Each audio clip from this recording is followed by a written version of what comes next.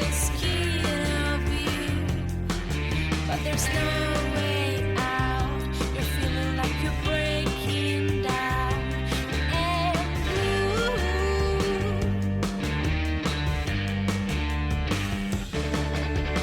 Wisdom is the key to change your life, to broaden your mind and open your eyes. You'll see, no matter what they say, you're smart and you know it. You'll get all that you want if you believe in you.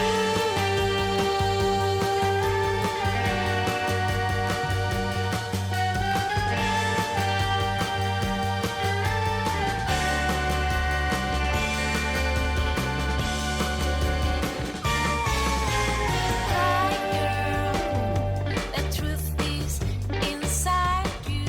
Don't let those stupid guys tell you what to do. There's some way out. Don't get them what they want. Just be yourself.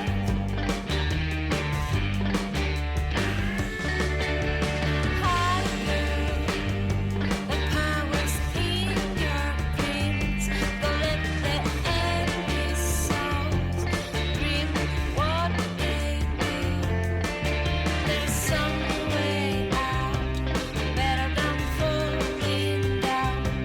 Don't be afraid to fly.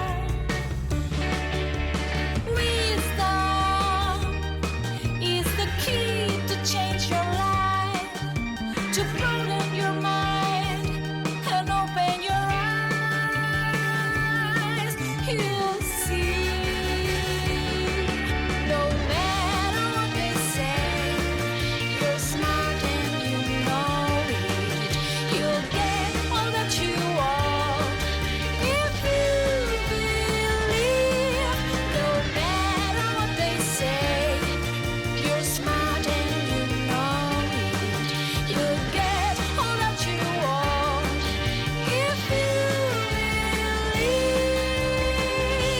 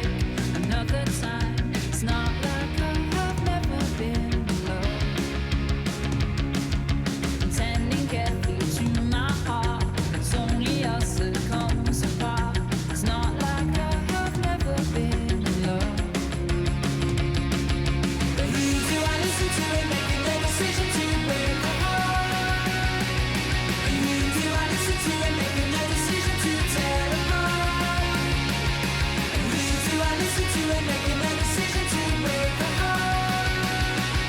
And who do I listen to and making a decision to tear apart?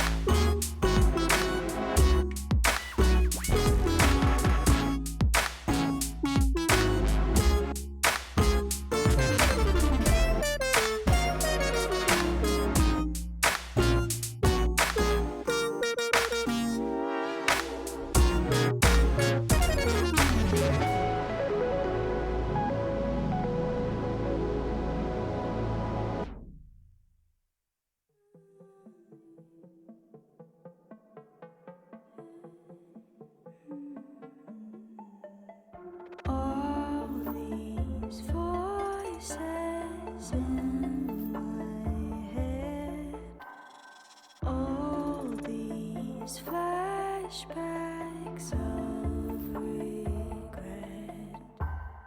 I can't get out, I can't win. So watch me ruin everything.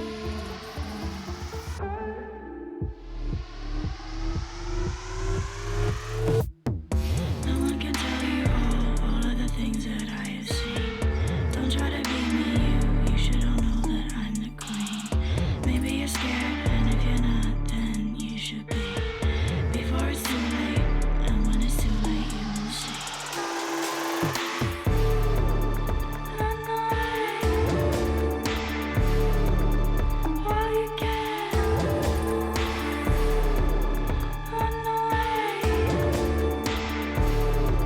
while you still can. All these thoughts run in my mind. All these memories aren't so kind. I can't get out, can't escape. So watch as all my plans take shape.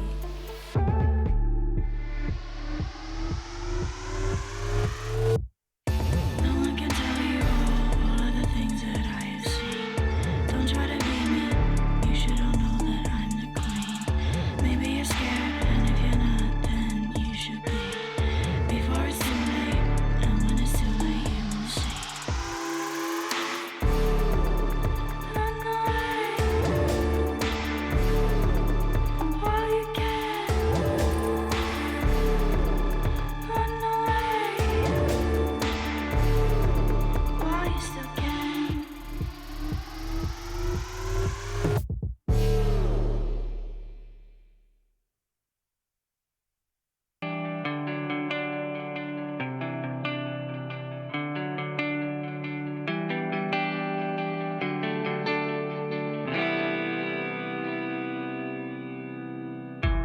Backing up, say goodbye, and take a chance at a better life.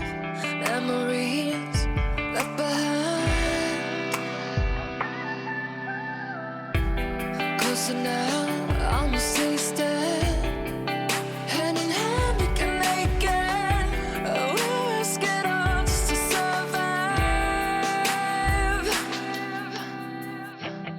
Try to build a wall, but we break free. Oh, wow. Shatter all the glass on the ceiling. It's how we survive. Try to build a wall, but we break free. Oh, wow. Shatter all the glass on the ceiling. It's how we survive.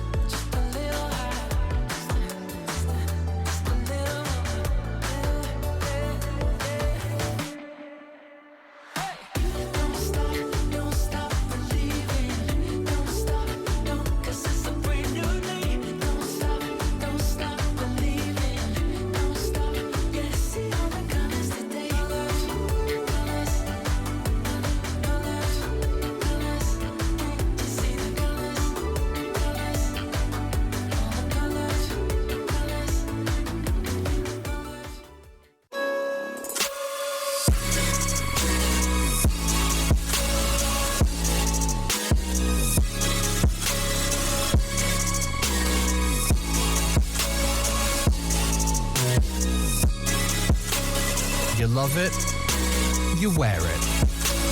What's your style? Get your merch at shop.eslgaming.com.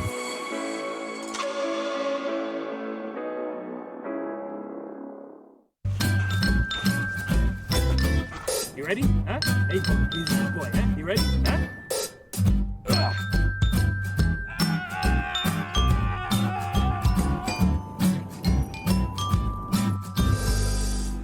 Start your esports career now at play.eslgaming.com.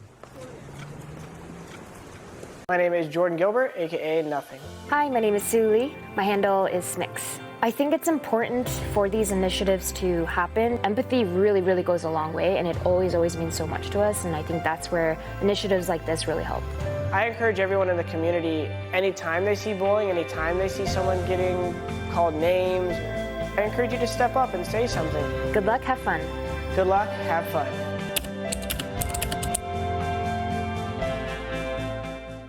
DreamLeague Season 15 Western Europe DPC is brought to you by Intel,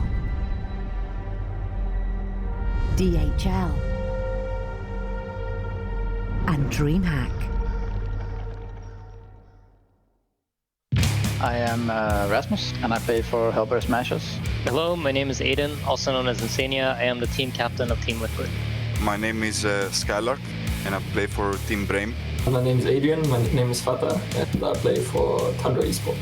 My name is Johan Sunstein. People know me as Snowtail, and I play for Team OG. I'm Limp. I play mid for Team Alliance. My name is Xentek. I'm from the United Kingdom. I play position 2 for Into the Bridge for my quick wave. Hello everyone, I'm Milan from Team Ghost Frogs. Hello, my nickname is Sedney and I'm the position 5 for Czech team Romania. Hello, I am Daki. I am 21 years old and I play mid for No Bounty Hunt. My name is Miroslav Bican. You probably know me by my nickname Boom. I play for Team Viking GG and I play mid. Ghost Frogs are ready for the Dream League. Guys, come watch us. Let's have fun together. The Vikings are ready for Dream League.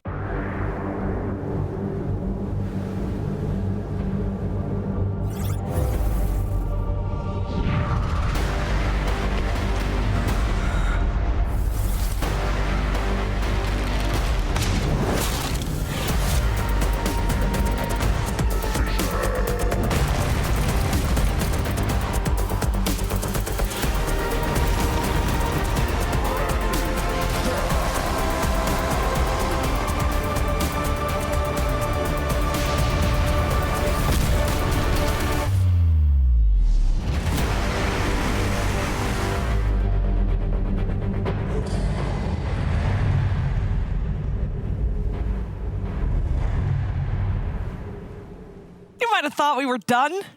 No, we are not going to be done ever. We have infinite tiebreakers ahead of us. We've got 3 teams, and one team of those will be going to get relegated to the lower division. And it might not be solved today. It might not be solved tomorrow. It might not be solved the day after that. It might never be solved. We're gonna have a good time here. It's gotta be OG, Brame, and Tundra, round robin, best of ones, a lot on the line, of course. You're watching Dream League Season 15, powered by Intel, and this is tiebreaker time, so let's get started.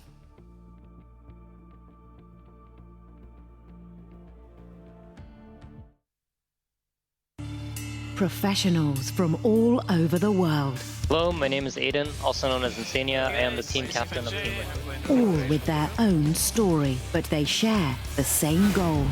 We don't worry about getting to TI. We are playing for TI, we are playing for Major, we are playing for our lives pretty much. Me and my team are really ready to smash this division. I strive to be the best, you know, to hold that Aegis. Only a few can make it to the top. Secret corner situation where they're trying to defend with a... Oh, there's the combo, baby! The dream call into the kick! He's out, they're calling it. Secret's had enough of this one. GG is called as Nigma will take game 1 here of the best of 3. And it's honestly, this is looking like some of the best Dota that they've played in quite some time. The key is to have fun along the way. Sorry. Jesus, you broke my thing! No more. Secret qualified to TI? Look at his voice. Very closer to June, July. When will the fluke take hold? We'll find out Saturday. Help me, please. I need my blink dagger. No, nobody cares. You know, you're lovely now. Some results have been more surprising. It's just so frustrating. Oh my God! A 4-man jump into a 4-man black hole. How did he know? He spots them out, and they just crush OG in a definitive team fight that just might turn this whole game around for them. And you really can't afford to lose, because every game counts. Well, the floor's dead, I guess. A secret, they've got to find the IO. They're going to be able to jump over, get the grab on the mind control. The setup's there with the remnant. There they get the vacuum wall, the power straight off. Oh, there's the combo, baby! There's the combo onto the 4 of them as they take down 3. And Miracle's not done yet. He's running down Matu. Matu and Yapso, they've got to get out of there. In the end, there can only be one winner. Let's go for this anyway, trying to go for the spear on the Puppy. They're focusing down. They do manage to get him with the golem being dropped afterwards. But Tumman, his first life is gone, but he does have BKB on the second. A buyback coming in from Puppies. He relocates in. Reaper's side. They're putting damage on Nico Baby, but he managed to get the infest. They're getting him out of there. They're going to save him. Limp. He's going to be the other target. The missile's coming in, but they're going to deal with that. Alliance, they can reset off of this one. In fact, they're going to go back in. And Zai knows it too. He needs to be able to Dark Crypt him out of here. Tumman being targeted. The spear away. And Limp gets him. He gets him out of the dark. Doesn't have a light on it right now. That is our trophy for the #1 place. Look at that. Would you see what color that is? That's green. You know why? Green. You know why? You know why? The winner of DreamLeague Season 15 Western Europe DPC is Alliance. We have a champion, Alliance. They take the crown here, Season 15, Upper Division, Western European, Deep Sea League, Dream League. And that's amazing. Great record. But whenever there's winners, we need losers. We do. We have 1 loser, but we do need 2. We're spoiled. We need 2 losers. 1 loser is obviously Albert Smasher 0-7, I believe. Not really the greatest record. The other one, there are 3 teams that are 3 and 4. And it is crazy to think that one of those teams will be number 7 in the ranking, but that will be the case after the tiebreakers are done, and we are going to have tiebreakers. And I don't want to talk about this alone because there's a lot to discuss. I'm joined by T, I'm joined by Fog. They're coming from different locations. I don't know why, but it is happening, and we are ready to get some Dota on the way. Guys. You know, I got to say, Shiv, I hear... We got 1 loser. We got 2 losers. Yes. T and Fog, welcome to the show. That's what I thought you were going to say. I was preparing myself. Like, what's my comeback to this? Oh, you should have done that. Stole mine, yeah. Oh, darn We're on the same page. We're on the same page this morning. We are pretty good that would have been great. Yeah. Sorry. It would have been funny. Right, sorry. When I think about losers, my brain doesn't go to you. Sorry, guys. Thank you. Too precious. I do want to start this off by with a public statement. Public service announcement. PSA! There you go. OG will be playing with a stand-in today. Ana is unavailable, and he will be replaced by Madara. What do you want to say? Madara. Let's go Madara. Yeah? He is, of course, he's a Greek player, but also we can claim him as British. Excuse me. What? Yep, no, you can ask him. On his Wikipedia, it did say Greek, then British for some time. Okay. And I think it's still, to some place, still has that. So, yeah, we got UK representation in OG today. Very excited for that showing. And very far-fetched, but more sure. Importantly, it's a Greek versus the Greeks. Let's go. That's the most important thing. Former teammate of Spartan, played together in Boston Major. This is going to be a good one. Let's go. Did you guys realize that last season when we had tiebreakers, it was Tundra OG as well? But then for going to Major. Just wanted to confirm. Oh, okay. He has United Kingdom on his profile. See? Yeah. Yeah, I know. Look at his name, though. Yeah, pronounce it. Got him. Omar. Yeah. Read the last name. Yeah. No, it's literally in Greek. Look, it's in Greek letters. So I think for Tundra and for OG, it's so mad to think that last season they were so close to making it to the Major. Obviously, that tiebreaker, Team Liquid won it after 3 rotations. By the way, today they're in a tiebreaker to see who will get eliminated from the upper division. And I do also want to point out we don't know what that means. Because we don't know what the season is going to look like after TI. So relegation will very likely have something to do with the seeding, I would imagine, for the TI qualifiers, which is very important. But we don't know what it actually 100% means. That's the only thing I'm really looking towards in this kind of tiebreak. It's simply just your seeding for your qualifier for TI, and then maybe it means something for the next season after. But again, it simply is, what is the seeding for your qualifier? How are you gonna? What's your chances looking like for TI? And just prove yourselves once again, like you're fighting for elimination. Like you haven't had that great of a season. Yeah. Also wanted to go over the results of what the teams have done so far, Fogged, because I think you might remember the first series that OG played with Anna was against Brame. Yes, and it was the diving. It was. It was the iconic PL in the fountain. Yes. So I think they've got quite a statement, but Anna's not here. So I know.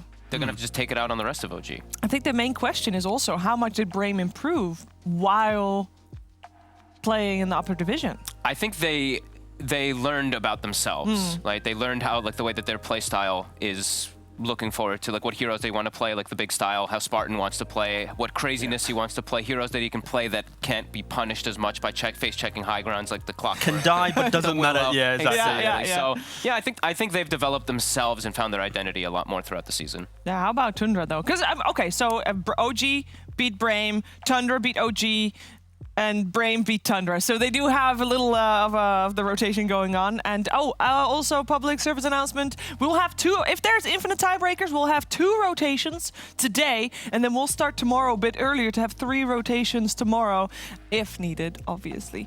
What are you guys' expectations? I would say that I think... With the stand taken in mind. You know, of course, talent predictions go down really well. So I'm going to go with... Those didn't happen. I'm going to go with, I think Brame will upset OG first one. Okay. I think OG will then beat Tundra the second one. Okay. And then I think Tundra will then come back and beat Brame, and we'll go to a second iteration. And then, yeah, that's I'll do that prediction in the second iteration. Okay. I don't know, the last series that I watched of Tundra, that was like TI tier 1 level play, honestly. Like the Doom play, these like super difficult plays to actually make him in. To block a hook. Exactly, like snaking on fire. I gotta say, I'm really liking Tundra's chances today. I think they might just sweep it. But if they sweep it, OG and Brame, who's gonna lose then, Fog? You can't give a cop-out answer. I was not intending to. Okay. So you're saying, okay, so right now, Tundra's number 1. I think Tundra's number 1 for me. Okay, that's fine. Oh, jeez, okay, I don't know, I'm gonna honestly. let you think about it for a little bit because it is time, guys. It is time for some Dota 2. We're gonna have 3 best of ones. We're gonna just get them out one after the other. We're gonna kick it off with OG taking on Brame, and the draft for that will happen after this.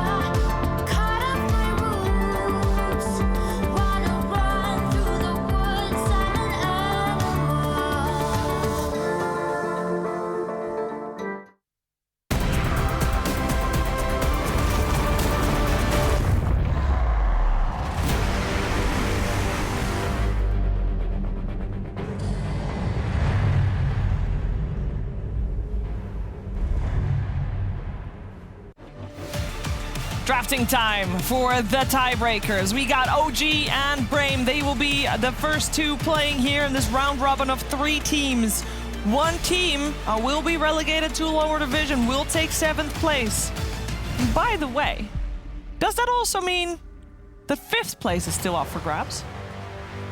Well, yeah, they're going to be playing for it in the 5th, 6th, 7th. Yeah, 5th place gets DPC points. Also important to note. 100 points, right? 50 points. 50 points. That means still pretty good. I mean, that means literally nothing. Who knows? Still pretty good. It means nothing. It means nothing. It's very sad. Some honor, maybe, perhaps, you know. Let's take a look then. We got the Alchemist banned out, as we normally see, versus OG. And actually, OG respecting the Spartan Dark Willow, removing that. We do have the Enchantress. But yeah, Snapfire Lina, not too big of surprises here so far. The Ancient Apparition also picked up by OG. Oh, I guess start this off by saying, of course, with Madark playing for OG, he did play on OG Seed, which was kind of the child team of OG. I think last year before the pandemic, or maybe the year before that. During. So it's all No, before. It was like just before, and then with Peksu? Yeah. It was like just before pandemic, and then it died off during the start. It was before. But either way, it's like they had the experience of kind of working with Notel and stuff. So I feel like this is going to be one of the best standings they could have found at short notice. Yeah. And he is very much like a more harder starter carry. Not as hard as Anna, but... Looks like Brame is taking a page out of the Liquid style with those two, with that opener. Which I do like. It's Liquid, of course, opens up pretty much with Sumail's hero, but it's still the same concept. This is probably the 4/5 plus the offlane. Still able to flex it, of course.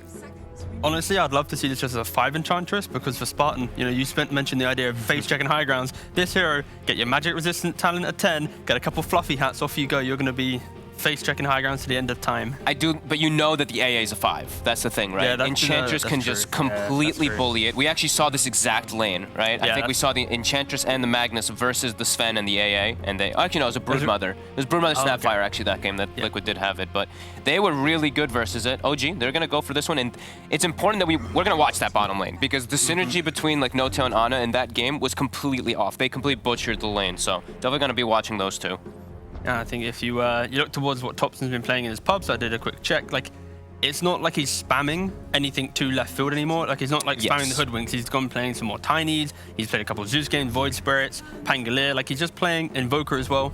There's actually a brief spell of Monkey King, which didn't go too well for him. But pretty interesting that they don't just start the open with the Tiny, right? Like, they go for the Sven, which is, of course, that lane pairing, and, of course, Warcry is good versus the Cleave and just the physical damage that'll be coming out likely from a Magnus +1. But Enchantress in lane is pretty decent versus it. You can dispel the Warcry. You're also just a bully with Impetus and a Creep. So, yeah, a bit interesting that they go just straight for the route of going for their carry. Yeah, I want to... In regards to OG, though, I need to see Topson on an active style of hero. Yes. Who can make plays while Sven just utilizes the jungle. Like, if you go for greed, like, the issue with OG in this season so far has been when they've looked towards Topson and gone, what hero do you want to play? Often his suggestion is a little bit too greedy for the game. Like, it might work for his lane, but, like, it doesn't look like it cleanly fits into the perfect draft. Agreed. But anyway, yeah. I like the bans from Brame. Yeah. I think you have Magnus, you have to ban out Omni. There's also a Sven on the other side. 100% have to ban out the Omni Knight. Other hero that enables the Sven, Darkseer, 2 very popular Seb heroes. So I like these 2 bans. As we see on the side of OG, they're banning out the super carries, the ones that can outscale with the Magnus versus a Sven. So all 3 actually taken out, the Void, the PA, and the Juggernaut. I want to put a hero out that we normally see banned against Brame in the second ban phase, which this game didn't happen, which is TA. Yes. Is oftentimes banned due to him just being really good. Also, the Elder Titan, right? Oh, yeah. They've first... Skylark. They were the first team It's been first banned from every team versus Brame ever since they had that showing where Skylark just popped off the full series. So they're going to have to go for a different strat. They still probably can pick it. That could be a Spartan hero if Spartan they do go for a has played it, because I would imagine that Skylark will be the one playing the mag. And that might actually be another indication of why they went for Sven, too. They might be expecting ET. Sven is one of the better ones because you just get straight plus armor for your entire team, which completely kind of counteracts natural order. Do you even want to pick an ET into that, or no? It is their comfort, but they're going to go a different route. They're actually going to take away the Tiny. So that's nice. Kind of a steal pick, but also works well with themselves versus these kind of squishy backline heroes. The main thing for Brame here is they haven't played Magnus in DPC so far. They did play it in Pinnacle Cup the other day, where it was just a casual offlane. How'd that go? It was offlane Tiny. They put the offlane Magnus mid Tiny with the Juggernaut. It's like high pacing game. They had the ET like you mentioned. But yeah, it's just kind of Brame coming into this best of one. And again, it's so scary because best of ones, you lose this game if you're Brame. Now OG, if they beat Tundra in the next series, that's it. They're already going to be, you're playing for elimination. So it's very scary. But yeah, Brame coming in with a little bit more of a interesting take. But I like the Clockwork pickup. Same. So that's good. Dominated on Clockwork the other week.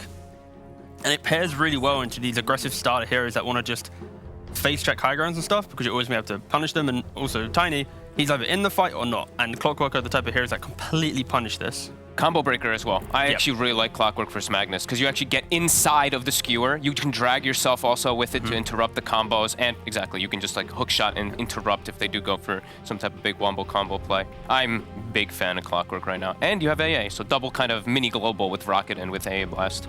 Loads of vision. Question for Brame now is, what is going to be the... Okay, they go for Grimstroke, keeping open their last pick carry.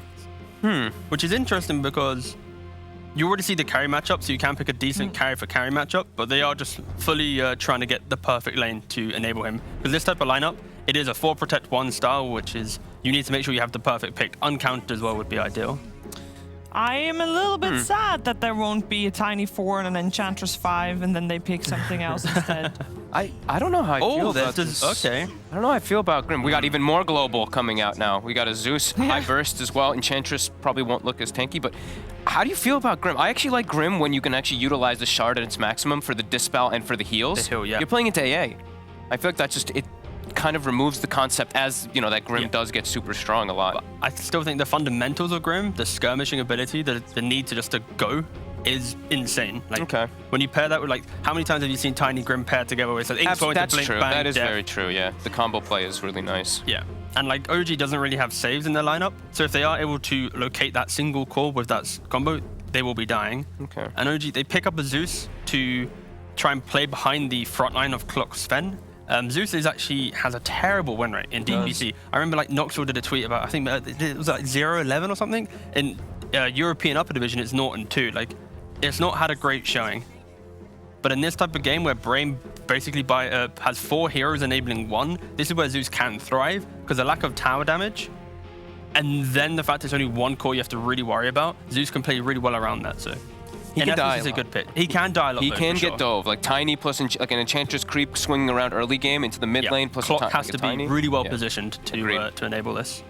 Like, a lot of damage though. Ice Vortex plus Zeus, lots of global. Like early game, it's Clock's job to move to mid when Ench is coming in. Yes. And then in the mid to late game, it's Sven's job to initiate so that they're reacting to that, not going on the Zeus. But Brame, they have the tools to deal with this greediness of OG, because a quick Ench rotation to mid with a Tiny kills Zeus, then you take over the jungle, early tower pressure of Ench, like that can come into play. But again, it's very early game centric from Brame, but it is what their kind of bread and butter of the DPC so far. I mean, this Clockwork looks king right now. This Clock looks like he's going to boss the game around. Protect those ancient stacks, protect the triangle, which is going to be his biggest job, at least in the early game. Yeah, I really like this Clock pick. Both of the supports can just die instantly inside of these fights, especially the Grim. Is there any carry that you'd like to see on the side of Brame that is still in the pool? Because obviously OG has been focusing on that a lot. They banned like everything. Yeah. They're just trying to set up the Sven to be that ultimate carry. I guess we still have Wraith King in the pool. Ursa, that, I mean, I don't really like. I don't think it has had the greatest success, but still in. I think Troll would be pretty good here. Yeah, Troll's still in too. That hero's been kind of just gone, I feel like. Yeah, again, it's so easily kited though. So like the Clockwork with the cogs, and then you have some Zeus who's always going to play it back. I'm just trying to think of like the carry matchups. Just not a lot of options. Yeah, there really isn't. And then maybe you would argue, don't go for the Empower, but go for the win condition like a Medusa, but Zeus counters Medusa because she stands still. And then they go for a filthy little Venom monster. The thing is, like, you kind of have to pick a melee carry. You have Grimstroke and Magnus, so now a Veno pick kind of breaks like, anyone that you do want to go for as this range melee cores carry. are kind of countered by the Zeus, and then the melee cores are countered by the Veno. So yeah, this this final, like, 1v9 type hero that Brame has to pick is, like, maybe can you just go like Spectre, just go Ultra Greed, play for late game? But then, like, I think you're just gonna get run over. The Sven's just gonna be way too big for you to deal with. True. I actually don't know. This is a pretty disgusting lineup from OG. We got Ice Vortex, we got Poison Over, we got Plague Wards, Rockets. Like, this is a tough one here for Brame. If they can, like, if Brame ignores the Veno lane and then can make plays away from that, then I can see their lineup being really good for that early game. But okay, they go for a lifestealer. A hero that, of course, buys Armlet, Halberd, AC, naturally can deal with the physical damage of Sven, has the Rage to deal with the Zeus, but I'm just a little bit scared of that kiting coming out. Like, you have Clockwork to play into lifestealer. How do you slows? Yeah. How do you get into backline is my big thing. Like, looking at Brame, they want to try to be able to pierce through the Sven and the Clockwork in mid game, right? To get on top of this Veno, Zeus, and AA. But you have to go Blink Daggers, and that's why they have a Veno and a Zeus to cancel the Blink Daggers to get into backline. It feels like a tough game for me for Brame. Yeah, but I have seen these games before where Brame, they like have such a strong early game that then it doesn't matter about these things because they've already broken down the construct of like a slow kind of... Because OG, their game is all about positioning, waiting for Sven to come online, and then they ramp up their pressure themselves. They're not the ones making early plays. So yeah, I can see Brame how they will be able to win this game in the early pressure, but I just love the idea of Zeus Veno. Just stall out the game. It's the best of one. You're going to have points of aggression at early game and then ultra late game. So, do want to give another PSA. We were full of them today. Wait, where'd he go? Wait. What? Who? Wait. Where did who go? Where did he go? I don't know. There was never anybody here. We got a Ricky in it. No, there was never anybody there. Wait, what? I don't know what you're talking about. We've been doing this with the two of us all day. What? T. My PSA, by the way, was in-game. If you're watching in-game and when you're watching the game in a second, you will notice that there are 2 of the boxes that will be ticked with yellow with the best of 3 thing rather than with the best of 1. These are best of 1s, but due to a bug, we will show them as if it's best of 3 rather, in-game. You know what I mean. It's best of 1s, but you're gonna be bamboozled by the Dota. Literally no one in Twitch chat ever reads the tickers on the screen. You know, I know that's not true. It will literally be like 1-0, and they'll be like, you know that what's the score, guys? Who's winning the first game? Person will notice and then will spam it, and then everybody will know. But true. Now you all know. Anyway, let's find out what's gonna happen in this first best of 1. We're heading over to OD Pixel and Fog. Thank you very much, Sheev. Yes, game 1 of the best of 1 between OG and Brame. Fog, we've already had some of your opinions, but getting into this, again, to sort of reiterate, you just feel that this is going to be rather a tough one from Brame. You like this whole AA, Veno, Zeus that the OG's bringing out here. It's dirty. It is very dirty versus what they're playing against, right? Like Magnus, we've seen these Magnuses not really relying so much on Blink early. I've seen mostly like the Hood and the Mech kind of build early on, but eventually you want to have that Blink for these initiations. OG is the breaker of initiations with this Veno and Zeus and even the Clockwork. Yeah, it feels difficult, but I feel like Brame, if they can play super aggressive, get themselves off to a good start, they can actually get some invasions off, then perhaps they have a shot, but definitely looks difficult. I'm going to be pretty much just staring at Stominen, watching what movements he makes on the Enchantress early, looking how much he can punish the Zeus in the mid lane, and if he's able to actually get some blocking off, because I think they're going to have to probably ward out some of these stacks. Yeah. And, for OG as well, obviously, to mention once again, playing with the standard, playing with Madara. On the Sven, pretty good hero to just put Madara on and trust that he's going to have a good time, right? He should be able to fit in quite comfortably here. No, I agree. And, we did see that lane go to Devastation last time they did play it, the Sven and the AA, but they were playing versus a very tough matchup of the Brood plus the Snapfire. This one still doesn't look super easy, but if they're in sync, those double stuns can be very effective. Enchantress, though, like I said, Enchantress is going to be the one to watch in the early game from the side of Brame. Looking at some of these other lanes. The mid lane, Wish on the Tiny against Tops and Zeus. I mean, we're not seeing a huge amount of Zeus. Is Zeus able to sort of spam a Tiny out of the lane, or is Wish going to farm okay against He's just going to, they're both. I think this is just that's a boring lane. That's just the farm one. Unless we get some, like, crazy toss back or something from Wish. I don't see anybody really getting too punished in here, so they should just be able to farm. Bottom, I think, is the fun one. Clockwork is always going to be chasing out Grimstroke. Lifestealer is going to be trying to walk up to a Veno and getting poked. So I feel like OG, they have a bit of an advantage down here, while top is also another battle lane. Really, Stominen getting a little low there. But, just trying his best to sort of go on to no tail. Yep, and we check the camps. Sentry is blocking the hard camp.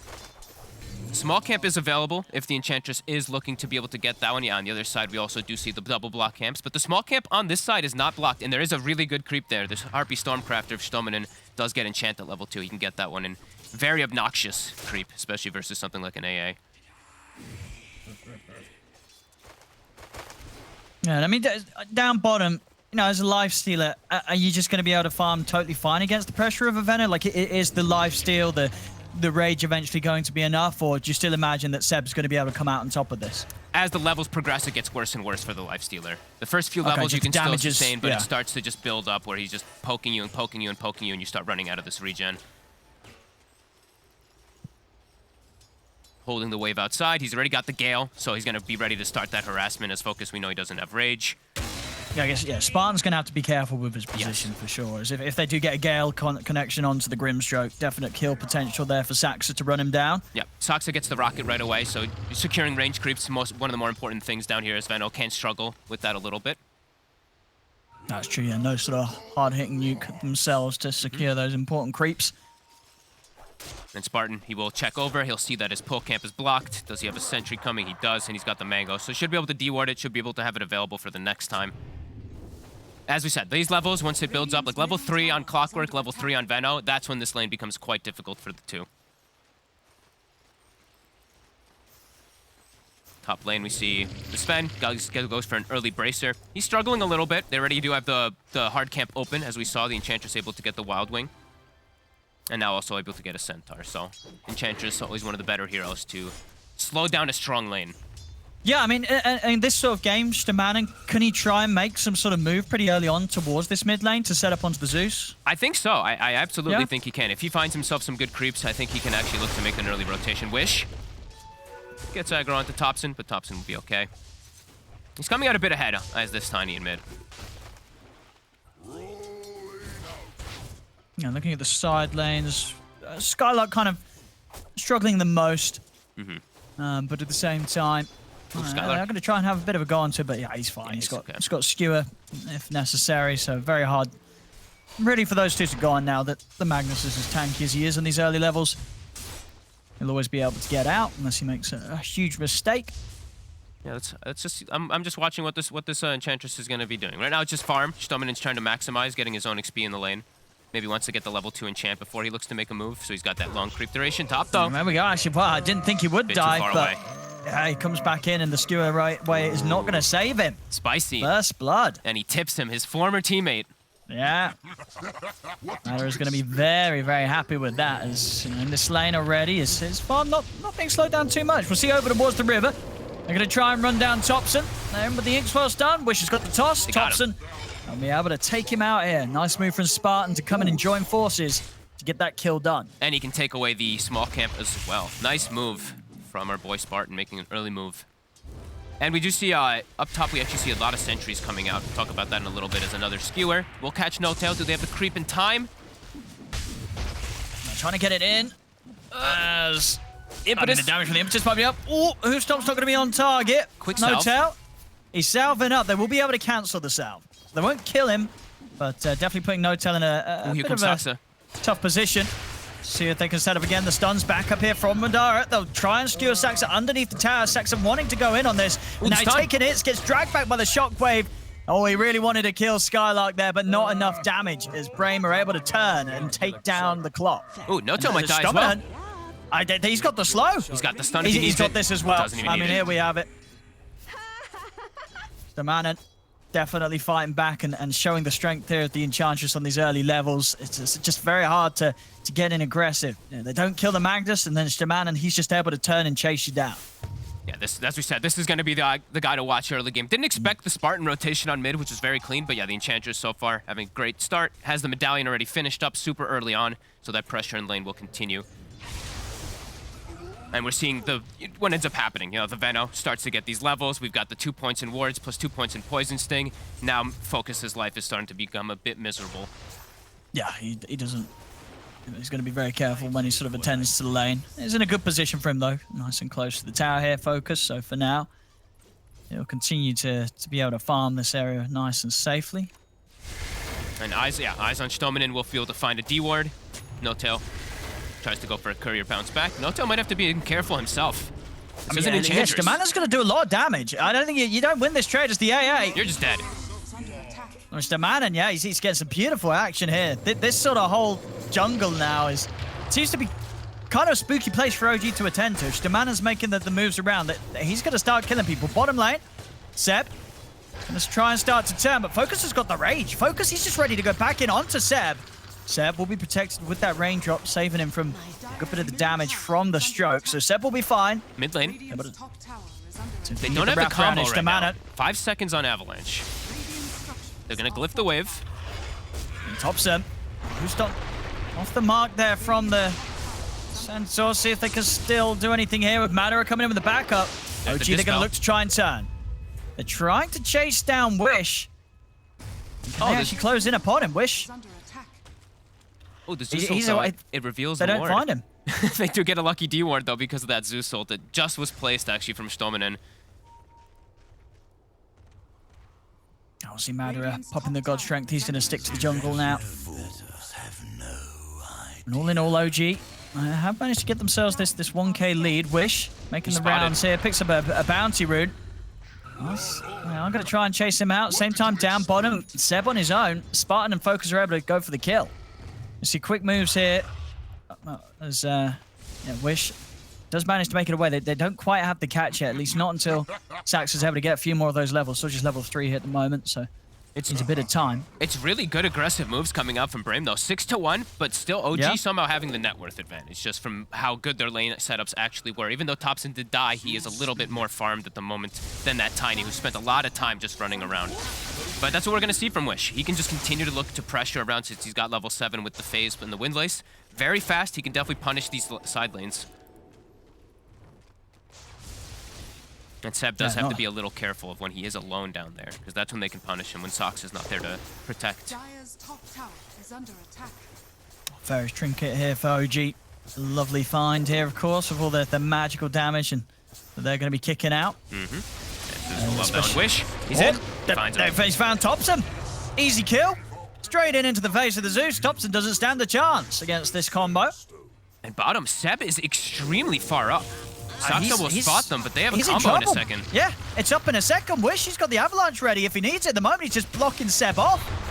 There it comes. Avalanche into the toss. It's a double kill for Wish as this Tiny making the rounds and OG just hemorrhaging lives here on the side lanes.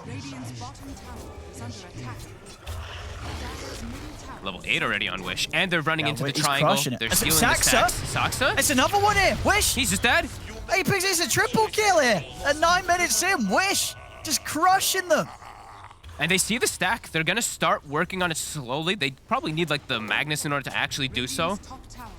But they at least are aware. And the invasion plays are ready from Brame. Looking hot and quickly. Even though it was 1k gold lead for OG, now it's 2k for them with these quick moves from Wish. And just securing runes is the important thing, as we saw that haste rune being put to work. Madara up top. He'll strike back. He gets himself a nice little solo action here. Thompson. And he's got Madara by his side, so Wish won't be able to push on further. I'll head back to the jungle, try and get that Blink Dagger done. Making good timing onto it. Hits 1,200 gold in. He's top of the net worth here, Tiny. Loving the moves. And continuing to play around this mid. So we've got 10 seconds until the next power rune. Power rune's so important on a hero like Tiny, but Thompson steps up too far again. I mean, Wish he's just able to walk in. That's Thompson dead. Oh, Brame looking terrifying here with these early movements. They are rolling over OG when it comes to the kills. And Notel, he actually has to go in to steal the rune to make sure that Wish doesn't get it, but he's going to die for it. Another kill. Wish, mega kill streak. They've got to stop this Tiny. They've got to be prepared for these movements, because at the moment, Wish, he's just been able to just walk up and kill so many people. He's level 9 already. He's the same level as the safe lane Sven, and his combo is going to be lethal versus these squishy heroes at the moment.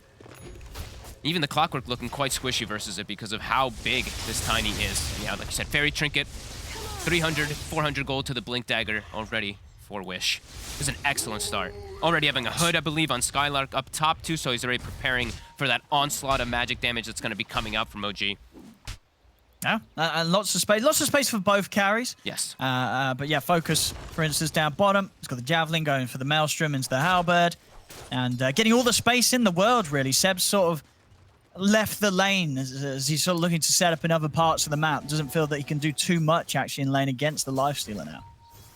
Yeah, and Lifestealer, if he's on even footing as a Sven, he can actually stand toe-to-toe with the Sven. Sven usually works because you're ahead of the enemy carry because of your cleave function. So now he will start working on those Ancients, so he should have a little bit higher net worth in particular than that Lifestealer. So we'll be in a decent position after this. Yeah, and we've seen Madara's approach here with the Sven. He's an Echo Saber kind of guy. He's not a Midas Sven. We're seeing a lot of Svens go for that Midas. Madara, he's going for the fighting build. I'm glad he did Echo. this game. They're already struggling in the early game. I think if you're having a fine game, if your lanes are going great, sure, you can go the Midas, you can get away with it. But if your team is struggling, you want to be able to do something. The toss? I mean, Focus, he was just diving tier 2s here. He gets the kill. That was too deep. I mean, he does die for... He was running right up to the tier 2 here to get that kill on No Tail. I mean, he definitely should not have expected any chance of actually getting out of there. And of course, he doesn't. He dies for his attempt. He got the kill, though. So, I mean, he'll tell you it was worth. Yeah, definitely not, though. As the Sven now gets so much time to get like 20 extra seconds of farm to build the pressure. So, a bit of a slip up there from Focus being over-aggressive. Spartan. Oh, Spartan. Oh! Is he gonna tip him? He didn't tip him, okay. Former teammates, of course. You know, we're gonna be watching out for those tips from both Skylark and from Spartan versus Madara. Madara, ready to push on to this tier 1 tower. Same to be set up top. Both teams taking away the tier 1 towers. Skylark not able to quite find anybody hidden in the trees. So Focus, that'll be the Maelstrom done. Okay. Very fast here, 12 minutes in, so his farm's really going to pick up. He's going to be able to keep up with Madara. Kind of cool that he's going for that build when he has a Magnus on his team. That's true, yeah. Oh, Wish, bottom. Wish. He's in with the combo. He's found him. They got enough damage with the impetus. They will. Madara goes down. Thompson is going to come in and see if he can maybe take down Stamanen. But the jump for Wish again. He's in with the combo. He's just been able to blow up No Tail. He's got an arcane rune, He just Owen. jumps into the face of the 3 of them. And there's nothing that OG can do about it. Thompson will manage to reach back in and blow up Spartan. But Seb's going to die for this. He'll get the ult off, but Wish, Skylark, and Stamanen have the control and damage. As Brame, they just clean up yet again. Another power rune for him. We saw the haste earlier get him a double kill. Now we see the arcane rune pretty much set up for a triple kill. Blink dagger and 1,000 gold. This is a massive tiny. Almost the same net worth as the Sven. This is pretty huge. And he's also got, we gotta say it, he's got Empower. So sure, not the best hero to get it, but if he's able to get to later stages, if he's able to get scaling items, this is quite scary for OG. 15-4, Owen. Oh, they're getting so many kills around this tiny. You know, Wish is just, he's really on it this game. And they're stacking. Look at this. They're getting the Ancient stacks and the Hard Camp stack. We see Spartan and Focus getting it prepared. Enabling their cores perfectly. Saksa so far, a completely quiet start, 0-3-0 on the clockwork, unable to find much of anything, unable to counter gank at all versus this super fast-paced tempo Brame is setting. No, you see, they've made the game very, very tough for him. Yep. Especially considering, you know, we've seen some of the best performances on clock from Saksa in the past, and so far this game absolutely having a very tough time to get any sort of momentum. We'll find Stamanen here, and when the Ice Blast drop down, they'll be able to get the Enchantress. So Saksa finally able to get himself a little bit of action in this early game. And now they're going to put the shift toward the mid lane as well. Get some nice D-wards. And they will be scouting. Rockets will be able to spot Spartan and Wish. So they do have to be a little careful how they do set up for this next one. Skylark is under a ward. Got the hood. They'll be fine, yeah. They'll let the tier 1 tower go. Wish. Ooh, bit aggressive. Jump forward. Well, now start to back out of there. They're going to have the TP coming in from Focus. So OG, they do have the full 5-man around. Do they want to really keep fighting? Actually, Focus stopping his TP. Throw the Soulbind out here, Brame, just to keep OG at a distance. They don't want to get the fight going here. They just want to sort of push back OG. See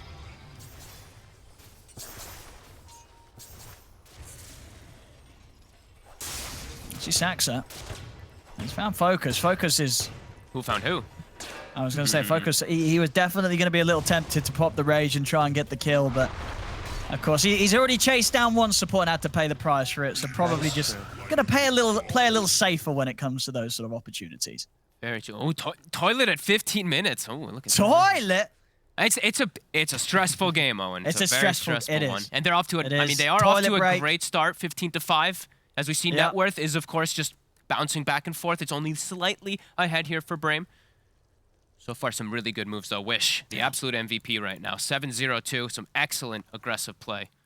Yeah, I mean, and you're right. When he has this Blink Echo and power, it's going to be so much damage. We'll see, of course, some of the moves he's been able to make this game.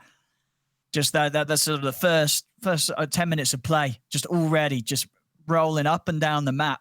And they set him getting up his for hands this. on these heroes. Like, they set him up for this success, right? It's just Spartan with these quick early rotations like we saw in the beginning of the game. Setting him up to get all the power runes. Tiny is probably one of the best heroes in the game to utilize these power runes at the moment from what I've seen. Like, anyone else, like, I've seen, like, these Storm Spirits and stuff like that be excellent with it, but Tiny is a different monster. Like, Haste and Arcane Rune, yeah. it's unbelievable what you can do with this. That's Wish. Yeah, killing it so far. Yeah, I think definitely one of the heroes that's... Like, it doesn't matter what the rune is, right? DD, Haste, Arcane, they're all killer runes for Tiny. Yeah. Absolutely are. Back in it now.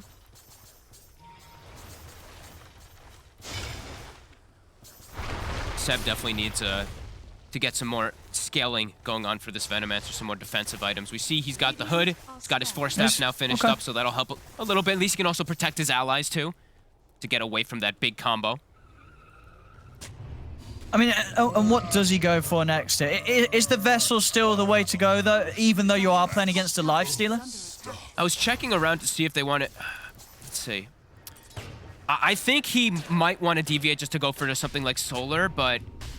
Because they don't have any other amp up for the Sven right now. Like, I'm looking who else is going to build, and I really want to see who's going to get that? Because they already someone's have going to want to. Yeah, because the other side, Brame already has one. So you want to be able to have your Sven able to stand toe-to-toe versus Lifestealer. And right now, they're not really enabling him enough, in my opinion.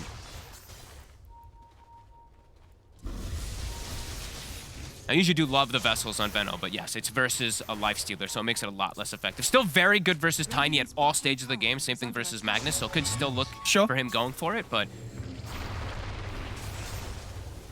We'll see. Madara?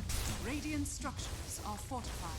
They're getting some hits in onto the tier 2 tower. Well, we do see, but Echo Saber's done on Wish, so he is ready to pretty much jump and burst a larger amount of the heroes that are on OG's side. It's Tiny, very, very scary if he gets to jump off. Focus is coming down here.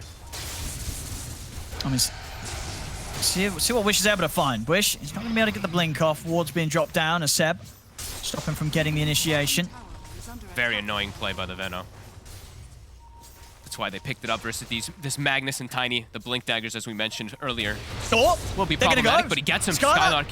He's able to get him with the RP. That's Seb gone. He'd had enough of Seb dropping his Plague Wards. He wanted him gone, and he'll be able to do so. Just jumps in, no messing around, get rid of Seb, and then he knows that if Seb's not there doing what he's doing with the wards, then the rest of OG, as you were saying, is they're not protected from these blinks. It immediately puts that whole push from OG to an end. They have to back off. Blink reveal too. No hesitation either. He doesn't go for some type of like fancy just blink skewer. No, he just throws the RP. I like that he does that. With the pace of the game right now, it's definitely appropriate to be able to just throw an RP onto that. Absolutely. Yeah. Keeps the tier 2 alive, sends OG back. And now Focus, he's got the item to be able to stand toe-to-toe versus the Sven. He's actually matching the farm of the Sven still because he does have, of course, the Empower, but he's already got Halberd. So now Sven, a lot less effective if he is going to stand toe-to-toe in the fight. And of course, they do have a Soulbind, so double Halberd can come into play. Not really the best other targets to Halberd anyway, but yeah, just got to throw that in there.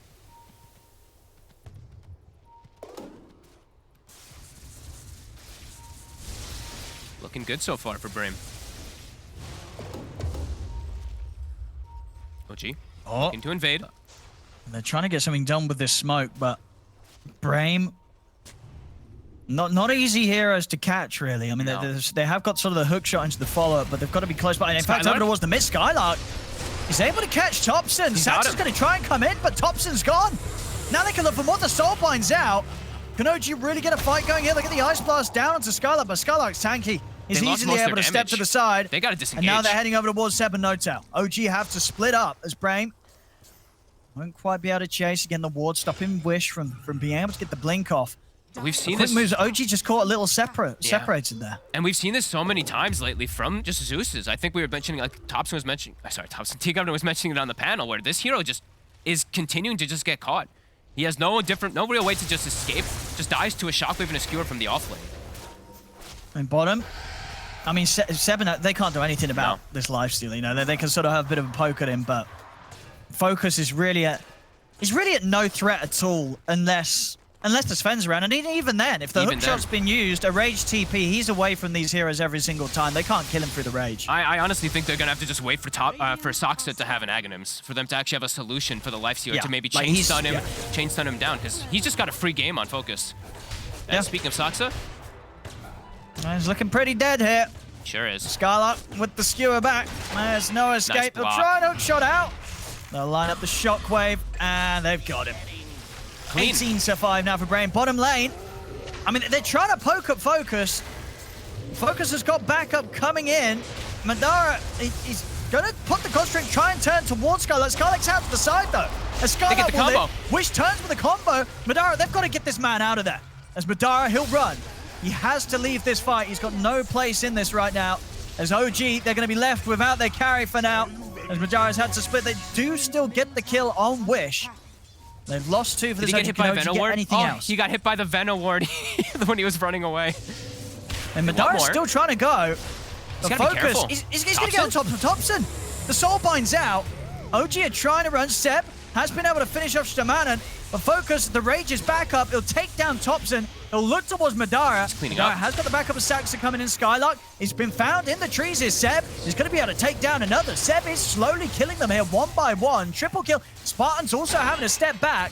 Focus, he's the real problem, though. Madara and Saxa, they're trying to deal with him. Seb has literally killed everybody else. Blast. It hits him. But Focus, and they get him as well. Madara is going to keep him alive. They've got him. They got him. I mean, OG, it works. It Seb looks scary. just slowly killing everybody. As it works, they break down Brain incredibly slowly, one by one. But it's too much. Brain, they weren't able to coordinate against that sort of play. Wish tries to get another punch back, but now he's going to get slowed down. He should be able... Okay, he's very tanky. And we did see the way that the Sven actually gets away. So what happened was Aeon Disc procced so that the Soulbound only lasted like a quarter of a second pretty much. Spartan TP's in, Whoa. but potentially to his death. And he's got Wish and Shaman in here. Skylark also... I mean, they're all coming in again. They want round 2, Brain. This is Veno's home. You don't want to go here. OG strike back, 2K lead. Big fight that they needed. Level 17 now on Seb. I mean, Seb, he was just killing them all. He's running them down. They couldn't escape him. He just get 4 kills. I wish I was actually like highlighting what happened to Wish, because I saw he got away when he only had the Veno ult actually on him, and he ticked down to 1 HP, and then I believe a Veno ward, he walked right into it and just got tapped and killed, which caused the whole snowball there for Seb to clean up. And now the Vessel will definitely pay off, as he is not only just finishes up a full Spirit Vessel after that fight, he's got a Sage as well on Seb. He is unbelievably rich now. That was exactly what they needed to come back in this game. Yeah, I mean, yeah. I think next time around, they've got to find this Veno. Otherwise, that's going to happen every single time there. Yeah, look they've at Wish, got to deal with Seb. He's got the Veno ult on him, but what's he... Yeah, look, I think he walks back into the Veno ward. He does. Oh, no. It did happen. I knew it happened. Poor Wish, I'm having such a good game. So that was the first time he's died there. It is. All it took was that little old Veno ward. Great stuff from Seb. And now he's unbelievably tanky, as we said. Hood, Spirit Vessel, Sage, 2100 HP, no longer at risk of being comboed up from the Tiny plus Swell, as we've seen a few times. And they have BKB on the Sven. And as we did mention, you know, Thompson having a survivability item, going for an Aeon Disc. Glad we actually see this, because I feel like so many times I saw these Zeuses not go for this, and then they just die because they don't have any type of escape. He also, of course, gets the Shard, so he's got a little bit of a Mario hop away. They're trying to go in towards the Roche, but already they've caught Spartan outside of it, OG. So, very typical place for Spartan to die. I mean, Madara, he's ready to charge in. He's going in. He's run straight up to the high ground. He wants to fight this Madara. He's been halberded for now, pops the God Strength. He really wants to keep pushing on. There'll be a buyback from Spartan. Nice Quick dodge. jump here to dodge the stun. They'll turn with the Soul Bind. BKB. Jump in from Wish, but the BKB's out from Madara. Still wanting to push on with the fight with the remainder of the God Strength. They look towards Spartan. Spartan able to force over the cliff. As they retreat here for now, Bray. It's a bit awkward right now. Focus. He's trying to get back in on this. They've got the smoke here, OG, to try and reposition. Their God Strength is starting to run out. I mean, they're really trying to force this, OG. Wish. Over to the side. Ice Blast is going to come down to Wish. They've got the hook shot as well. Wish is gone.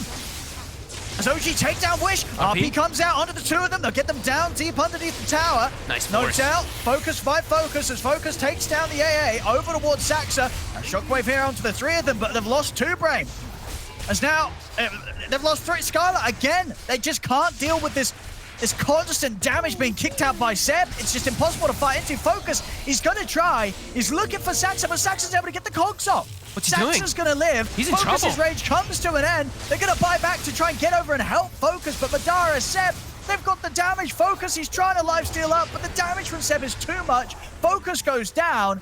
Madara hiding in the trees here is just going to go straight for the TP out. As once again, OG just proving to be impossible for Brain to fight into. You know, for all the earlier moves that Brain was making around the map, when it's coming to these team fights, it's just too much from OG. They crumbled under the pressure there. The constant poke, really, for the Venomancer coming out extremely successful. And they don't let Wish play his game. That's the important thing. He's trying to blink onto these targets, but now they're getting too tanky, and he can't actually get through the blanket of all these Veno wards. And I believe, do we have the AA shard yet? Not yet, but that's going to be another element that they have to deal with that's going to be super annoying soon to stop these blink daggers on top of everything. OG have really found their footing in these last few minutes. 7k gold lead, rallied around the Veno. Oh, they really have. It's just, like, how do you kill the Veno? Like, you need to kill the Veno at the start of the fight, but it's seeming pretty impossible. Oh, no, now Wish again. They get the catch. Ice Bar's coming in. That's Wish gone. 7-0 making all the moves 7-3. Now. Yeah, time and time again being found. Spartan, very aggressive from Thompson. Won't quite be able to get him, but push them away from the triangle again, get their successful wards, blanket the area, and then secure the Roche. Starting to look hard now for Brame. It really is, down 7k. And Sages will be OGs, and we see there, you know, for what was sort of a balanced early game, good XP gain as well, as we saw, because of the kills that Brame were finding. When it came to those last few fights, I mean, obviously all kicking off down at the bottom one, where Seb cleans up with sort of an ultra kill. It's gone all downhill from there for Brame. That they've got to try and find their footing, but it's so hard now with just how much of a boost some of these heroes have. This Seb Veno, second highest net worth. It's just, it seems far too much for them to deal with. I don't know how they're going to be able to stop him doing what he's done the last 2 times in the team fights. I don't either. Wish's game has just completely stopped being able to do pretty much anything. Everyone is too tanky for him to actually go on. He can only catch the AA, and No-Tail is way too far back inside of the fights. His whole progression has just stopped. And now Clockwork has the agonies that we mentioned. So they have multiple different solutions for the Rage Lifestealer, multiple different ways to bail out their teammates if they overcommit. OG starting the taunts.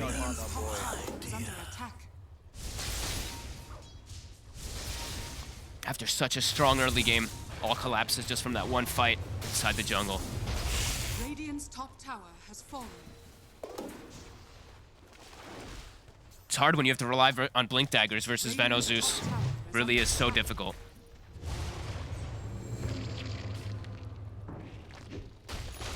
Dire's bottom tower is under attack.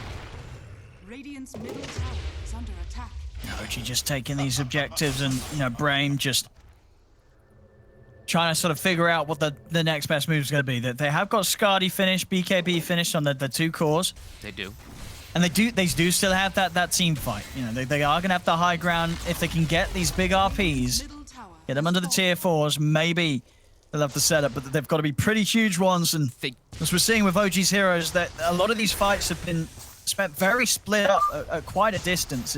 It's not going to be easy for Brame to ever really jump multiple heroes. And OG's team fight is very strong. If Brame doesn't land it on multiple different heroes, like OG's, the long-lasting team fight will just be a win. Even though they rely on God Strength, they have Venomancer, who's level 20. So the Plague Wards, we already saw so many of them blanketed around, has the talent now on top 2. Very potent. And he's going for a Hex. He's going to have it pretty early on, so lots of different forms of disable, and almost the top 3 net worth in the game. The Tiny's farm, as we mentioned, Wish, after such a strong start, has just completely stagnated. Can't really find many places to farm outside in the base. The 3 of them bottom trying to just farm in the safest place possible, which is the enemy side at the moment because of how OG's playing.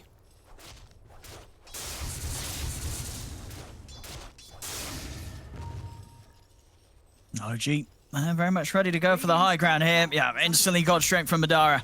Radiant structures are fortified. He's ready to push. Ready to see what Brame's able to pull out in this defense. As Skylark. They've got to try and get him out of this. They're going to turn over towards Saxa. We'll get tossed underneath the tier 4s. Another hook shot, though. Saxa, he's back out to safety. Saxa's away. They'll turn towards Madara. Madara, he has got that Aegis, so he's going to be ready for round 2. No God Strength, of course, though, on the way back up here for him. They got an RP. So they can take him down. They have the control. They'll get him deep up to the high ground, but Madara's got the BKB. Even without the God Strength, he's more than happy to punch back. Will now start to step away throughout the remainder of the BKB. Stominen. Has to go all the way back to base and may still die. Okay, Spirit Vessel does end. But they get forced away from that Veno ult. Seb just covering it just in case there because he was a little worried for Madara getting skewered under, but they will be able to back away. And that's the RP forced. So now they can just chill out for a moment here on the side of OG. Even though they don't have their ults, they know that RP is that big function for Brame to actually catch people, and now they don't have it.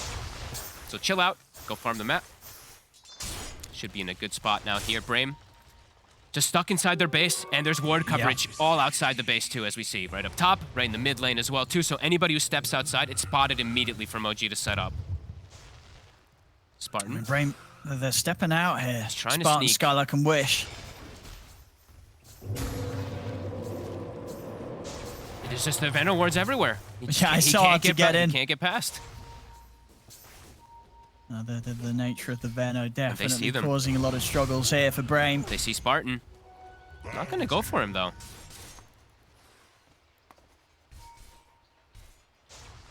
Now Madara is quite massive. Satanic also finished on top. Hookshot. Does not quite connect. Yeah, and we see this as well from Wish. I mean, this is what he does have to do right against these wards, so he can try and sneak in and get a blink off. I don't know what the other option would be. Like as we said, his game stopped 10 minutes ago. He was having a perfect game and then just unable to do much of anything because of just that matchup. Madara. Right. Oh, he gets the BKB off. He does, and Skylark still managed to get the skew off in time. Saxes in with the control onto Spartan. Spartan will die. See Focus trying to get in on this. Has to use the rage to simply get back. There's Madara pushing on. It's tier 3 gone. Racks are exposed. They might have to do some toss-back skewer shenanigans into the fountain at this point. But it's so hard versus They can find Venom. Wish. Oh, they're trying for it. He gets hexed immediately. Seb's got the hex done. Jumps in, gets hexed by Seb. That's Wish gone, and that's the barracks down as well on the bottom lane. They OG, tried. They're ready to keep pushing on. Oh, the RP? Skylark gets the RP here, gets them underneath the tower, but is there any follow-up? Madara taking heavy hits here from the tier 4s. It's enough to bring it down. They take down Madara, over towards Seb. Seb's trying for the TP out, but they've got the damage. Brame, they'll hold on here as Skylark's able to come in with the big plays, finds the 3-man RP under the tier 4 and secures them the 2 core kills. Brame will hold on.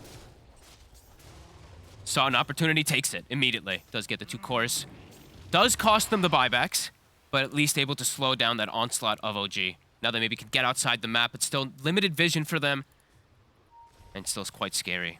They were trying the toss back. I saw the way they positioned themselves. That's why Wish blinked in. They were looking for it, yeah. I saw where the Magnus was positioned. He was ready to go for like a base skewer play, but yeah, the instant hex, they did not expect that coming up from the Veno, who also has a psychic headband, so these hexes will come from a distance.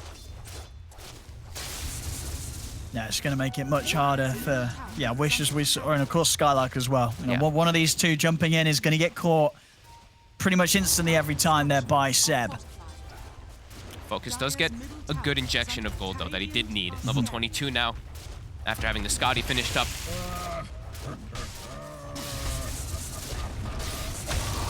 And look at the tower. More gold. Continue to flow back in for Brame.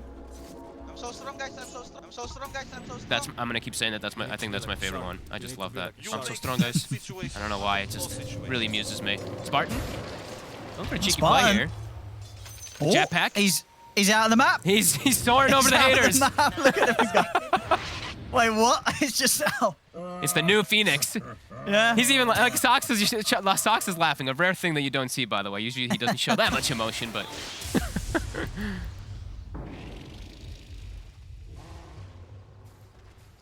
Like Spartan, I think Spartan was still looking for him. He's like, "What the hell just happened?" I mean, I think he was. I think honestly, because it's one of those things. Because you imagine the jetpack sort of tied to constantly having to move, but it constantly propels you forward. Yeah. Like the sun rays. So Exactly. you can of course TP while sort of just letting the jetpack drift you onwards. Yeah. It's the first time I've seen somebody actually do that, though. With Yeah, the I've never jetpack. seen someone do that, but yeah, makes sense of course if it does work that same way as when you start moving in with the sunray. And we see the nullifier is finished up for Lifestealer. So these pesky 4 staffs that have been saving some people will be great. And also versus that Aeon disc of the Zeus, if he's able to get on top of him, that'll be very effective. That's going to be nice. And against the Warcry, right? Yeah, the Warcry too. That's actually true. That's a big one. Yep. Yeah. Constantly does apply, even through BKB. Important thing. That Dispel.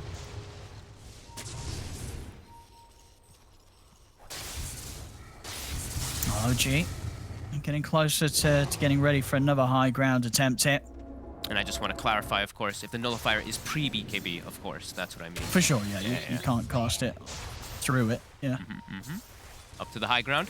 Madara has the Orb of Destruction, too, that we didn't point out, so Siege is a little bit easier. The instant Hex! Hey, there it is. And now with the Ice Bars coming in, they're ready for the turnaround. They've taken down Skylark. Focus trying to back away, but the first hook shot comes in here from Saxa. Focus. They're trying to toss him back to safety as Wish comes in. We'll be able to toss Focus back far enough that OG won't be able to continue to chase him. Topson still finds Spartan, though, with the Thunderbolt. There's OG.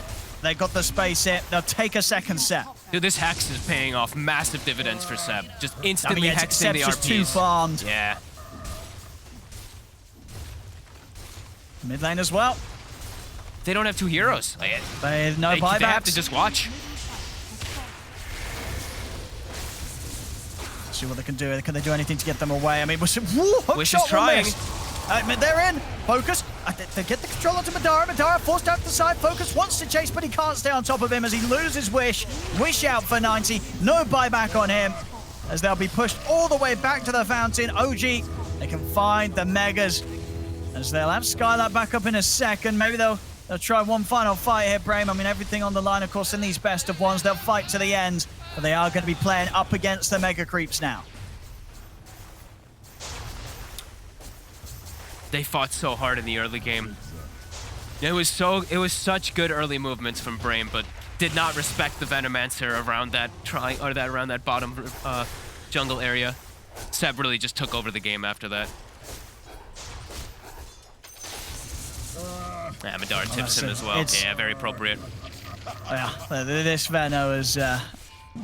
I mean, we saw it just with the draft as well, right? They were able to set up the game to just be a perfect one here for Seb. You know, the only real issue being that the rage of the Lifestealer, but even then, with the farm that Seb's got, it doesn't matter, because even during that rage, you're never going to get anywhere close to killing Seb right now. Yeah, the double reliant Blink Daggers from mid and off lane. Yeah, that's where Veno just thrives. Absolutely. It's now the Roche. Next thing on the menu. Quickly dies. Don't even have to use the God Strength. Up to level 25 now on Madara as well. Well, you know, it's all going to come down to some sort of RP tosses into the fountain. They do find Saxa. Good chunk of gold. Something here. Well. Yeah, I mean, take the skewer range. Good stuff. Oh Skylar. yeah, for sure. You need these. Yeah. You're just gonna need to rely on them. You got to get him in the fountain. You've got you know, and this is somewhere that OG has liked before. So you know that. We'll see if they can get them into the fountain. OG gets blessed on their lineup there. They get the Timeless Relic, the Flicker, and the Spell Prism. In my opinion, the 3 best tier 4 items that you can get. Saxa's going to buy back as well. He's done with this one. He wants to close it up here. They got Mega Creeps coming in. Yeah. Brame cannot hold the Mega Creeps. Only one of their heroes can actually deal with it nicely. His Wish, he's got Shadow Blade. See if they can get some huge tossbacks into Fountain, because they're going to need a couple of them to even have That's what it's going to be. I mean, which hero do you toss back and get in the Fountain to totally break up the fight for OG? Like, who's the biggest value Fountain? Sven doesn't have Aegis. You go for the Sven. Gonna get the Sven in. But he gets caught. Wish. Oh, they need Wish to be ready to jump. He just can't move. The Vortex, dude, the AA Shard Vortex plus Veno wards, like, you can't play. Your blinkers just cannot play You might as well just sell your blink. It's just... Good luck blinking. Focus. Focus. Goodness. Oh, he's got a rage. They've got the Ice Blast coming over. Watching Madara. They're stopping the again, blink. He just can't get in. He can't get in on this, and he's been hexed. Wish. I put the fortification. Shaman unable to get back into the fountain in time. Wish having to put the BKB to get back. So put the hook shot in onto Focus. Focus forced out to the side. Trying to get in on top of Seb. Madara just looking at trying to focus closing the game. Skylark trying to pull them in towards the fountain here. Topson, a few impetuses. Topson will go down the once. That's the Aegis God. See Focus. Still standing on top of Madara here. He's into the creeps. Madara looks over towards Wish. Wish has been caught, and Wish does not have buyback. The Ice Blast is coming in onto Shamanan and onto Spartan. Spartan's going to get the skewer onto Madara. Some heavy hits here from the fountain, but it's not enough. Madara is able to step out of the fountain. The agent is falling as OG will take this best of one. They get the win here against Brame. As well, the second half, when it came to the team fight and the synergy, it was all there for OG this game. Some really nice early moves from Brame. but it wasn't enough. This game slipped out of control very fast. As the Seb Veno, it was just too disgusting for them to deal with. They could not deal with this Venomancer at all. And they honestly played these first 16 minutes quite perfectly. Like Wish getting control of every single rune, playing super aggressive. But yeah, one mistake around that fight bottom. Seb, I swear to God, he got like 3,800 gold or something from that fight. The ultra kill, he just controlled the whole area. And yeah, the XP. He was what? I think level 13 or something before the fight. End of the fight, level 17. Oh, it was close from Brain, but OG, yeah, with this stable last pick of the Veno, the constant big poke from the outside, stopping these Blink Daggers, it ends up being successful. It does indeed. And well, with that, ladies and gentlemen, OG will have the first victory here in these best of one tiebreakers as they'll take this best of one against Brain. They do indeed. Not a great start for Brain, but a great start for OG. We're going to break down that game and prepare for the next best of one. That's the best of one. Which is Tundra versus OG. We'll do that, of course, after a quick break.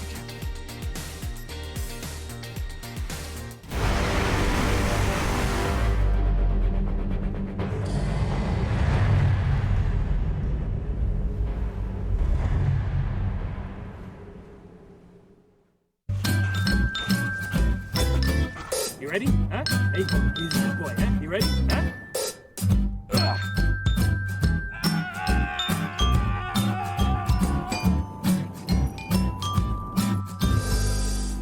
Start your esports career now at play.eslgaming.com.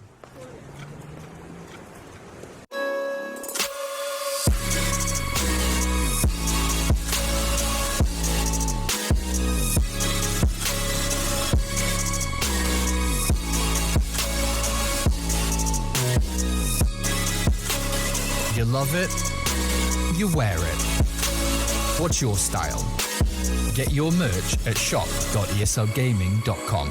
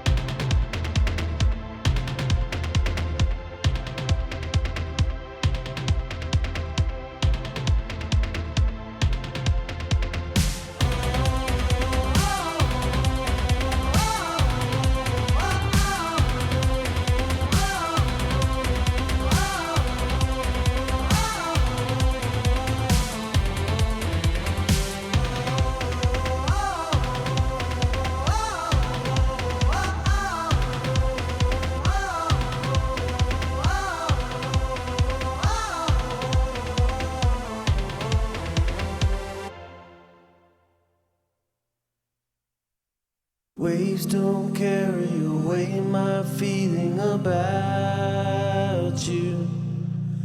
Trains don't go to the place I'm feeling without you.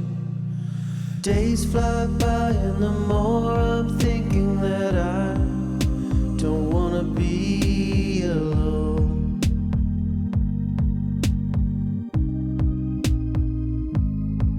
And I wait for something new. I wait for something new.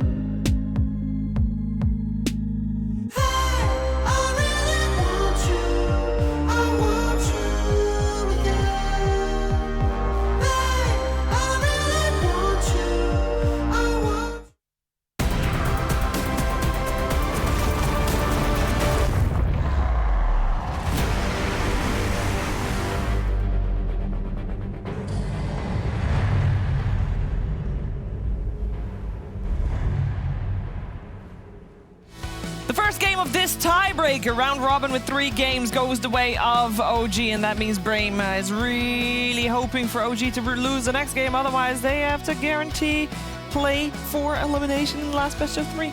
We're gonna find out though before we move on to our next game. Let's first break this one down. It started looking quite good for Brame. Wish's Tiny set a high tempo T, and I thought for a hot minute there that he was just going to run away with this game. Yeah, I think Brame's entry to the game was incredible. The way that they played around this Tiny with the Ench and the Grim, shutting down the kind of the mid to bottom portion of the map. But unfortunately for them, it was that constant realization. It was like, wait, we're not really killing the Sven or the... We're killing Zeus, but it doesn't really matter. And that kind of the ticking time bomb that is. And I just want to say that this was probably one of the best games from OG in which they utilized 4 staffs to keep cores alive. How many times did Madara kind of run in and then suddenly he was forced up a cliff, or he was double 4 staff away from the life center? That slight disconnect gave him that kind of comeback potential to enable Seb and that kind of poking damage. So yeah, it was really fun team fights to watch, honestly.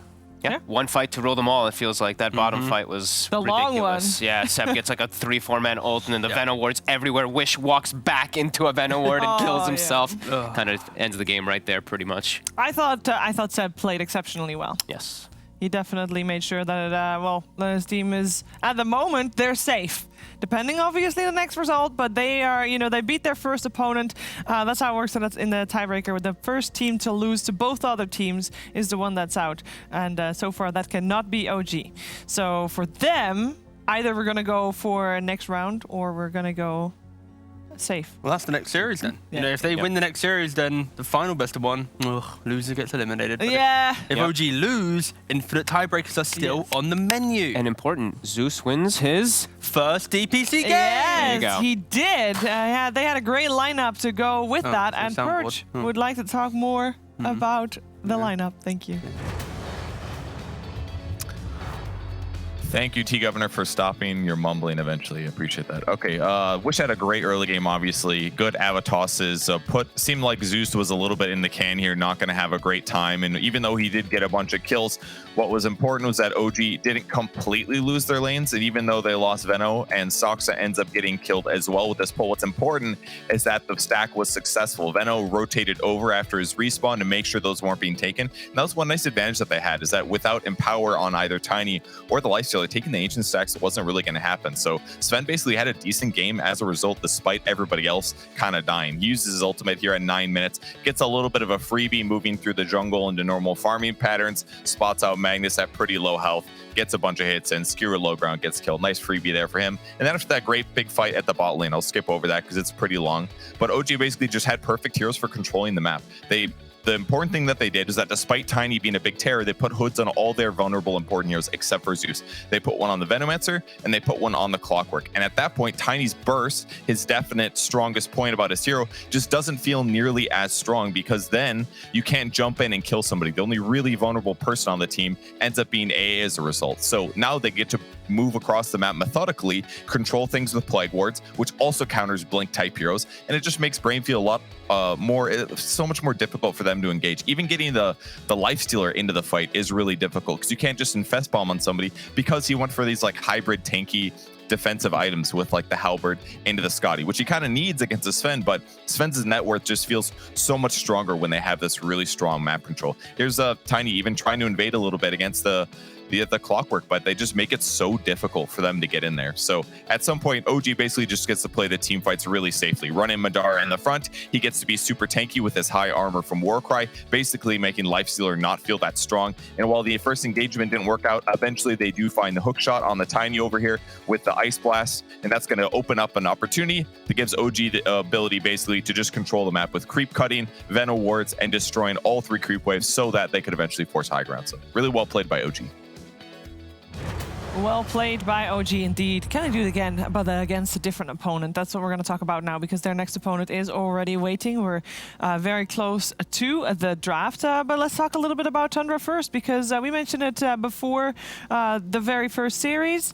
Tundra has been stepping it up, T. Yeah, Tundra is a very methodical team, and you can never really count them out of a game because they always feel like they have some type of presence, even if they're a little bit behind. So I think how OG just won that first game, Tundra isn't going to allow that, and it's going to be a much closer game, in my opinion. Yeah, I think they have a lot of what I like to call brain players, like this, like Snaking, Fada, and 33. They play they're all about like these crazy concepts of Dota, of ways to come back in the game. They're also very positive about looking for these type of like outlets. Even when they are behind, they always find a way to come back in. So I'm really looking forward to this one because I think Tundra's been one of the more impressive teams in the last few weeks for me. And when Tundra and OG faced earlier on in the league, it was actually a very close 3-game series that Tundra ended up taking.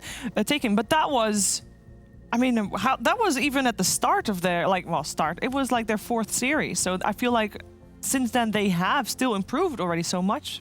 Agree. And it's OG is using a stand-in, so it is going to make a big difference where Tundra is using their full roster that they've gotten better and better with. How much did we feel like Madara was a difference from Ana, what we see from OG normally? Because this first game that we watched just now, it felt very, very solid from OG. Sure, the start didn't look good, but the plan was in place to make sure that good start that Wish had never really got too far out of control. I think the main thing is Madara played with confidence and trust, in which some Sven players in that type of game, they would be like, I can't go in here, I need to wait. And I feel like it feels like he's been playing with the team for like 2-3 months, because that's how fluid that game was and how he was getting into the fight, but then using his team to also survive and then prolong it. So I think he's already playing equal to kind of how Ana has performed in the tail end of the season. Maybe, of course, Anna's first couple series, he played it phenomenally, but of course, he kind of did fall off a little bit. So I think, Madara has easily stepped up to the occasion. Looked good, and they first 2 picked his hero, right? They just put it out there. They just put the Sven, and he looked good on it. So I was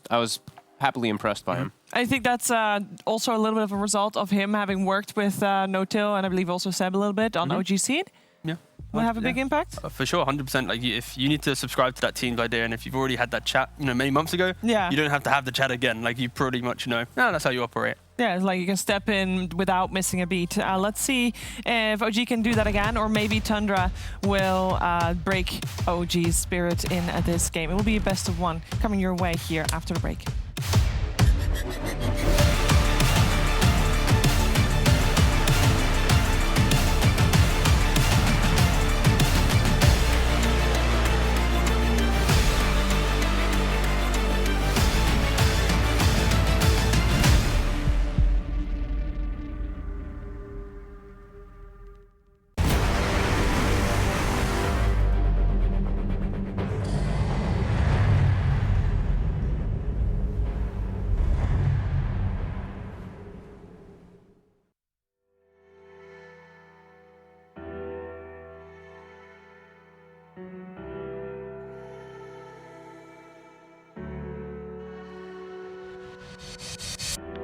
Broken stories, fallen glories again.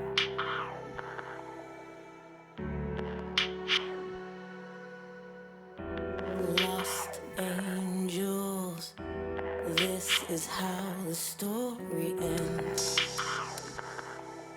Again. They're creeping in the corners, in your shadows and your dreams. They're hiding in the mirrors, yeah, they're looking back at me. They're painting you a picture of the lies you wanna see. I'm pretending to be me, I'm pretending to be me. But you secret is safe, lies are rehearsed. What came first, the devil or the curse?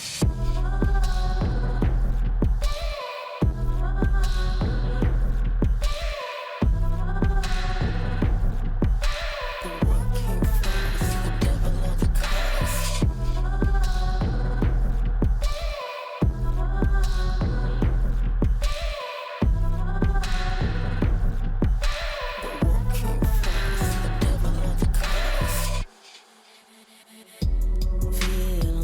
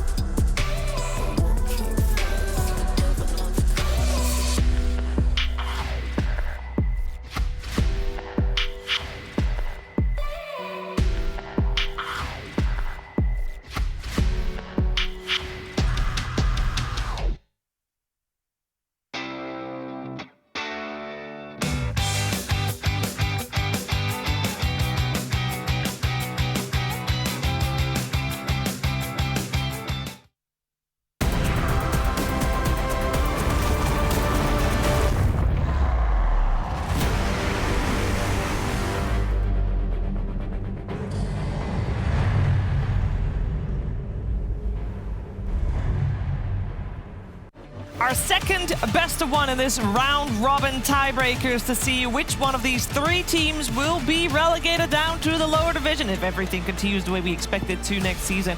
We got Tundra, we got Brain, we got OG, and for this series, for this game coming your way, it's OG versus Tundra. In the season itself, Tundra was able to take a 2-1 in favor of OG and has since grown even more as a team. On the other side, OG, they're playing with the stand-in, and I make it sound like Tundra are heavily favorites in this best of one, but I don't think that is the case. I feel like this is a pretty even game, T. Yeah, this is incredibly close because I think, of course, you know, OG just plays a game, so they're going to run off that momentum, and then Tundra against Enigma, they played some exceptional Dota, and I think that alone puts them, like folks said in the pre-show, they're most likely the favorites to at least come out 5th out of the 3 teams. Yeah. I mean, I just want the Dota to start, T. I'm just ready for some action. I'm ready for we teams have to a go. slight delay with the draft. It is on its way. That's why, yeah, no, we're getting there any second now. Don't worry. Question then, Fog. Game 1, OG, they win the game. Do you think coming to game 2, they're going to have completely new plans because it's another best of 1, or do you think they'll just continue going for like a tried and tested style of like the strategy of best of 1? I think they can have a new strat. I think this one did have a lot of things that worked well together. I know Kyle would have definitely said it. I'm sorry, I have to. We had a Veil, we had an AA, damage manipulation. So they did have their... I'm so sorry. I know. I'm so sorry. Kyle's not here and you still get it from me. But yeah, they did go along that concept. So might go for something not of similar, like that type of one where it's like a Zeus and an AA that all work together, but something else that has this type of synergy for them. And you know, they obviously won and their plan worked out. It was a good plan. But they did get crushed a little bit in the laning stages. I don't know if that would have been part of their plan. Surely that wouldn't have been part of their plan, right? So they would want to change something there. Well, if the OG fans in chat, it's like, oh, it's tactical feeding, of course. The Sven was not killed. It enabled Madara to carry them. And then, of course, if you're realistic, yeah, it was a couple too many deaths. But of course, luckily for OG, they were a little bit more effective in using the jungle multiple times actually in those fights. You saw Notal TP away just to get a stack off. Like that's the efficiencies OG were looking towards. And I think again, Tundra, they're not going to be so kind of barbaric in their ways to collapse the map so quickly, and that's going to push them to be somewhat even. I like that. I think that's actually a really good word because that is the definition for me of brain. We can say that multiple times. We've got Spartan on the team. It's the definition of barbaric. It's a go. It's just like, but Michael, go. What are you doing? You better get those ancients, guys. We can't kill. Get the ancients. Okay, Spartan. He's like tapping the score. Like, look, 15 kills. This could be 30 if you stop questioning me. You know, like. Yeah, no, I agree. I think Tundra will approach it with more of finesse. Finesse. You know, I like finesse. You know, finesse versus barbaric. That's why talking is your job. Oh, look at that. It was spinning as I'm. Sorry, I don't know. I'm so happy with using 2 words, but yes, they were good ones. I was happy. They were appropriate. Who do we feel is going to be the MVP for Tundra to look at? Maybe not the MVP in terms of the game, but I like in terms of we saw Wish obviously in the first game. Let Fog say it because you already know the answer. You already know what I'm going to say. He's going to say Snake King because he's biased. It's a little bit biased. He used to be on the team with Snake King. That was a long time ago. I saw the King grow up. No, but he was. I did. Yes, he was a little wee lad. No, he was actually a he was little very wee lad. young. He was Charlie's son, as we used Just to call him. Just to ensure people aren't confused, when he says the King, he doesn't mean Sumo. He does mean Snake King. The real King. Thank you very much. Ooh, controversial. No, how long did you play with him? Quite long. Yeah, on Dignitas? On Dignitas, bottom, and then we also played even on Han together too. We've always been like kind of close as friends, but I think he was actually crucial to joining this team because he's a powerful voice in game. I think people always say that about him, and he's really changed. He's like picked up his act together because he used to be, you know, we can all say like a bit toxic, like we all kind of have been when we were younger. I watched like he's like the most PMA player ever now. He is super positive. I think that's really like just amazing to go into a team like this, especially when you have a player like 33 who can also sometimes lean toward the toxicity levels, but he can bring the team together and rally them. And I really do think he's been important. Yeah, I think they needed that. I mean, because you're saying that for 33, I know the same has sometimes been said for Fad. I know he mellowed down a lot. Yes, he did. In the captain role. And we talked to him about he also made efforts to improve as a captain to know like when to talk, how to make the team comfortable. And I think, Snake King helps a lot being that extra cornerstone. But in game, is he the one that sets the tone? Because I wanted to point out, and I was hoping you guys were going to go to 9 with this. No? I was going to say, I think the issue with any team that Fada 33 have been on so far have been like they start really strong, but then they kind of peter out eventually. And that's why I kind of like what Fog was saying about snaking is when you have another voice, you know, have 3 lads who are going to be coming in with the kind of the drafting idea or kind of the game plan idea. Yeah. And the main thing in Pro Dota, if your shot caller is having an off day and you don't have that backup plan, your team will crumble. So if you kind of have 3 guys who are probably going to be at some point able to shot call in your game, an off day isn't going to feel that bad because someone's going to instantly pick it up. And that's why I think having that addition of a shot caller is going to help. I just realized that Tundra, the game that they won, the last game of the best of 3 series, they did go for the Veno jungle. Even though they won, I've never... For the first time in Dota history, this best of 1 to decide their position in upper division will be decided by Venomancer. Will Seb get it or will they jungle it on Tundra? Find out soon when the draft hopefully pops up. Shiva, where is the draft? Oh, we've been told any second now. But any second now. You know, blind's over. It's been, you can walk over. You're not tied to a think cable. it's starting. It looks like it's like a Monday, right? Monday yeah, vibes? it's Monday. It's Monday on the Saturday. It's the Saturday's and Monday. that means we can use the whole studio. We can walk around. I can just leave too. Lobby is up. Oh, look. Hey, Fog, do you want to do the double analyst cast? Double analyst cast? I feel like people would suffer. They would hate it. Yeah, that's true. Wait, there's also 2 PCs. You can do both casting with Owen because Owen's calling in anyway. How for me to tank a cast? No, you'd make it even better. No, thank you, Fog. We're back again on the panel. Yeah, they are in the draft right now. Yep. Okay, then we should be seeing the draft, right? Are you sure that is the draft, or is that you being left into a lobby that is killed that is now restarted? No. Let's go. Okay, we do have the Brood ban. Tundra has been known to play Brood for 33, so that makes sense. Ancient Separation, which is interesting to see Tundra ban it, because they were the ones to pick it first every single time, especially in their series against OG. That was kind of like Fada made the rise of the Ancient Separation, that series specifically. So OG has first picked AA throughout DPC, but also this could be a development of your preparation coming into the best of 1s. You have the advantage as Tundra. You get to see both your opponents play straight away. Ooh. And if you get to see that, then you can maybe adjust your bans. Sorry, this is just the first time I've seen Tundra's background not in pitch darkness, because usually they're playing really late at night, but you know... it's daytime! He's got like a coffee and everything. Like a little frappuccino. Oh, I am so jealous. Yeah, so I think they actually have like a whole hotel kind of office so room. conference room? Conference room, that's the word. Yeah, it looks like it. Yeah, looking good. And I hope to see that 9 is still with them on the thing as well, because I know he's in the same hotel, but it took him a while for being able to move around freely in the space. 3 most popular supports, in my opinion, at the moment, all taken out of the game. So we're going to see some variety. Means all the offlane is now available in the first phase. Yeah. Yes. OG has first pick, so potentially Tundra can be doing the offlane +1 that has been so good for Alliance and VP and what gave them the championship status of their regions. What's it gonna be? How do you build your draft board? I mean, they could always open up with a tiny. I don't feel like that's particularly bad. We did see them, of course, open up with Madara's hero in the game 1. They went for the, I guess, second pick but still. Go for the casual. Actually, no, that doesn't feel good, actually. What were you going to say? Which one? I was going like Earthrick Morphin style, you know? Go for a classic OG combo. I just hope they're not going for Hoodwink. Yeah, I agree, wholeheartedly. Unless maybe it's Satsuka playing at 4 with some big, beefy offlane. We have seen Satsuka play at 4 2 times, and he lost both. Oh, I think that's a great opener, actually. So then, what's the word? What's the word, T? I'm sorry. Damage manipulation. But it's true. ET is one of those heroes that can just make your cores that much stronger. Also, the lane can just be won very quickly. Here, you soak all the pressure, you hit 3, you're able to bully most offlaners. And it's a flex pick. Yeah. Can go in multiple different roles. Speaking of flex pick, would Veno also be a first phase type of hero if you can run it both 4 and offlane?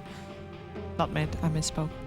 Realistically, no, because there are so many counters to it in regards to like illusion heroes, heroes that can maybe invade and pressure said jungling. I prefer as a second phase, you see 3 or 4 heroes and it's like, gotcha, you now have to deal with the threat of this, you know, flex or something. Yeah.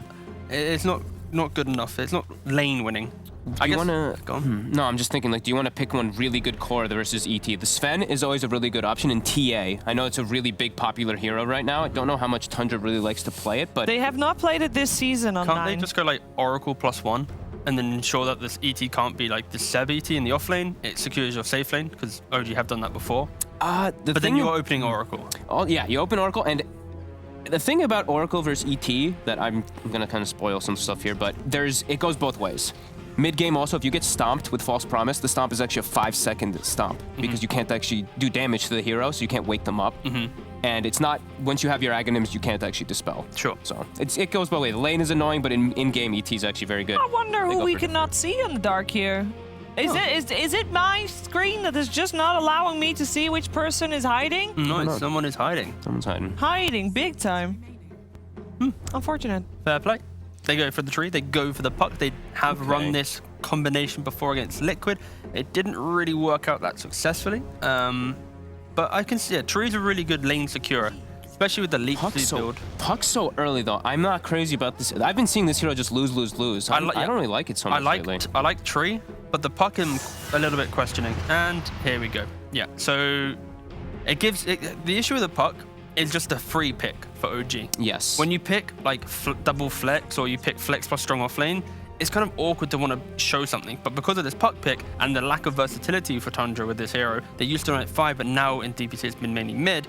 OG goes, okay, cool, we can just go for our Tiny. Yep, go for the lane Punisher and go for the game Punisher. If you get the toss on the puck, you can just combo. And with ET, it's really nice because now you have better kill threshold. I didn't say the word. No, don't worry. Yeah, no, we're good. We're in the clear. I changed it up a little. So they're going to ban the Veno because that's very likely that mid Tiny, so they don't want it to just be game ruined as we saw last time. Even though Wish had a 7-0 start, I think he ends the game like 7-4 because Veno gets online. So covering themselves with that. And that's the active Thompson hero that we do like to see. We did see the Tiny for, wait, is it the wrong team? What are you looking at? Well, didn't Thompson play Tiny twice against Liquid the other day? Yeah, I think so. They lost both games. So, I remember him setting a decent We are in the tempo. losers tiebreaker, so losses are pretty expected. I guess so. He also, what was he was up against, wasn't he up against something like really similar? For the I will be able to check. It was either percent damage or it was like the Venos and stuff. I can't actually remember exactly games. We've had a lot of Dota. Yeah, we got so much Dota. OG Liquid. Thompson versus TA for Sumail. Oof. And that was the Brood game, so that was a tricky one. And it was against Morphling as well, right? And then the first game, it was, Tiny versus Morph Mag and Snap Ember. Yeah, Liquid draft is just filthy in those games. Yeah, it's like Ember, I think, also is one of those that I think has hidden potential if you're able to run it like that in side lane, because you get Flame Guard Absorption talent. Tiny is useless versus you. It will be interesting, though, the second phase of ban. OG often looks towards asking Thompson what you don't want to play against when they first phase his hero. So if these 3 bans, they could be a big indicator of the anti-Tiny heroes. Okay. I was going to say, okay, so this is a little bit of an oldie, but I'm going to put it out there for you. Tree Phoenix. Phoenix is a hard counter to Tiny Core. That's true. And it already has the tree setup. I don't know how much people are really picking the Phoenix much anymore, but I do like it quite a lot versus both of these heroes. The only issue is Tundra's second pick. So they're going to have to reveal it quickly, and OG will then have one final pick of the second phase to counter it. That's true, and then they can just go something like a Jug, and then it's very strong overall versus the draft. Okay, yeah, that's fair. In theory, it's still a warranted combo. Because I haven't seen Tree Phoenix at all, but Phoenix overall versus Tiny. We used to see that when Tiny was picked every game at TI, people were just picking Phoenix, and it's like, oh my god. It's what actually got Brame to being from that kind of open qualifier team to finally qualifying. They used to run Tree Phoenix a lot too. So. Possibility. Take out the Dark Seer. For Tundra, though, the key thing is they need to have improved their entry to the game with this tree. The last time they played it against, it was Liquid. I feel like Fighter didn't really have the biggest laning presence that we've seen trees maybe in Chinese region. Exactly, yeah. That one was weird. It's like they didn't have Leech Seed. I think he went for Living Armor. He was playing kind of behind us. So I feel like as long as they have better entry to this game with this tree, then it should be good. That game was a disaster, to be fair, too. I think the game was over at 5 minutes in. They were like 7K That's the behind. Point. So, yeah, 0 to 5. Yep.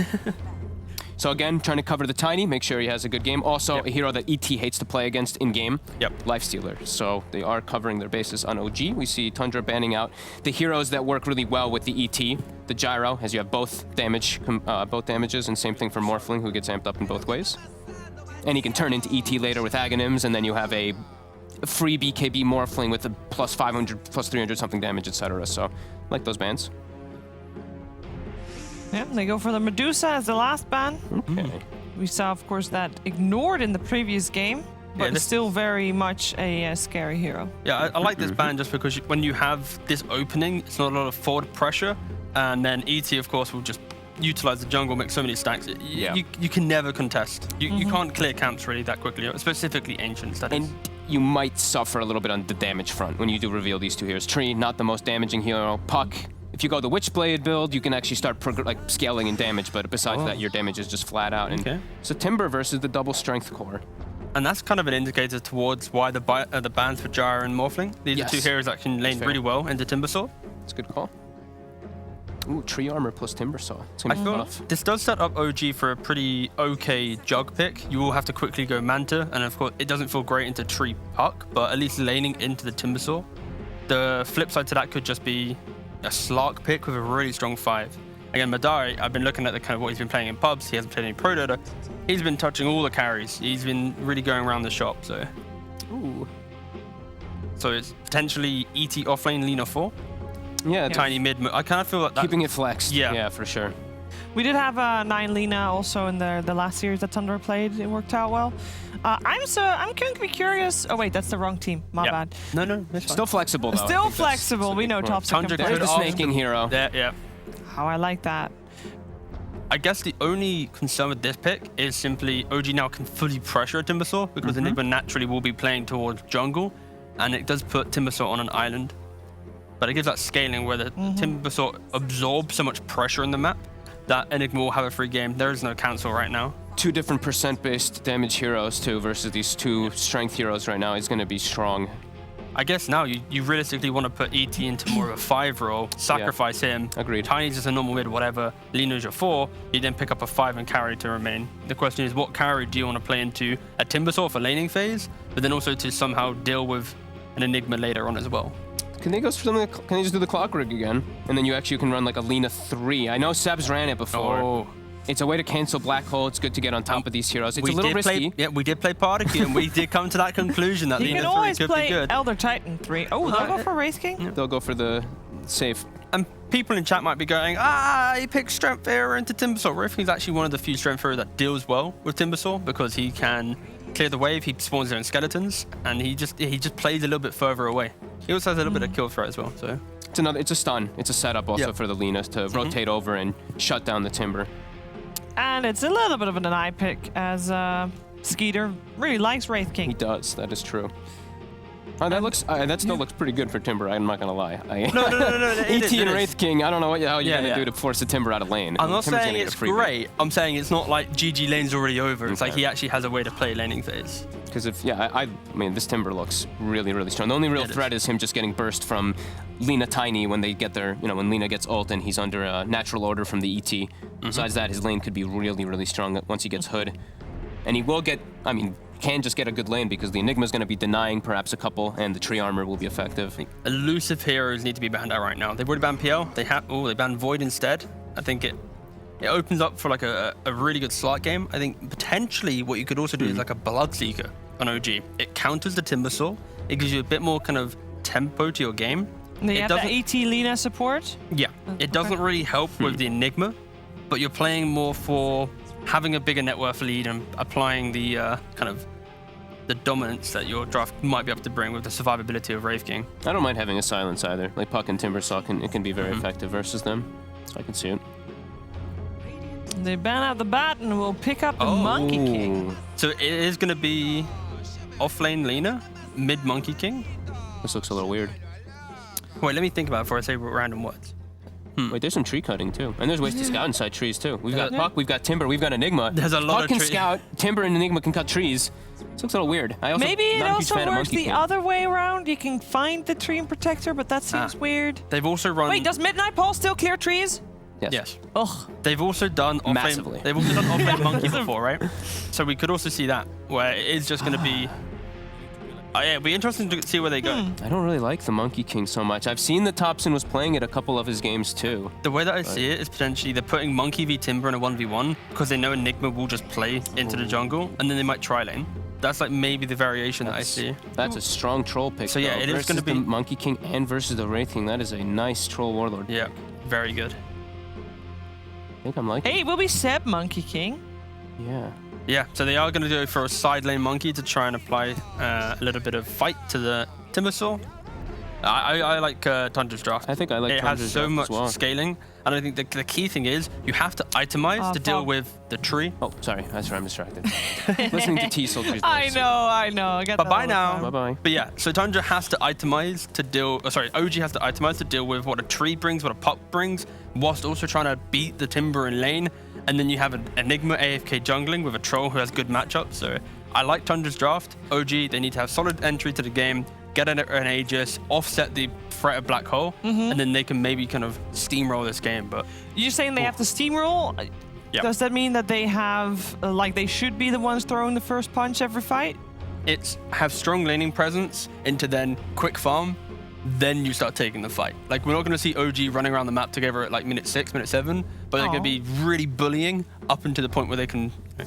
They should have a better laning stage than what they did previous game. Yeah, for sure. They can't be... If they're like 15-2 or whatever it was in game 1, this is a game they lose, hands down. Like, they need to be the ones who are 15-2, and then they're going to be good. Okay, I'm curious to see what this game will bring. Of course, we got Tundra with, according to our analyst, the better draft in this game. It's a best of 1.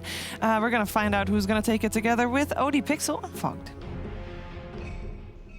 Thank you very much, Steve. Yes, Tundra versus OG here, Fogged. And yeah, for sort of you on the panel, you feel that this time round, you know, compared to the last best of 1 that we saw from OG, where you did feel that OG had this pretty scary looking draft. Yeah. This time around, there's a few more questions regarding some of the heroes that OG's picked. Monkey King is a little bit of a weird one. The Troll last pick was really good. The one thing is that Tundra is a bit limited on disables until they do get ultimates online. They really don't have much stun at all coming out from the draft. It's actually only really like Malefice. While I look at OG, everybody's got a stun, Owen. So we'll see how it ends up playing out after the laning phase. Oh, it's going to be exciting to see, especially when, you know, Tundra, as you were mentioning, you know, snaking on this Enigma. Yep. Yeah, this has been a hero that he's looked fantastic on, and it's also just been a hero that a lot of teams have just straight up been banning against Tundra because of the snaking Enigma factor. Yeah, especially after we saw that game. He did have what, like a Centaur, I believe, with him. 33 was playing this already really forward initiator, so that he got like that massive 4-man black hole that I think all of us do remember around that ancient. I think it wasn't that also versus OG when he played the Enigma and he got the 4-man black hole. I believe it was. So I think it might, because I think that was a series where they banned it first game, they let it through second. Yes, I believe it was, because it was. I remember it right around the Ancients, the 4-man stomp into the 4-man hole, and then they just got wiped. And I think OG was winning till that point, and then they just completely got turned around. So eyes on snaking really to watch for those black holes, as we saw him have such a successful game last time. But also, OG have a lot of ways to stop it. We've got stomps, we've got stun from Wraith King, stun from Boundless Strike from far away, Tiny, ET Splitter, so many different elements to cancel. And also, the big thing is too, ET Splitter. Even if there's a BKB on Enigma, you can actually time it pretty well now because of the way they changed how fast the splitter actually comes down. Yeah, that's true, yeah. So definitely a few things for snaking to be worried about, but I think, yeah, just from the way that they've picked it before, you know, it feels like this is just a hero that they're very comfortable with snaking, playing on and playing around, that they don't really care too much about what it's playing into. Instant D ward, Tundra already getting that one. They did. I think they saw the Monkey King with their ward couriering into the side, so we'll be able to get that one away. Because the thing is, so when you play the Monkey King from the off lane, what sort of build progression are you going for? Are you going for something greedy, or do you still build for the team? Owen, I got no idea anymore, honestly. Yeah. This hero's dead. Like, this hero's dead across all regions from what I've seen. Not really seeing it picked at all, so I'm because he's not going to be buying like Maelstroms or Battle Furies or Ags, right? Is he? I mean, maybe he gets an Ags, but yeah, I don't really know what it's going to be. Yeah. If it's going to be just some type of greedy item choice, or if he's just going to be the one who just soaks pressure. Looks like they are potentially trying to like dodge some lanes out. Maybe just get Seb versus the Timbersaw and then get the Wraith King. Actually, I don't know. Do you want to put Wraith King versus Troll? That sounds pretty horrible. It looks like they are trying to at least dodge the matchups right now. And this is the one that they're going to go for. I feel like it's more a case of like neither Monkey King or Wraith King really wants to play against the Troll. So Seb's like, Madara, you're the stand-in. You go deal with the monkey. You go deal with the Troll lane. Troll, the Monkey King deals with Timber better, right? So he's gonna at least be able to have a better matchup, and then maybe we will see him go for more kind of scaling items himself on the Monkey, being that double scale, so that he can actually also have a prowess in the game, just like the Wraith King is. So. All right, they're going for these lanes, and it is a double stun lane, at least. The Lina behind Madara is very strong, and it is a double melee down bottom. So perhaps Skeeter will be in a little bit of trouble if he does go into melee form. Yeah, we will see. Tops in mid, as we know, this Tiny Puck matchup, the Tiny tends to do pretty well. Also in mid game, you have a lot of different kill threat. And looking at No Tail, he's blocking camps. Okay. So he's just standing inside of a hard camp right now, trying to make sure that Snaking can't get enabled too well. So Snaking's only got that one camp to work with, and then he has to move to his own jungle afterwards. Ooh, he lost an Eidolon. Ooh, Snaking with some miss micro there. And some good damage being done by 9 here mid, but Topson with a slight CS advantage. As you say, we'll probably expect to see that grow for the Tiny. Yep, and Snaking, he's making his move across. He's like, my jungle is blocked. I gotta go play where I played last time as the Venomancer in between these three camps. This is like the most beautiful place to actually play as these junglers. He's probably happy to be here anyway, this is the best regardless. Spot. Yeah. Yep, this is the best spot in the game for these junglers because you got like 4 camps just within reach of each other. And we're seeing a lot of creep manipulation, which I think actually benefits for Madara heavily because then he doesn't have to actually lane versus a troll, but we see Skeeter also holding the wave nicely. And now the lane for 33 is quite difficult. He's versus a Monkey King. He's versus ET as well, who thrives versus this type of lane where he can just play off of his spirit nicely versus single hero. So they're punishing the greed already from this side of Tundra. As No Tail now starts to just chase around Snaking. Well, CCS Snaking did swing across there. Tundra just making sure that Topson doesn't get a bottle refill around this 2-minute water rune.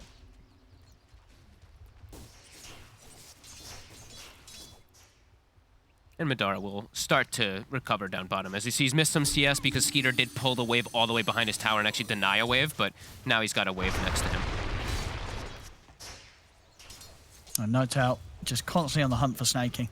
Just making sure that Snaking doesn't get the chance to farm. I think this is the way that you should just always play versus these jungle heroes, versus the Venomancers, versus the Enigma. Just run at him. Like Clockwork and ET, probably 2 of the better heroes to just do so. Is can he get the taps? 1, cannot get the second. And 33 does get the lane pull back as well, so he's going to be able to deny himself also a full wave, as we see up top. Kind of similar thing coming out from Seb. So both lanes kind of doing the exact same thing. But Skeeter able to find a courier. He's coming down a little bit too far there. Oh, that was all his regen, I think, for Soxa. He literally got boots and clarity, so that's a pretty big courier kills. Madara only also has 1 tango down here. And he is doing quite a lot of last hits down here. He's struggling. Yeah. Struggling against Skeeter. Uh-oh. C9. He's actually going to look to get rid of No Tail. Not enough damage, though. As No Tail's got a salve, but coming in and you know, for sort of that last move, No Tail trying to make that play for the courier has meant that Snaking's been able to continue with the farming, and there's no longer any pressure on the Enigma.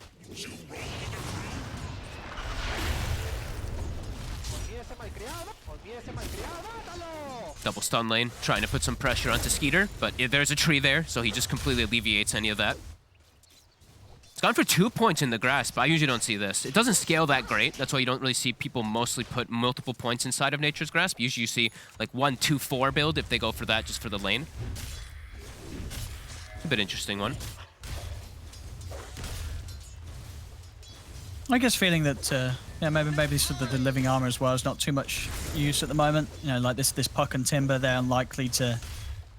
You know, Puck's got moves to get out of there. 33's tanky. Yeah, a bit interesting for sure. The second point of Leech Seed is very effective, especially when you're a hero like Troll, though. So, player preference. On the mid lane, it's going pretty even. Yeah, quiet start very here. Nicely. 25, 24. Very good trade here between the two of them. So, you know, whereas we have sometimes seen the Tiny come out on top, Nine's having a perfectly fine time here against Topson. Sab definitely the big winner, though, right? He's just able to play the top lane freely, get multiple different denies. 33 can't actually lane verse him at all. He just keeps having to pull the creeps behind. So it's going to be a pretty underfarmed Timbersaw versus a counter, and versus heavy burst damage from OG. So 33 might struggle this game. Yeah, very much is, you know, this game, they've obviously made the call to say, you know, Seb will play the carry role, and Madara's going to be more that position 3 Wraith King, I'd imagine. Yeah, it looks like it. So then we will probably see just regular itemization from Monkey King. I think so, yeah. Seb's going to go for the carry items. Yep.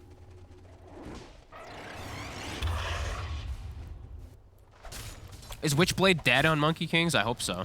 There's no way. He is not buying Witchblade. No, I'd imagine he just I mean, the No Nidus way. armor doesn't look too bad in this game, but I think maybe he just goes for like the Maelstrom Skeeter. Gets the axes off pre-stun, so Madara is missing a lot. Saxa. I mean, they're ready to turn to Saxa. Saxa.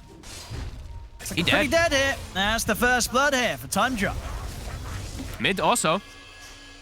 See what they can get done here. Dream Coil ends the orb. Thompson will put the Fairy Fire. Will get the toss off, but the Eidolons finish him off.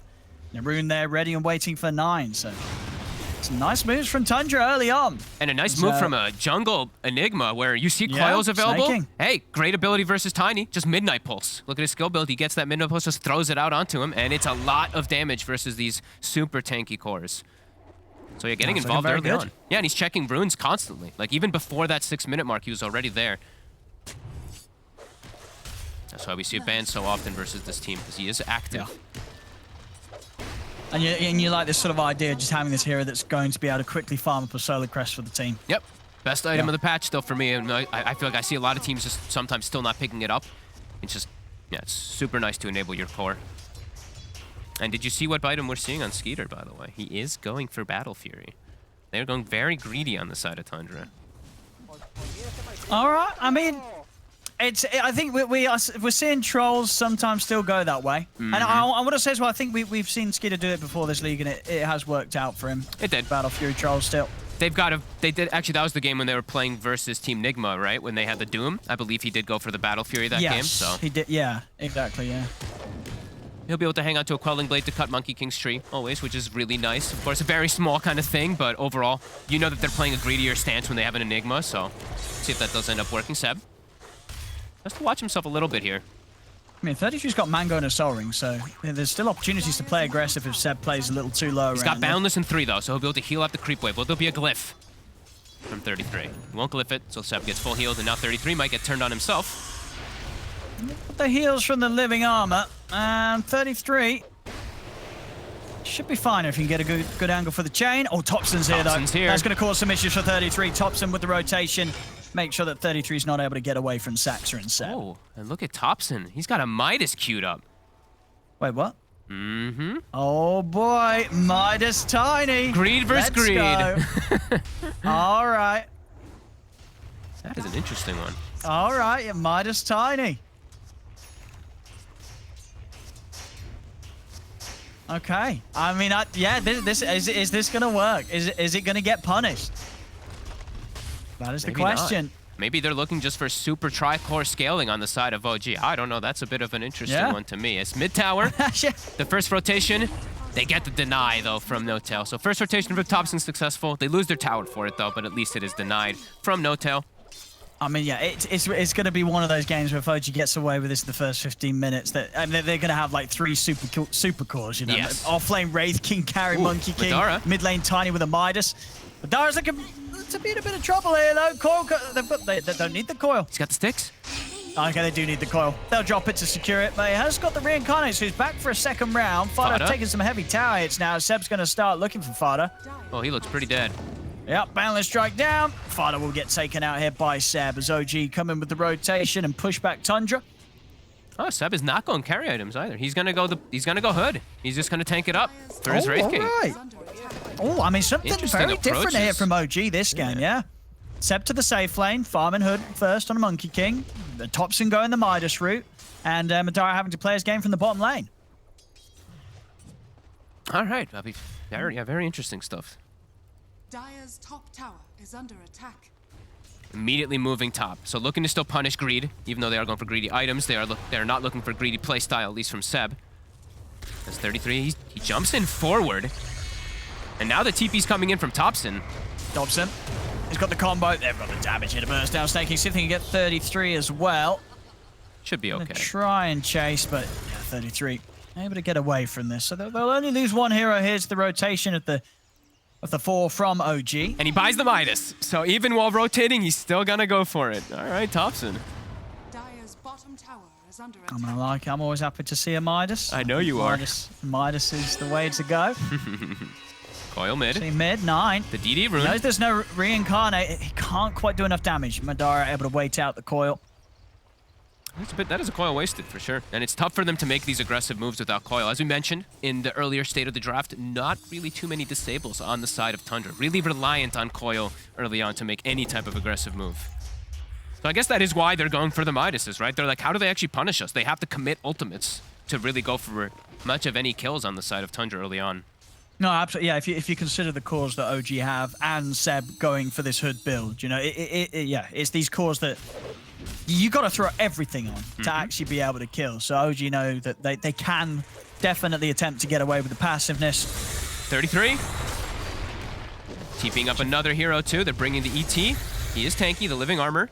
6 bonus armor. Coming over as well. And he's got the hood. They can't go on him. Yeah. They see the rotation coming over in a second though. Saksa. That's like a pretty dead hit. Yeah. Skeeter. Self up the kill. I mean, Skeeter is going to make very good timing on the Battle Fury, of course, with the lane that he's been having down here. You know, pretty much free farm, 2 kills already in the lane. The Battle Fury is going to come at a pretty record timing, honestly, if this continues.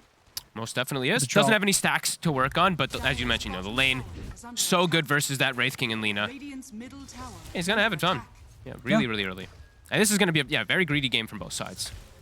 Well, I like the change-up as well from Madara. He did have the arm that queued up, but he said, dude, my Tiny's got a Midas. I'm just getting a radius. Oh, yeah. He's not going to run around with an armlet if his mid's picking up a Midas. He wants to get some farm as well. And like looking at what he's playing against too, like sticking on these heroes, it's going to be tough. Like little instances of stun from Malefice, like a Nature's Grasp flowing down. He won't be able to actually get too many hits connection off, so does need to just do damage in the fights while he's getting kited. Seb, he's scouting. Let's see what they can get done here. As Farda's looking to scout things out. Ooh, Madara, tries to cut the trees. He has got Reincarnate back up. See if they can proc it them once they can. Nine's also ready for the fight. He has Dream Call at the ready. He's going to get him with the silence onto Seb. Has looked to burst Madara a second time. Seb turns with the light strike away. The Luna comes down. Snaking the splitter as well. Snaking's gone. Seb moving in onto Farda as the Wukong is out. Seb's still just going to try and push on to get Farda. Will manage to do so. Saxa turns with the light strike array. 9 with a quick dodge, but Seb, he's just continuing to push back 9. The coil, the orb's up in a second. Can 9 actually get out of there? Seb, he's spotting him out. 9, he's actually going to turn and try and bring down Saxa. Will manage to do so. Seb, he'll look to chase, but 9, he's away with the orb. Reach from the boundless strike. Will catch him. No tail. He's closing in. Another orb up, but 9's not able to get out in time. OG, they'll pick up another kill with this aggression from Seb behind the tower. Seb now 2-0-4. And could continue to push on to the tier 1. They stood too close together, really. They got hit by, what, 3-man stomp from No-Tail into a 3-man splitter to follow up with the rest of OG. And I believe that's without Thompson the whole time, too. He's just farming it away in the jungle. He's farming, yeah. Huge hit from OG. It's working out. And he's going to have Blink any minute now, so it hasn't really delayed his timing much. And he's level 12 at the 13-minute mark. And the tower's taken out as well versus a Treant Protector. So really good aggressive moves coming out from OG. Yeah, this sort of different approach here, something that we've not really seen from them before. It's looking pretty good so far. You know, if they're 7-4 with these sort of builds, 1k up at 14 minutes in, you definitely got to say that the game's going the way that you'd imagine OG would intend for it. Yep, 4 kills for the 1, and they get a tower. They find Farda. And they find Saxa Farda. hunts him down in the trees. Another kill for OG. The greed looks like it's getting punished here. Tundra. Skeeter going for Battle Fury. He can't get involved in the fights down bottom. He has to just farm it away. The tree cuts, as we see. Midnight Pulse misses. They have to just commit so much for Madara, and then we see them stack up. Look at the ET Spirit. Gets the stomp onto the 3 here with the follow-up. And then it's just perfect there from OG. I didn't actually even notice Thompson when he showed up to this fight, I'll be honest with you. He just showed up to like throw a tree at the Timbersaw really quick. But now he has Blink. So it can continue to be very aggressive on the side of OG. Skeeter. And they burst Skeeter. They're going to try.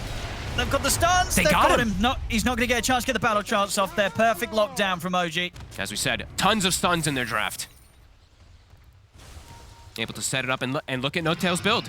He's got 3 points in stomp, 4 points in natural order. So all that big magic damage is amplified heavily. It's working. Working for them very nice so far here as the Tiny well above that puck. And Timbersaw's game, as we mentioned, is going to be difficult because of he's versus Monkey King and because he's versus all this damage buff up. And there's a lot of burst from OG. So yeah, definitely looking quite difficult right now for Tundra until they can start utilizing their ults all together. Definitely feels like they're going to be under the gun here from OG's aggression. And Madara, as we mentioned before, both reincarnates were used, but it's back up again, and he has yet to die the game. He's been enjoying his life down here, even though he had a tough lane, you know, not the fastest of starts because of the lane. Caught up. See you later. They're just picking up the kills now with this blink dagger timing on Thompson. The natural As you order. say, just not being slowed down at all, even regardless of the Midas. Echo Saber's going to be done pretty soon. They're looking for the big moves here, Tundra. Skeeter's going to try. Well, I don't think he can't do this. No. Your versus ET, it's way too risky. The mask isn't enough, Rune comes out. OG. It's going to be a haste bottom, so Thompson's going to be able to get that one too. And I mean, he is very farmed. The Midas has definitely paid off for him. Soxa, he gets the stun pre-silence. So they can do it as... Ooh, 9. Can he get out with the sword? Or Seb's hunting, he's found him. They're going to tip him. That is not worth it for the puck at all. It's a big dive. Yeah. Seb gets a little too close to that tower there to get that kill. Oh, now snaking as well. Oh! Nice. Play there. Good old Solar Crest, removing that attack speed.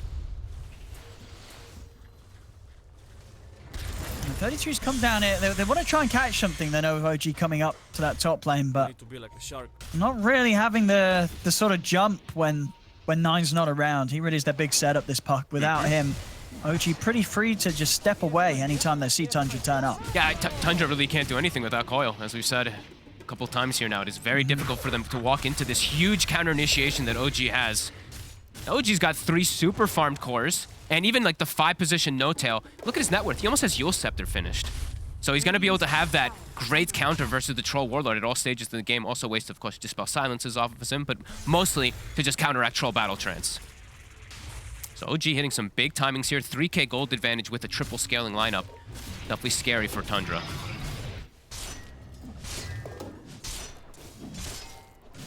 They're going to have to get some, I mean, really massive like black hole on top of a puck coil from snaking when he gets Blink Dagger, because it's looking really difficult for them.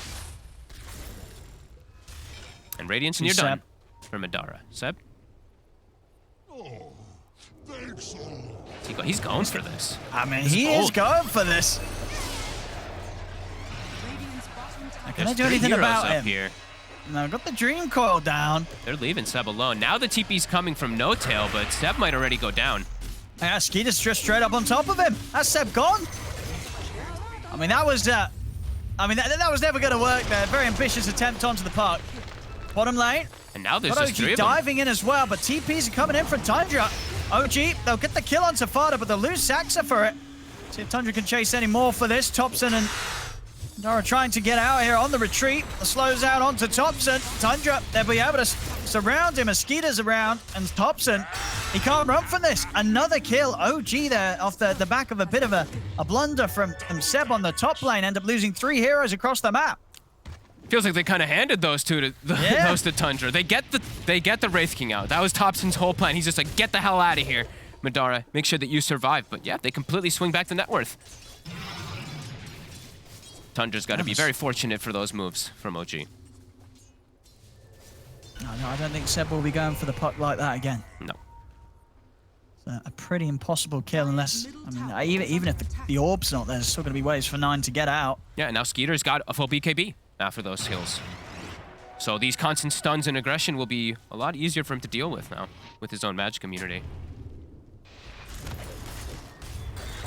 Seb? What they can do, they've got the coil. Sox is here Stun to help comes out. 9's in with the silence. They're cutting across at 33. He's got the burst. Has Seb gone again? Another big kill onto Seb.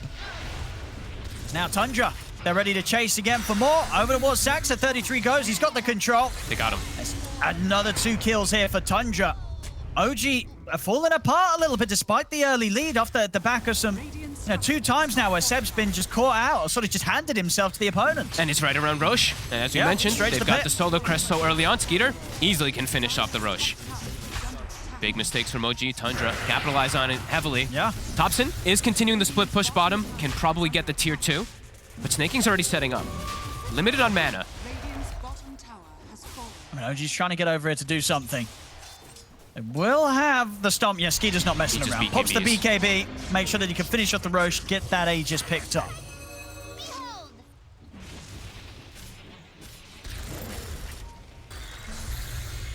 Tundra striking back here. They really are. The whole lead from OG gone away now.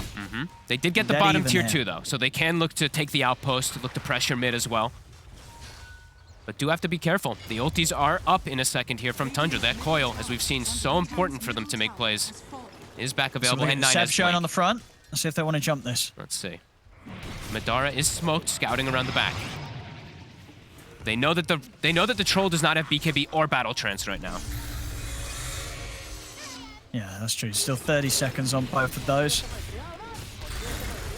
And they will take away that outpost, so the experience will be denied away from Tundra for the next few moments until they can reclaim their side of the map, because them taking a tier 2 top is going to be very difficult.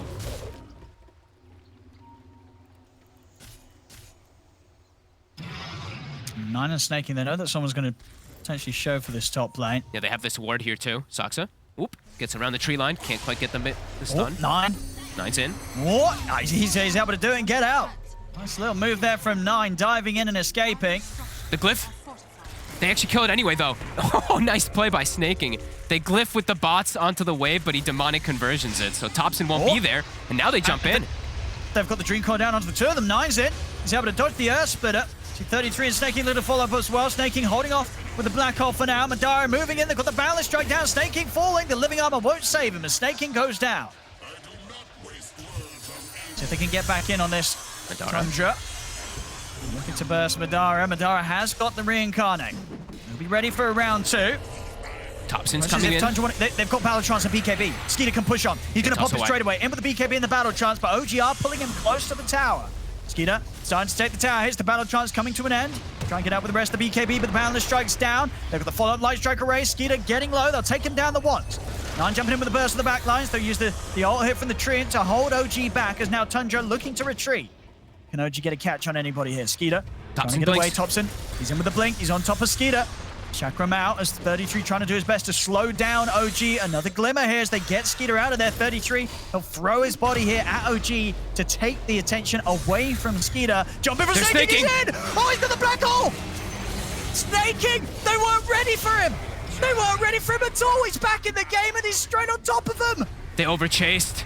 Tundra wait for the timing of Snaking, and yeah, he gets a tip for that one. That blink. Oh, they weren't ready for that. They were not ready for that at all. And the way it all leads off. Comes over from the tower, and that's it. 3 dead. Bloodstone heal paying off too for 33. That was beautiful disconnect there from Tundra. I mean, they played that so yeah, it's just sort of they're full bait there as they drag him back into the combo. Back over in the mid lane, Saxa. He's going to die solo to 9. 9 playing him behind the tower. He's got an Arcane and a Dream Coil. He's going to look to try and get another one here as he plays on aggressive towards No Tail. He's diving in. He's going to be able to get another one here. 9 with the double as Tundra.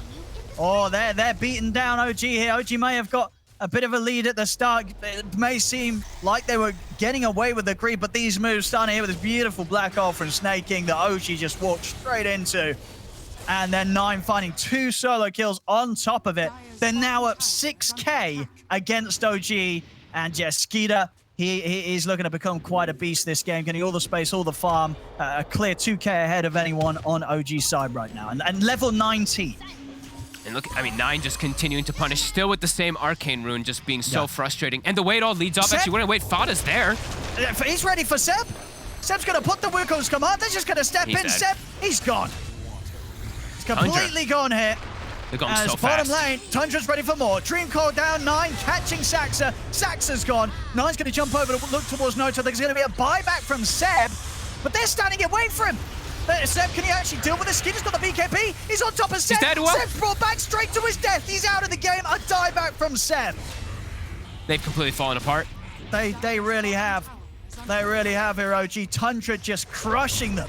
And just outnumbering them constantly. Like, you know, this is going back a few minutes now, but the way that they did that, you know, the glyph comes out from OG to bait the TP Topson in the demonic curve conversion to cancel it, and then they just continue to bring the numbers, and OG, they can't handle it. They can't, and Seb, Seb's just dying far too many times here. You know, in a game as important as it is, where you make sort of this risk, this change up, right, where Seb says, you know, I'm going to take the priority, I'll go in the safe lane, have the favorable lane. He can't afford to be dying like this. You know, it is effectively your carry that's just losing their life each and every time here now. And those few missteps from OG, really, like the top one where Seb dies and then the bottom where they lose 3 heroes as well, it snowballed out of control there from them. Tundra completely took advantage of it. Yeah, they and did. now 9, he busts out a full Kaya Sange. So now the Tiny's game is pretty impossible for you to actually go for any targets. They're all too tanky. He's got the coil up in a second as well. They've got to be a little careful in 9. He's going to get the coil down onto the 2 of them. Tundra's heading over. Seb will be back up in 10 seconds, and OG do have TP, so they'll be able to turn up to this fight. Tundra won't be able to capitalize on the Dream Core this time round. They'll back away.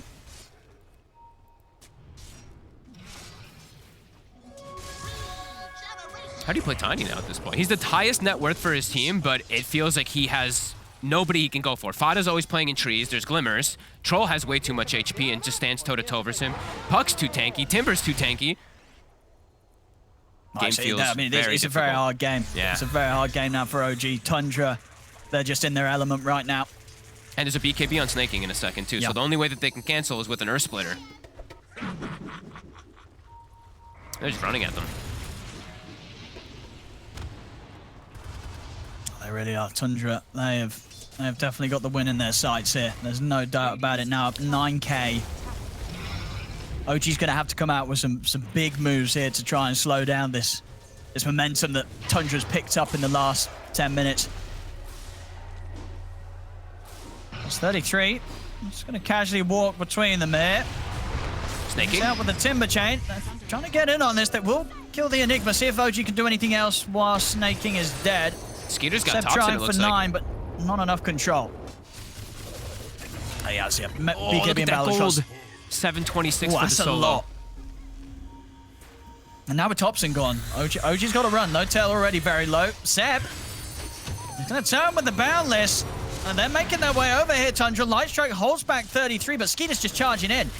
So it's 33, trying to close the gap here with the Timber Chain. Seb's able to jump to the sides to safety. Sacks up, forced back underneath his tower. Skeeter can find any of the targets here. They are splitting up here, OG, but 33, he'll find him with the Chakram. Cuts down the trees, cuts down Saxa. Fada. Get another. We'll lose Fada for it, though. Gets left behind as Madara, Seb, and No Tail will manage to deal with him.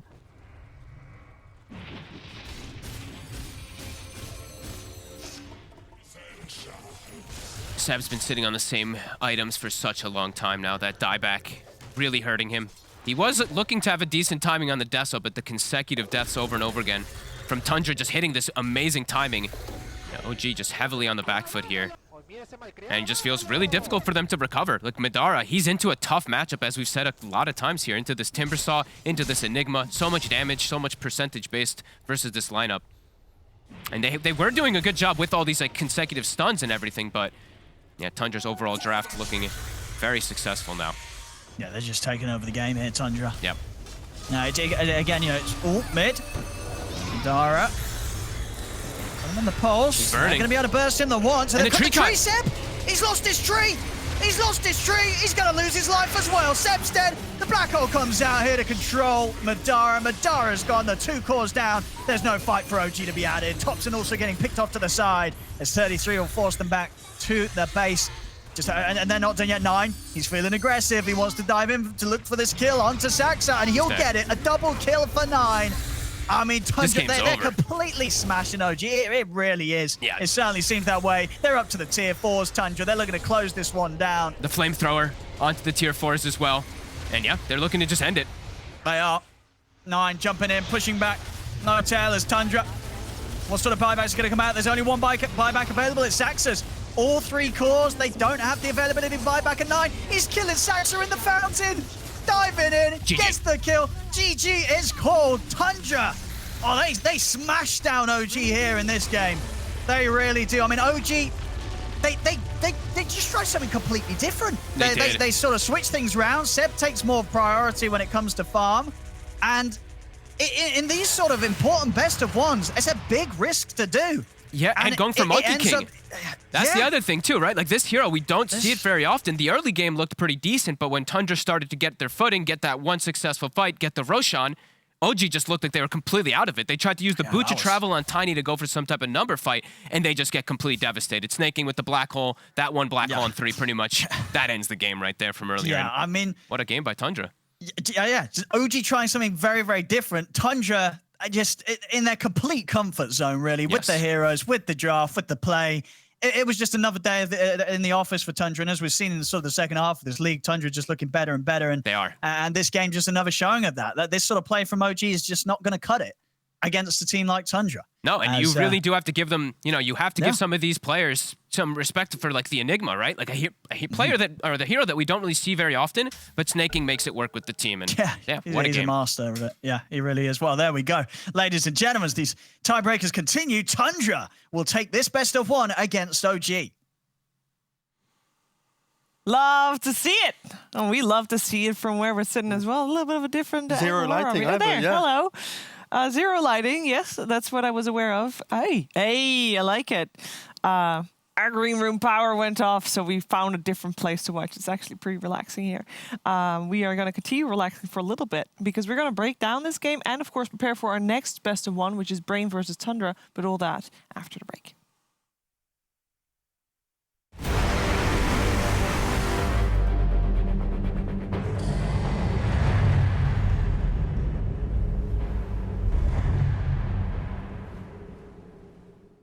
My name is Jordan Gilbert, aka Nothing. Hi, my name is Sue Lee. My handle is Smix. I think it's important for these initiatives to happen. Empathy really, really goes a long way, and it always means so much to us, and I think that's where initiatives like this really help. I encourage everyone in the community, anytime they see bullying, anytime they see someone getting called names, I encourage you to step up and say something. Good luck, have fun. Good luck, have fun.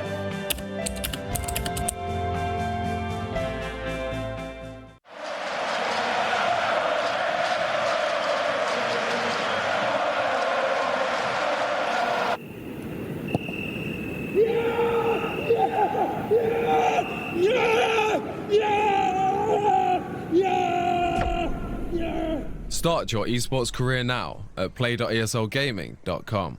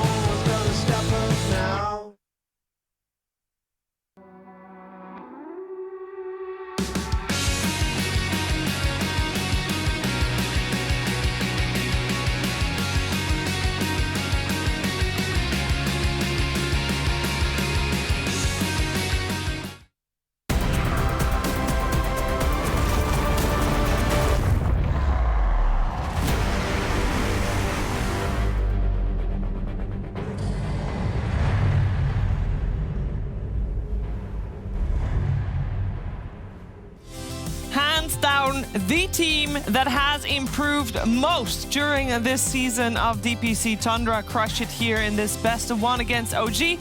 And they get another one of these top-tier black holes. And obviously, credit to Tundra for getting that black hole, but it felt very reminiscent to the same thing that happened in their series earlier this season, where, of course, it also was a 4-man black hole. It was both times OG oblivious to their positioning on a pathway where Tundra was on the ball, got the black hole. I don't think it would have had a different result if they didn't find that black hole, though, because Tundra at that point was already very far ahead here with T and Fogged. And I mean, sure, OG looked like they were doing a little bit better, but T, you said if they were to do well, they would have to be ahead in the first 10 minutes, and the game was even at that point. Yeah, they were ahead. They, of course, during the cast, they mentioned the idea of maybe the Monkey King going for like a carry style of build. He opted to go for more like aura and enabling, and then you have Wraith King kind of doing the same thing, and they collapsed them up really well. Just the issue was they're running into that eventual timer of, oh wait, there's a black hole threat. How do we deal with that? And I think, yeah, you worded it kind of well, which was OG's playstyle is very aggressive, is very in your face, but sometimes they get carried away with how are they winning, you know, the 13th fight of that one engagement, and eventually the black hole comes into play. So they're gonna, you know, the fight's gonna move, and there's all these little choke points, I guess, on the map, Fogged, and this was a choke point, and Snake King's like, wait a second, this is mine. That's mine. Yeah, the beauty. That's why we call him the king. No, but honestly, like the overall draft, like that's why we were like siding with Tundra, just liking the way that it can work, and why like this Wraith King, the game just feels so difficult for you to do much of anything. Into so many percentage-based nukes. Just Tundra's draft, sure, they lacked some stuns, but once they get their 6s online, once they get tanky enough, the over chase from OG punishes them. Yeah, I was gonna say I honestly thought the Tiny would go for more of a kind of enabling build rather than kind of bots. Yeah, I went Midas. Yeah. Very greedy. I don't mind the greed against Enigma, but as long as it's Monkey Tiny, if you're all subscribing to greed. When you're kind of half doing the greed, it falls a little bit flat. So yeah, it was a bit interesting take from OG in this game, but Tundra just playing really well. Yeah, interesting take from OG. We're going to listen to the take from Purge on Lina. Thanks, guys. Lina 4 is a great laning hero, but also a great disable follow-up hero. It's so good if your allies have a lot of initiation stuns for you to follow up with a stun. That way, it gives you better chances of securing kills. And Light Strike Array is a really low cooldown once you max it out. It's only like a 7-second cooldown, so you can stun for like 2.5 seconds every 7. So if you can just stay in the fight, it's really, really good for your team. But what 9 did really good this game was punishing Lina consistently, whether that was split pushing out or getting other stuff done. And even though he does die in this case, it's kind of a sign for things to come throughout the game. Sox have put a lot of pressure, or a lot of focus into pressuring outside lanes. This is maybe one of his more aggressive moves when he's still feeling a little bit better about his net worth. The overgrowth here is going to put him in a bit of a bad spot, but the cores on the enemy team are always targeting him, trying to take him down, because if there are disable follow-ups, it just makes the cores' lives so much easier here. In the top fight, similar situation. Monkey King gets killed first. Soxer runs for his life at high movement speed, but he still gets cleaned up consistently. And this is getting him further and further behind in net worth. He also, if you look at his item build, he won an Aether Lens, and he's going for Ags afterwards, then Glimmer Cape. I can't help but just think, if he had a Glimmer Cape in a lot of these mid-game fights, he would have survived a lot longer. Here he is getting ganked by 2 heroes. They did potentially have detection here, but they kill him almost instantly. And then when this long fight ends up happening, he eventually respawns. Fight's still pretty even. They're looking to go in, but watch how he plays in the engagement. He has to sit really, really far back, knowing that Puck is aiming for him the whole time. He sits really, really far back, but he will move forward up occasionally, land stuns, but as soon as he does, 9 goes from on the back line. And now that his HP is a bit lower, watch how he has to play the rest of this fight. This is that big fight where there was that huge black hole hitting 3 people, but he basically just has to sit by the tier 2. He's hiding back here on the map. He doesn't even feel comfortable coming out with his team because he doesn't have personal survivability. In fact, Puck's already left. He TP back home, but Sox is still hanging out over by the tier 2, still afraid to impact. And if he actually was playing in this fight, the disables on these cores would have happened much closer to the small camp. It would have taken longer for Snake King to get here, and maybe they would have not lost this team fight so badly when the black hole came out, if Lina was able to remain on pressure.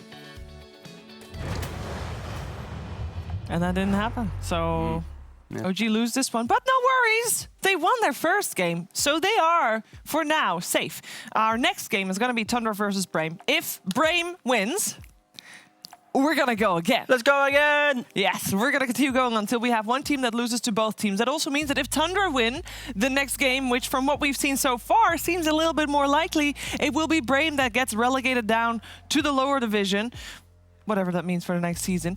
And that means that Tundra will take 5th place, therefore more money and a little bit of DPC points, even though it doesn't really matter anymore for the amount of points they have so far, but definitely a little bit of pride of honor there.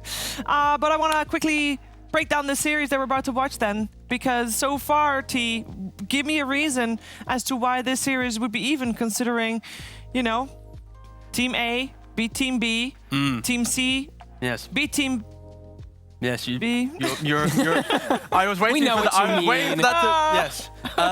I'm a little bit worried for Brame that the series is going to be not as even. Because Brame emulates OG in playstyle of aggression. And then Tundra is kind of like the anti-aggressive team in how they just beat OG. Yes. So I feel like Brame needs to maybe tone it down a little bit from their first game against OG, have maybe the same style but new elements, and then they can go play into Tundra. Because right now, if they go perfectly, like Tundra's game versus Brame's game, Tundra's going to come out on top like 7 out of 10 times just with draft alone. That's why I really like watching. That's why I was mentioning in the pre-panel thing where it's like Tundra's a really brain team. That's why I was kind of like, maybe you looked at me a little bit confused, but that's the kind of thing, because you look at their draft and you're like, this looks kind of weird, but when you put it all together, it's got this beautiful combination of being able to just break another team's aggression. So finesse is definitely the key word to be watching for them, as we see finesse from the king. The team with finesse versus the barbaric team. Yeah, that's what you call Brame as well. So we're going to is. find out who's going to take that game. We are very close to having that draft for our third best of one coming towards you. So stay tuned. We'll be right back after the break.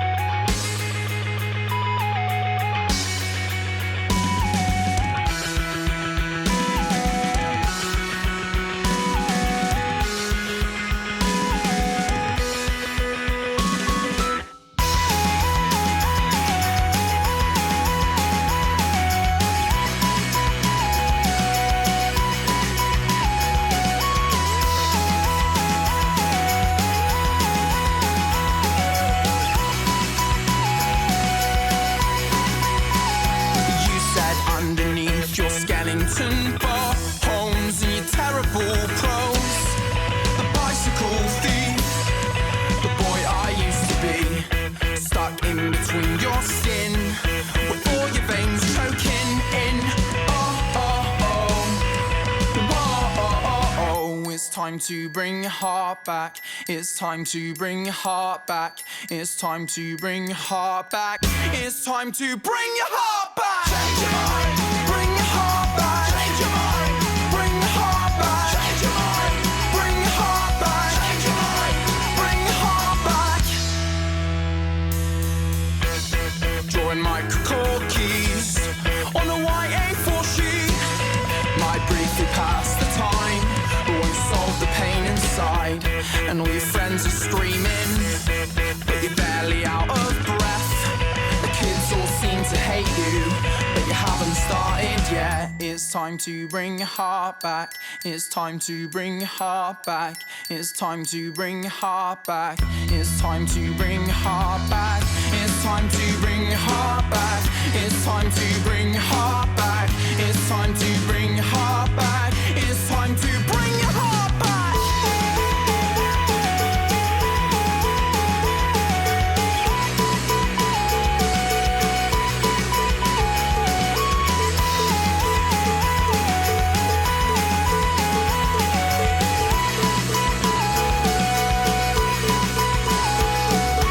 Beat young heartbeat. Beat young heartbeat. Beat young heartbeat. Beat young heartbeat. Beat young heartbeat. Beat young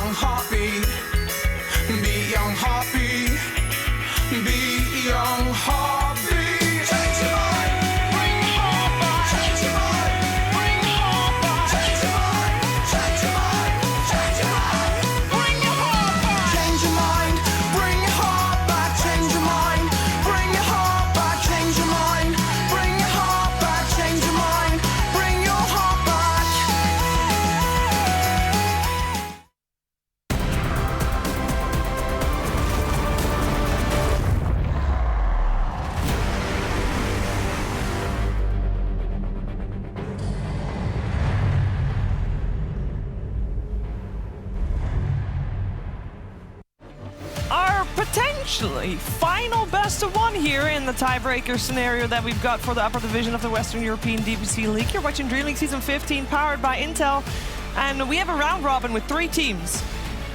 OG has already played 2 games, and our final game will be between Tundra and Brame. Tundra lost to OG. Tundra won for OG, and Brame lost to OG. You know what it's like. And that means that if Tundra wins here, then we're done. And we can go home. We would know that Brame is eliminated. And we would know that Tundra is 5th place.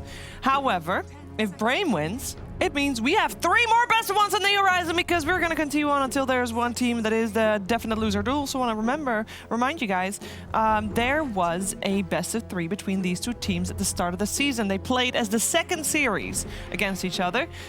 It was 2-0 for Brame, quite convincingly, actually. That being said, as said in the previous panel, Tundra has drastically improved. Yeah. Also, the totally patch has team. changed. The patch has changed, absolutely. That second game they played, it was the Beastmaster Ags timing. It was also the PL. Oh, yeah. You're and it was like ET, Skyraft, Beastmaster, and then a PL came in at the end. It was filth, that draft. I really think that Tundra looks, honestly, like every single one of their players. Actually, no, 33 still looks the same because he's always been that like pretty reliable guy. But like Skeeter for me is unbelievably improved. Every game I'm watching him, before I was like, man, I don't know why teams are actually picking up Skeeter so much. He's really struggling. He's very like straightforward with his playstyle, very one-dimensional. But lately, he's been super impressive for me. He barely makes mistakes as these carries, and he goes for greedy routes, and it works most of the games too. Yeah, I'm really liking the way Tundra is looking, and let's see what Brame can do if they can sub him up. They should be able to get their Willow, or yeah, probably the Willow at least for the side of Brame if they want to go down that route. But Tundra, they're gonna get their AA. Good old AA. Yep, anti-carry. This time they've already banned out the Ench, so you're not going to have the Ench +1 combo. This is that level up book top, aka Victor, standing ominously at the entrance to Brame's draft. That's kind of spooky. He's really cheering him on, though. All right. Oh, you guys starting? All right, you got this. Don't worry. All right, well. Break on 3. That's cool, though. I like seeing teams support each other. That's cute. All right. Anyways, Brame, you got to pick 2 heroes that lane into AA. AA is a very good hero to play off of range in laning phase. So I love seeing Miranas, Linas. Is Willow no longer an option now? It still can be. I think the thing we're questioning is, do we take the Tiny? Right? Yeah. Like, does Wish want to play the same hero as he played last time, or do we want to give up the combo for them if they do want to draft it, or do you want to go for the Wraith King or the Sven so you deny the lane combo? I think there's a couple things that are going into debate there for them, because they could just go for Wraith King Willow, and then it gives away the Tiny, but then they have good ways to counteract it in a way. So I feel like Brame has a couple different approaches that they can do based on their previous style of drafting. Oh, they go for the Lina. Okay. There we go. They go for more of a laning matchup. Of course, the second pick as well, so we get to use that great buzzword, flexibility. Oh, that is different. So they're going to just counteract the Oracle, or the AA with an Oracle. Both in the game and then potentially the lane as well. And maybe that's also one to cover versus Tiny. It can be hard to not use your ult every time on it, but you can click Portrait. I think that's something that people always forget. Portrait is broken. Clicking is broken. When you can Fate's Edict a teammate that's tossed up in the air getting comboed, and you nullify all the damage from the magical, it's beautiful. So, and it's very important because it's tough to target heroes that are tossed. And to be very clear, it's impossible. It's impossible to target. When we say portrait, we mean on the top bar, the hero portraits, the pictures, you can click on that for certain spells to actually cast them, if they're, of course, in range. I think it works with Grave as well, right? Yeah, it works with all spells and all abilities, as far as I know. Well, pretty cool. All defensive. Defensive. Can you can't use it force staff aggressive. people? Yes, you can force staff people. Very useful when you're playing with like illusion teammates who have everything stacked up. You can solo crest force, etc. to guard them. Also, what you can do is in Dota you can set binds to heroes based on the color that they're in the lobby. Yes. So you can just double click that bind and then click the actual portrait on their like health bar. How much do people actually use that? I mean, it's very underrated. It's very underutilized. I've never actually heard of people using it much. In pubs, not so much, but in pro games, when everyone always has the same slot, it can get pretty good. They go for the puck. Yeah. Okay, so they go for puck and they instantly ban Wish TA. Very appropriate, as we've seen him dominate games by himself. On the other side, we're seeing the Veno taken out, so that pesky AA Veno combo. If I was Tundra, though, I'd be going TA, DK, DP as your bans. If you're going for puck mid, the way that Brame plays around, just pressure. And also you have to think about Brame is a lower division team which was so happy to go for the big counter to DP. Yes. Puck, sorry. Yeah. I think that can be really nice. You do have the AA versus the DP, but there's an Oracle, so it can go both ways. So if you want to cover yourself straight up there, that's fine. But I think with like Lina, I feel like Death Prop, these squishier heroes look a little awkward if they do put in the mid lane. So I think DK actually looks pretty good if they do want to go for it, but it's also into AA, so it's scary. This is the fastest second ban phase that we've had the entire season, I want to say. They just want to play Dota, Picking up the pace. So they take, there's a bit of a deny pick and also just works well with their draft also, the Sven. Now you have a setup for the Lina in the lane. Do you want to have a pos 4 that also has a little bit of catcher? So like the Clockwork or another one of the meaty guys? Or are you playing more on, do you think, ranged? There's a lot of those three bans are snaking bans, by the way. Yeah, the Veno, the Enigma, and the Titan. Yeah, they actually just banned out snaking. My brain was like, there's off lanes, but no, right, no, those are snakings. Yeah. I would like some reach. I definitely would. We've seen Snake play the. We've seen him play the Clockwork once. I don't know if he plays the Earth Spirit. Let me check. He has played Clockwork versus Secret. There you go. Let's see what's still in the pool. He's played Wyvern.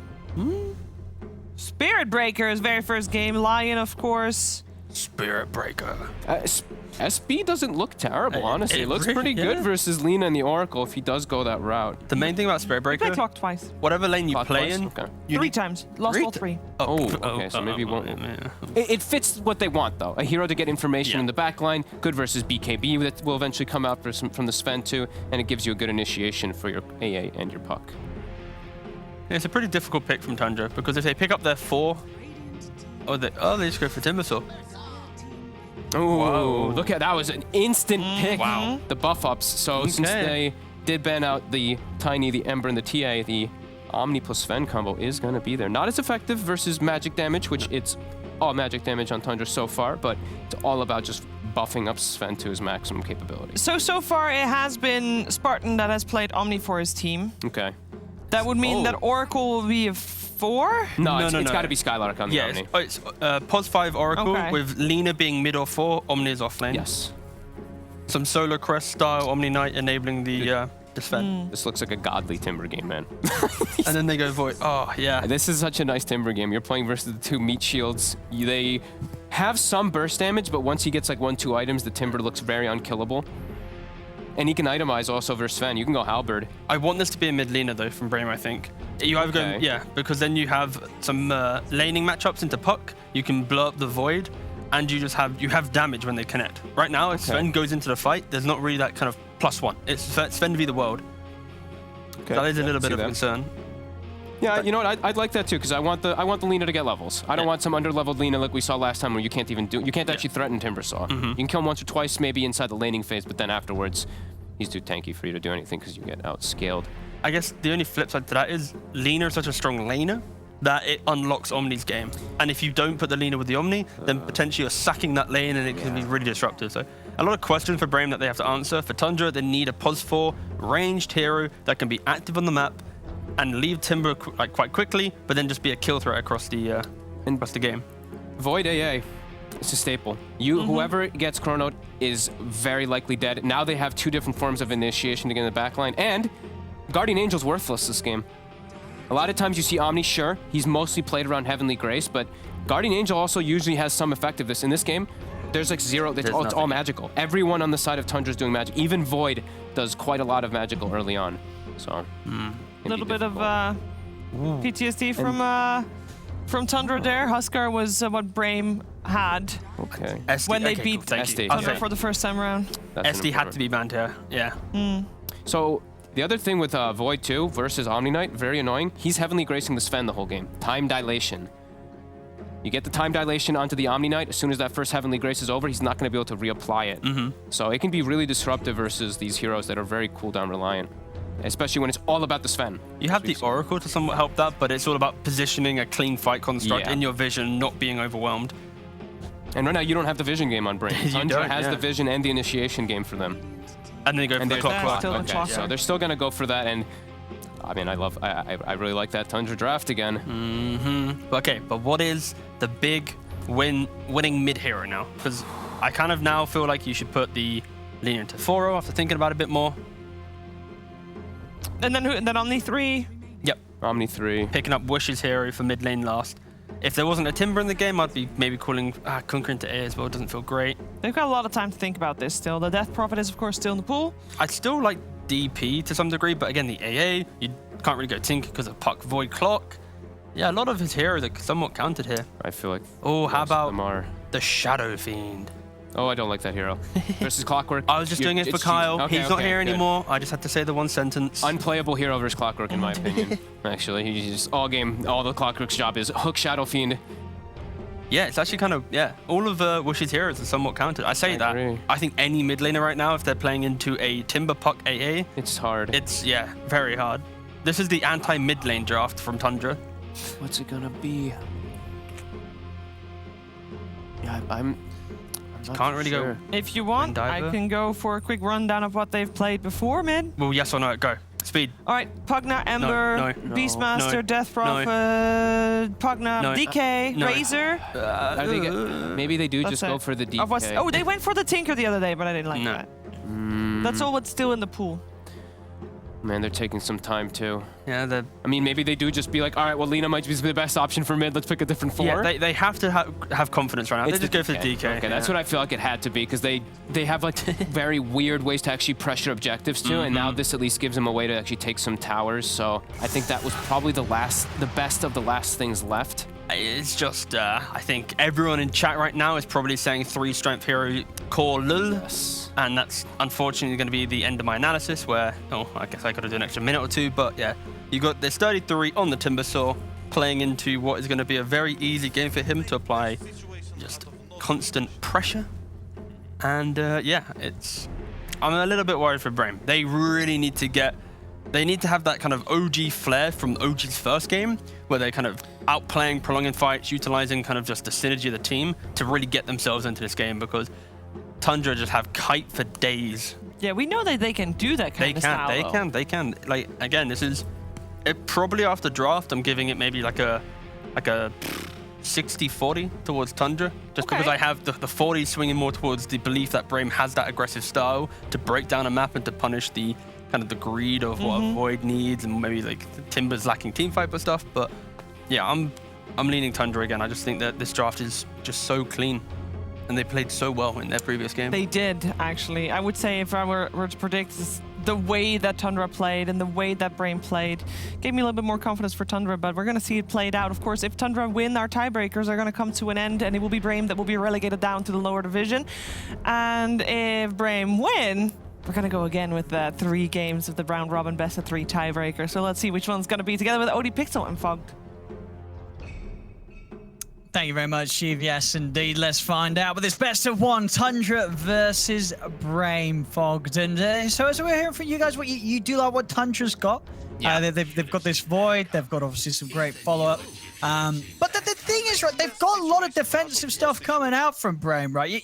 These Chronos aren't going to be too easy against things like GA and False Promise. There's definitely ways to mess with the Void. Oh, I don't see GA doing anything this game, though. It's all magic damage to follow up. Sure, everything else is just going to blow him up. Yeah. You know, a lot of the times we see the Omni in particular, he's picked like 90% of the time versus like Magnus, or he's just paired with that Sven, but I can see why they want to go for that amplifying, but there's just so much damage that I feel like Tundra has to just go right through it. And even time dilation is very frustrating for an Omni Knight to play against, because you're never heavily gracing yourself. You're always heavily gracing the Sven. You have to rely on your Oracle to dispel it off of you so you can keep applying it. I think the good thing that they do have going for them is the DK, the pressure that he's going to be able to apply on buildings, because it is a bit of greed that Tundra does have on the draft with the Void. But yeah, I really do like the way that Tundra set themselves up this time around. All right, fair enough. I mean, I got to be honest. I'm looking at this game, and for me, I feel like this is not a good Void game. Okay. I would not want to play it. So we'll see. Because I'm looking at this, I just feel there's too many saves, and the heroes are too tanky on Brame. I don't think the Chrono. It's going to be easy to do things with the Chrono. So it'll be interesting to see which way it does play out. But I don't think it's an easy game for Skeeter. Well, we'll see. Okay.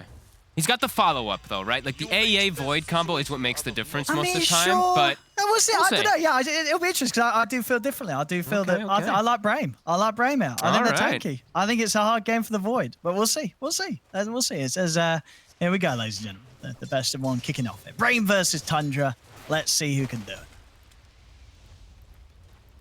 Let's see what these lanes are going to be able to do as well. As we see bottom, 33's already got the chain skilled up. Fada already catching a stun. Very deep forward himself. Damage. Yeah, very nice damage. Forced to salve right away. Looking at some of these other lanes. I mean, is there going to be any issue? I mean, mid lane, DK is going to do pretty well against the puck, right? Like, you can out CS the puck. Yeah, definitely. That damage reduction is really frustrating, but Puck always has the orb to be able to CS with too. But yeah, Wish should have a good time there. And bottom, they're already putting a lot of pressure onto 33. He's dead. Got him. That's first blood for Brame. Very nice. He started low, because that early level 1 that they went onto him, he actually was half HP when he gets to the lane. So they just immediately start spamming spells onto him. Nicely done from Brame. Snaking, he's pulling waves. So he doesn't actually miss out on much experience from that Timber Saw, but at the same time too, we see Focus doing the exact same thing, and Focus is going to deny a whole wave. That Sven does have, what, 4 melee creeps plus a range creep to kill all of his creeps.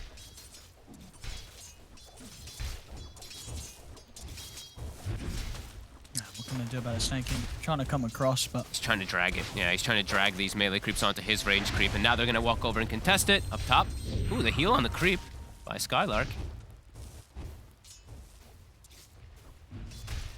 And 33 does hit level 2 now anyway. But does give the first blood, so, and it was, who actually got the kill? So it was Focus who got that first blood. Yeah, Focus got it, yes. Very important. Gets the stick right away in the lane, or the full wand, that is.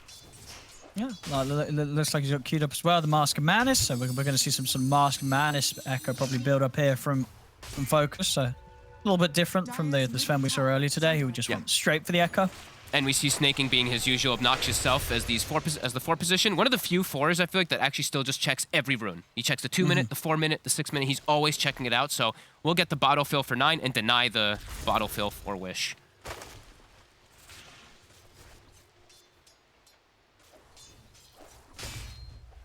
And Sven is getting this full free farm because they've had to go for the Timber Chain level 1. They can't actually apply the pressure, and the damage that comes out between the two is very high, the Oracle and the Sven, especially when they hit 3. I see Focus is saving skill points too, just waiting to see which ones he does need. If he starts to get pressured in lane, he can skill himself a couple more points in stun. Snaking, just blocking camps and just unable to really pressure the lane much at all. And Void is suffering here in the lane, up top. Yeah, I mean, yeah, just any of those times that you're having to farm against the leaner, it's not going to be a huge amount of fun. They're going to try and do something about Shamana, though. So bringing Snaking in as well. They can close in onto Shamana, they can't. Nope. So he's going to happily walk that off, and a fair bit of time spent there. So the 3 of Tundra try and push Shamana all the way back. And bottom, we see 33 gets raindrop. Should be just fine down here by himself. He's going to be missing out on some farm, but we'll be able to get that solo experience, and he knows that he can survive. So Focus, he just puts 2 points in Greater Cleave. Snaking, really trying to get on top of one of these 2 heroes.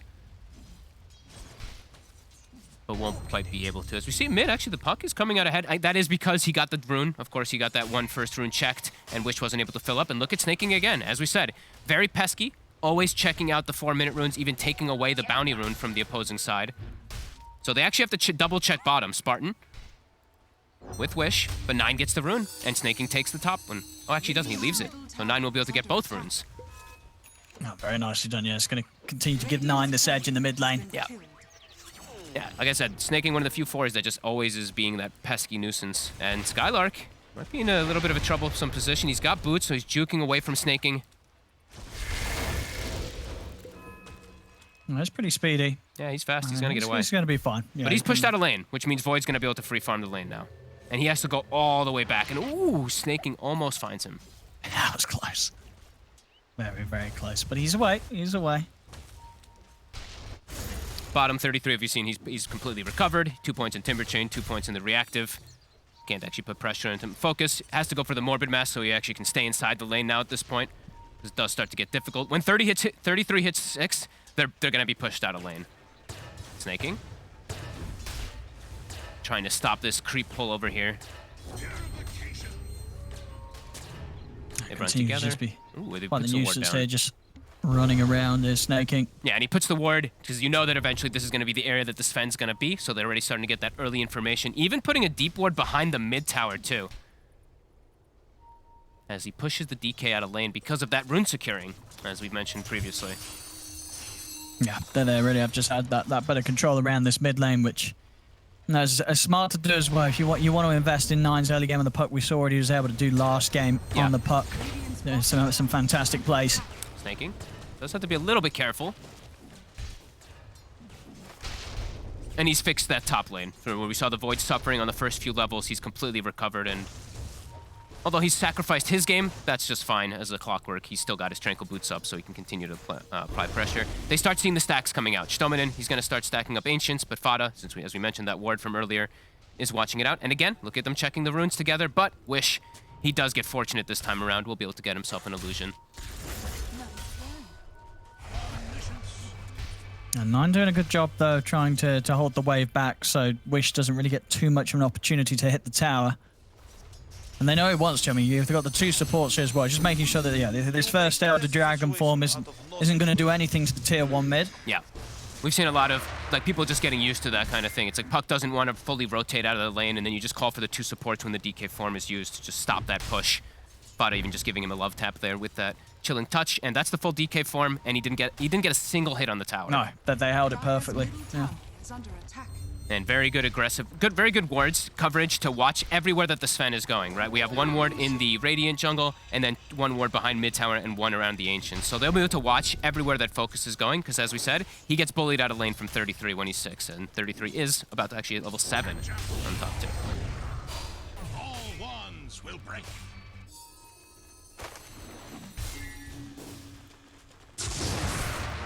For Brame as well, it is always going to be hard to make a move onto Skeeter, I guess. Yeah. Because this DK is not going to really look to rotate. So when it comes to actually getting the catch onto the Void, it's going to be difficult. So Skeeter should have a pretty free game when it comes to farming. I mean, obviously for Brame, there is more potential for Tundra to make moves on them. 9 with the Dream Coil. They've got to be prepared for those early movements from this puck. Yeah, and they can't. 9. If you get too aggressive on the side of Brame too, you just can't counter-initiate it on, right? There's a you get Chrono punished, and a Coil. These two abilities are just fantastic to counter-initiate on, and yeah, it is tough for them to punish and slow down the Void. While we do see like the Sven, they've got coverage, they've got ward coverage to at least watch where he is farming. As Stominen continued to stack, Snaking watching it, potentially actually going for him here too. The Ancients are actually hitting Stominen. Did enough damage. He's got the Skylark.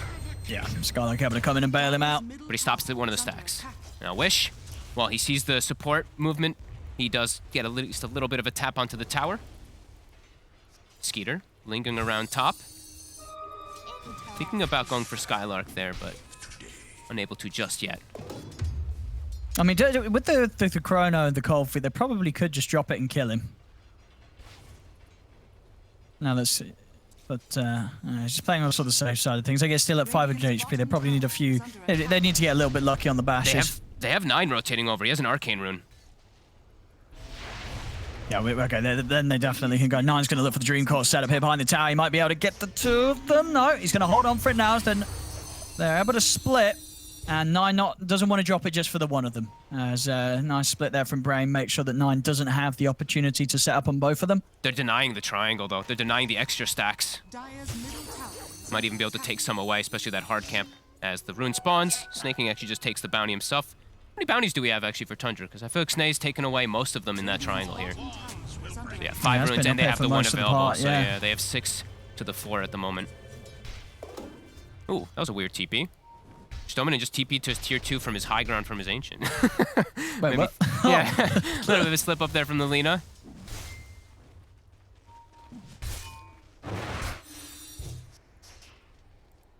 Focus is the highest level and the highest farm in the game, though, so he's getting away with it. Yeah, 100 CS already here, 9.5 minutes in. Secondary ward placed behind tower. This sentry will take out the 1 ward, but the other ward is out of range of it, so they will still be able to watch the rotations that come in. Yeah, they're pinging it out right away. Snaking definitely saying how important that ward is. Level's a bit limited on the supports on the side of Tundra from the way that they did do like a tri-lane, Snaking only 3. We see Fata about to hit 5, but on the other side here, Oracle halfway to 6, Lina level 4, so a little bit ahead on the side of Brame. Radiant's bottom tower is under attack. At least in experience. Yeah, we have Wish going straight for the blink, of course, making sure that they have that ability to set up. Which they do need pretty greatly here as Focus will start clearing the stacks. well on his way to very good timing on the Mask of Madness Echo Saber this game. He's gonna have both. And with that, of course, that Heavenly Grace to buff him up too, he's gonna be very potent. Bottom tower gets taken out, 33, just continuing to play his own game. Ooh, he gets the tree. I haven't seen a Timber with the tree in a while, actually. The combos that you can do with the Timber tree and that Ironwood tree is pretty nice. Top. Focus is waiting in the wings. He's trying to get an opportunity, but it's hard to make this move as Brain. I mean, as you say, if you don't jump in, get the kill straight away, TPs are going to be coming in, and Tundra's going to be turning things around here. I say that though, mid lane, Dream Core is going to be dropped. They want to just go for Shamanan as he steps up. Quick kill onto the Lina. There's the space to keep pushing in onto the tier 1. They're the ones taking the towers with a Void versus a DK lineup. That is concerning for Brame. They're not able to actually pressure these towers whatsoever, because if Focus tries to top, he'll just get Chrono AA blasted and he's dead, especially now that they saw Skylark TP mid. Tundra just playing this early game, very, very smart again. Not a lot of kills, 1-1 here, 11 minutes in. Not a lot of action.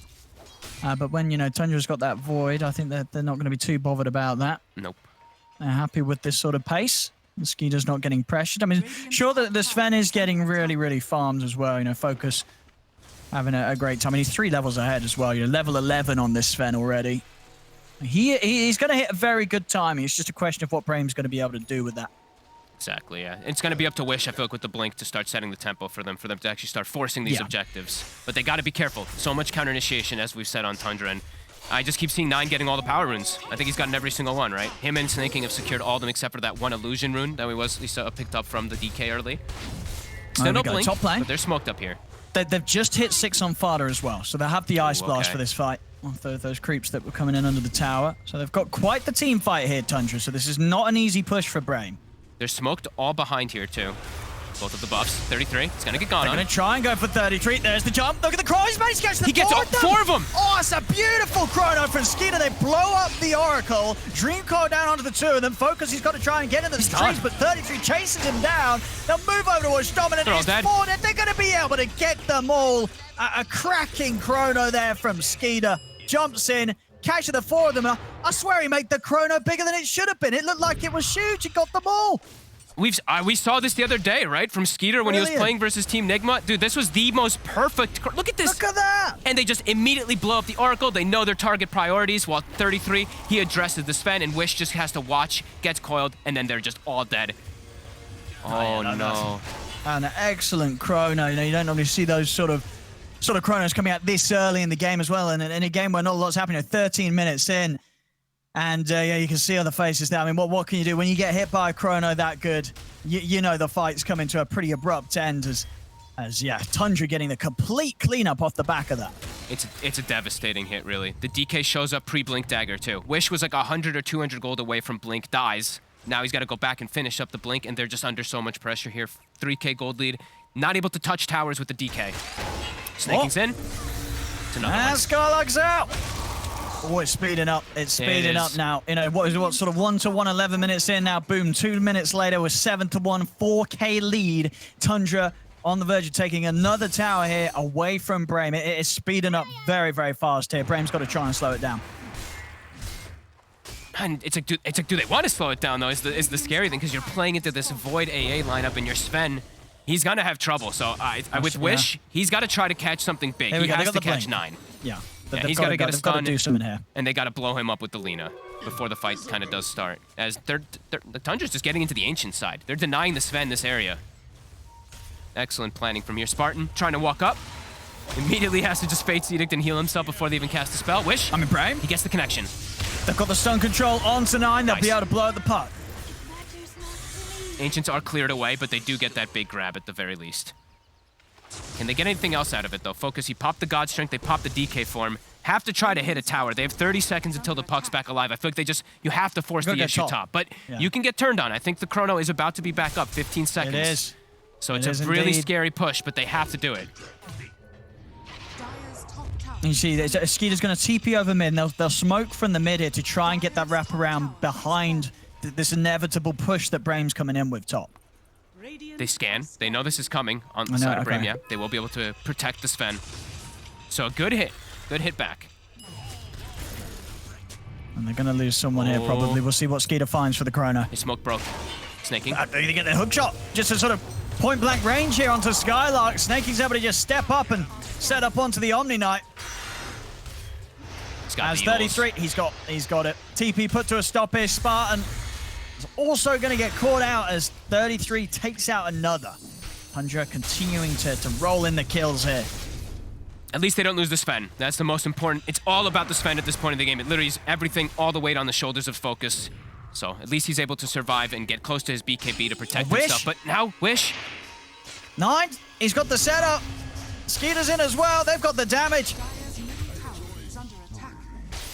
Tundra looking very, very good here. I mean, they looked at in that second half of the game against OG, and they're just continuing to keep at that level here. Tundra absolutely just looking to be one of the teams that's just impressed and improved the most over this season. You know, down in these all-important tiebreakers, they're just not messing around. Both of these games we're seeing just top stuff here from Tundra. Yeah, it really is just, it's smart understanding of what their lineup needs to do, right? Even just switching it up to do like the tri-lane top, they sacrificed the support game a little bit early, but they know why. Like, look at 33. His highest farmed hero on their team, and he was left alone bottom.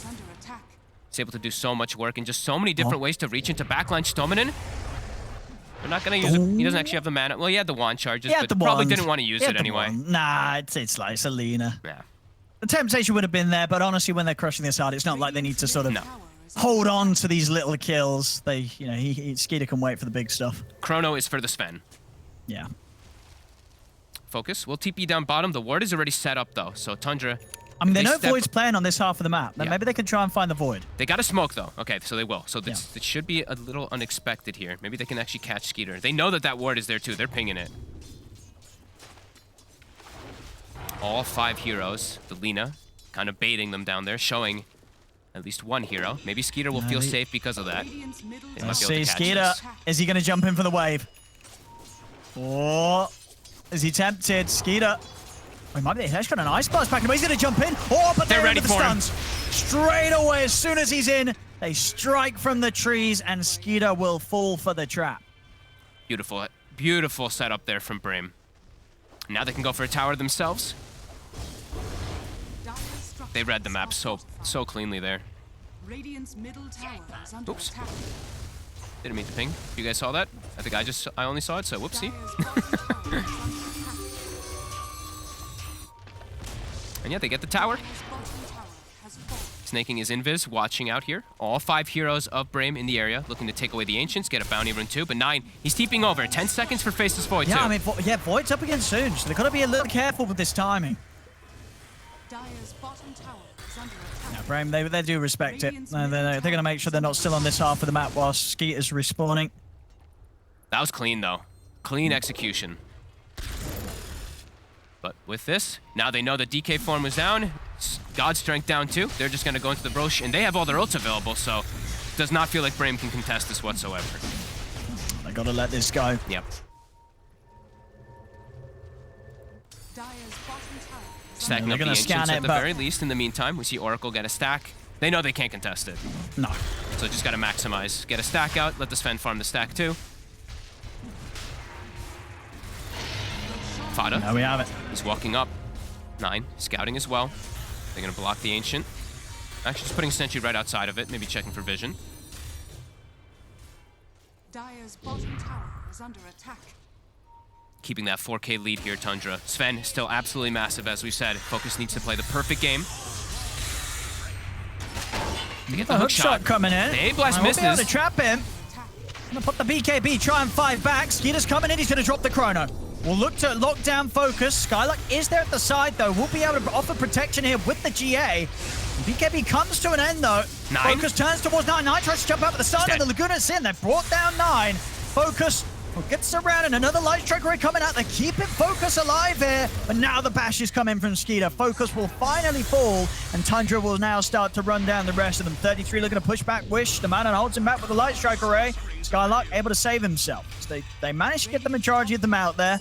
Tundra, they may lose 9, but they do get that big kill. They are able to take down Focus. And he did use God's Strength also right before he did die, so won't have that when he does come back up. And it looked a little scary for a second, the Chrono, not having the most damage since the A blast whiffed over it, didn't actually connect on top of that Sven, but overall, Tundra still comes out ahead because that's the only hero they need to kill. It's only the Sven. That's the only hero they really need to worry about at all, is snaking. Wish trying to punch back here. He's kind of tanky, though. There's an Ice Blast coming in as well, so yeah, they're not going to push it to this 9. No Dream Coil for 20 seconds still. Spartan's there as well.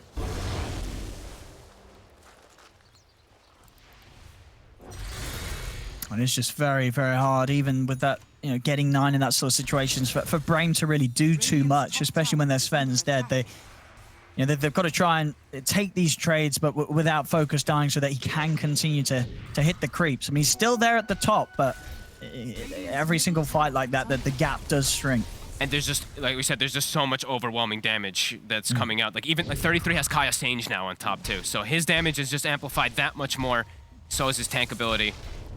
He's really been the problem. He's 3-1 and 4. He dies that one time in the laning phase, but besides that, his damage has been ridiculous in the fights. This Timbersaw is just shredding them. Shredding the Sven in particular. As soon as that BKB's gone, he just erases him.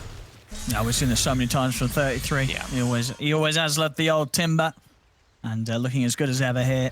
Bringing it out multiple times here with Tundra. Bottom lane, quick burst onto Fada, shows himself in the lane. Nice move. He'll delete the AA. Nine's got a DD, though. He'll strike back. Could we get some damage numbers here with this? when you got a chance, by the way, Mr. Ops? So we'd like to see. Yeah, Puck's still doing the most, but we see that Timber number 2. On top Spartan. He's not getting out of this. Another catch, another kill here for Tundra. 14-5, now 7k lead. And they're chasing. They've got a hookshot available. See if Snaking's able to find an angle. How long on Chrono? Chrono back up in 3 as well. Yeah, Focus has to get the hell out of there. They gotta run. They gotta run. Get out, get himself off to the other side of the map. Bottom lane 9.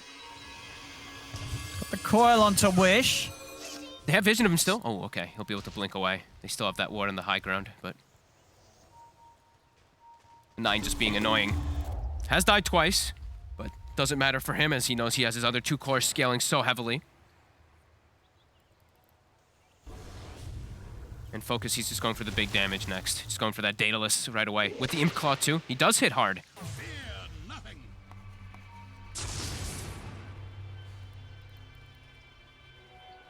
Age is still 1 minute and 10 seconds on Skeeter. Yeah, they'll want to do something with this. I mean, Skeeter.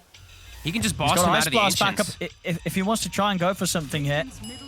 It's a bit deep. But he can just push the Sven out of the Ancient area, which is denying a lot of farm from Focus. Like, they're trapped in their base right now for the last, minute or so. So 8k lead for Tundra with the way that they're playing the map. And 33 takes a tower also during it. So already got the shard queued up. We saw how much damage he was able to do last time with it. With all the spell amp this time, too, it's going to be even more potent. And on to the next tier, too. Can't contest it either on the side of Brame. Wish has BKB, so he's a little bit safer inside of the fights, but... we see this Timber doing the most building damage.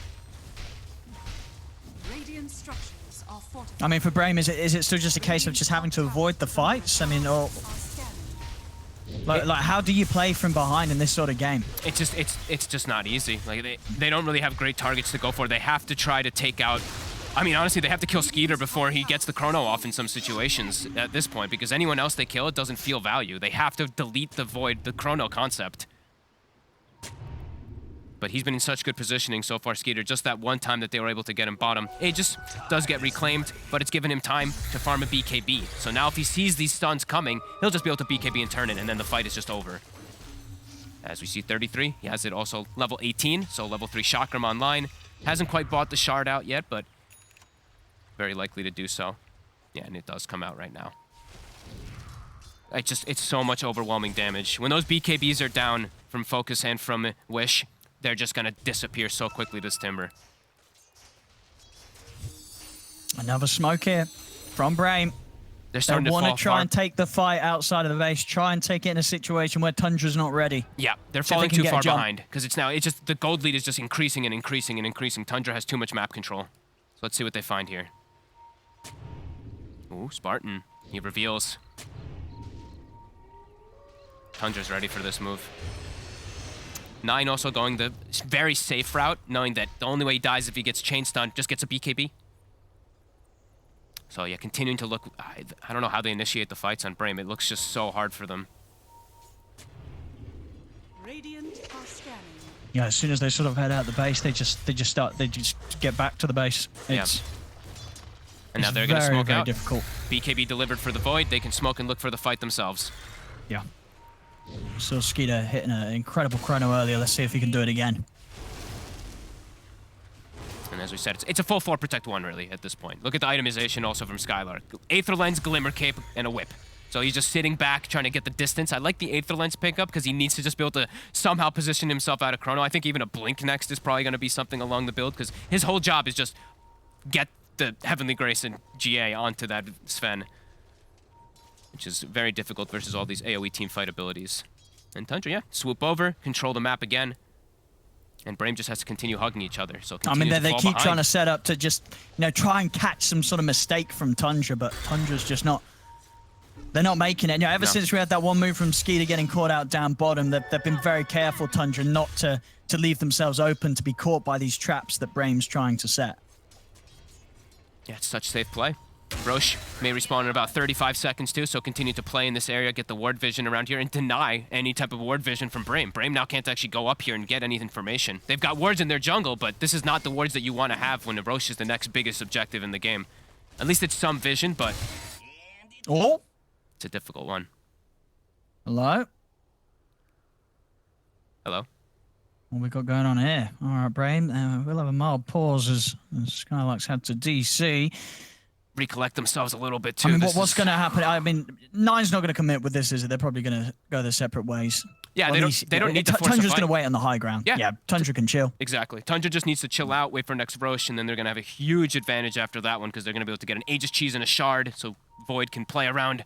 He can play aggressively and defensively with both Time Walks ins and, of course, that reverse Time Walk out. And then it's more initiation range, right? As they already have tons of ways to start the fights on Tundra.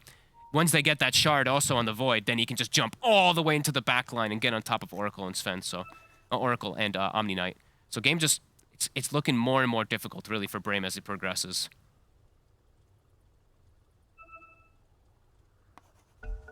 There we go. Let's see what the players hit. Tundra. Holding the high ground. Brame know where they are. Itemization on point so far for Tundra. I'd imagine 33 just goes for a Lotus Orb next. So, the way that you used to play versus the Sven, same similar kind of concept. Lotus Orb super effective.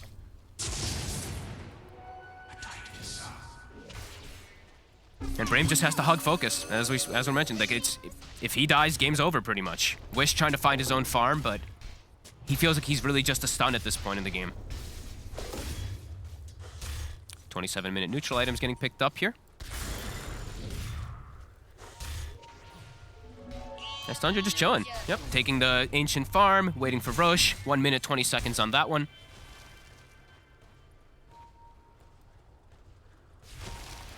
And Snaking even just farming out the other side, picking up the bounty runes. So scouting out the area. They even have a ward to cover their Ancient side too, just in case, to watch if the Sven does try to farm over there. So Tundra's just controlling the entire map. I mean, Brame's got nowhere to go. They got nowhere. Wish is pushing up bottom, but he sees an illusion of a clock, and he's like, oh, okay, it's an illusion. Very difficult game. Tundra just playing it patient, playing it cool. Cloak of Flames picked up for 33, even tankier. Very much one of these games where there's going to be one big hit from Tundra, and then the game's just going to be over. Exactly. And 33, he actually, okay, he's not even going to go to Lotus. He's just tanking up. If he gets hard, he's unkillable. So. All right, yeah. Sure. Yeah, I mean, he has a lot of luck, options, to be fair. He can go Halberd, he can go Lotus. There's a lot of good items that he can go for in this game versus this Sven at this point. Halberd maybe not as effective because there's so much status, but because of that Heavenly Grace, but yeah. Ceremonial Robe, nice pick up there too for Tundra. Really strong one with that puck. They will see 33 a bit far up. They're gonna go for him. They actually get him.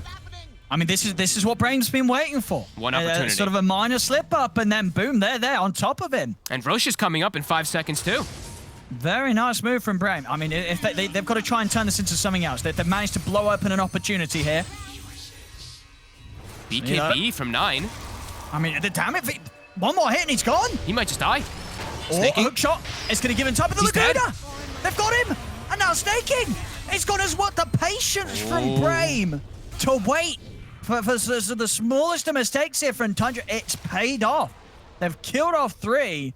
Brame holding on. I mean, they they found that opportunity, and they've worked wonders with it. And now he's got a Daedalus too on top. Yeah. He's gonna have his level 20 talent 2 in a second, and he did pick up an Orb of Destruction, so high burst damage coming out from the Sven. And Tundra, they Very slipped nice up. stuff. They're not gonna be able to get into the pit though. That's probably the best target, but they don't have God Strength, so it is still difficult for them to actually just straight commit. Because you can just still get Void Chronoed and then AA blasted. So it is gonna give time for Tundra to respawn. Good hit though. 33 has to give some respect to the damage that they have. He's gonna opt away from a heart. He's gonna go for Aeon Disc.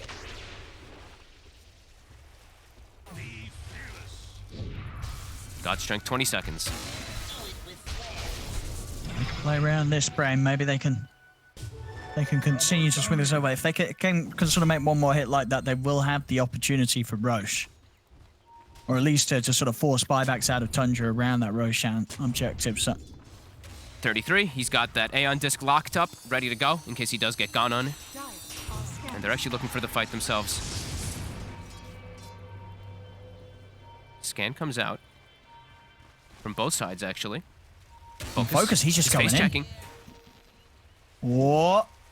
He's just ready to go in on the front here, Focus. See what they can do. Skeeter in the pit. Skeeter's going to start to go to work on Roche. Ooh, Mindbreaker.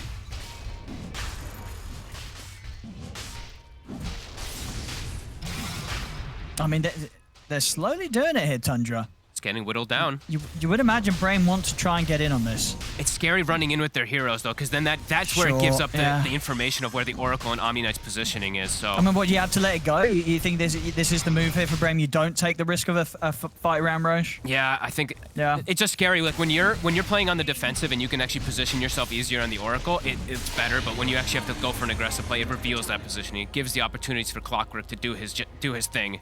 So yeah, they're gonna get that Shard, that Aegis, and that Cheese out now too. Skylark, he reveals himself with the Purification. Oh. Okay, he'll be okay, but that was a very bold one by him. Yeah, they can't afford for him to get caught outside of the base. They Nice to procced put Aeon. the Aeon Disc here, yeah, from 33, so that's down for 90 seconds. They're gonna take that outpost away. Looks like Tundra... They just left this one for a while here. Snaking now looks like he's going to. Okay. 3 parts toward that Aghanim also on this Clockwork, a really big one, as we know. Sven BKB is the most important thing for him, and lots of different cool tools for them to kite him out, especially when they do have that out. They're gonna smoke, though, trying to catch Tundra off guard, as Tundra is splitting up a lot. See what they can find. They also have the Orchid now, as well, on Wish.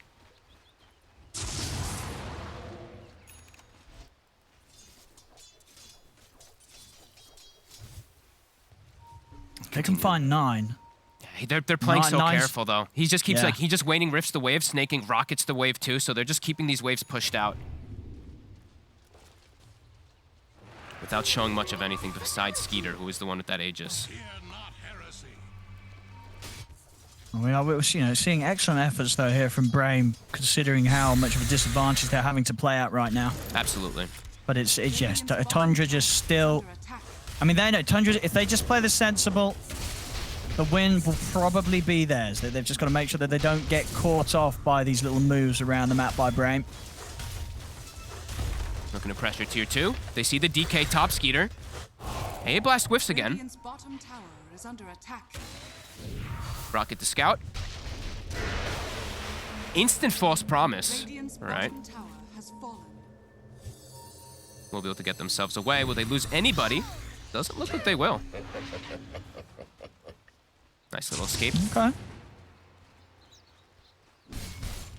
False promise, 70 seconds. Limited mana on Skeeter, but he's got clarities. He's bringing more as well. Always keeping himself on that mana pool.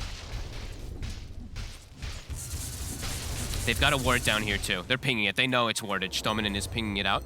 Right now, Tundra does have the information of where the Sven is. They took the outpost back.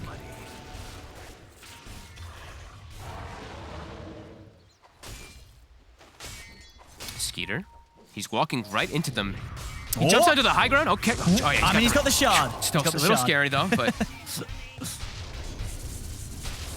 He's able to easily decliff himself. That chart is so frustrating. Takes the cooldown talent, of course, at level 22, so he can just play around it even nicer. He's got enough attack speed with the Mjolnir, with the Elven Tunic.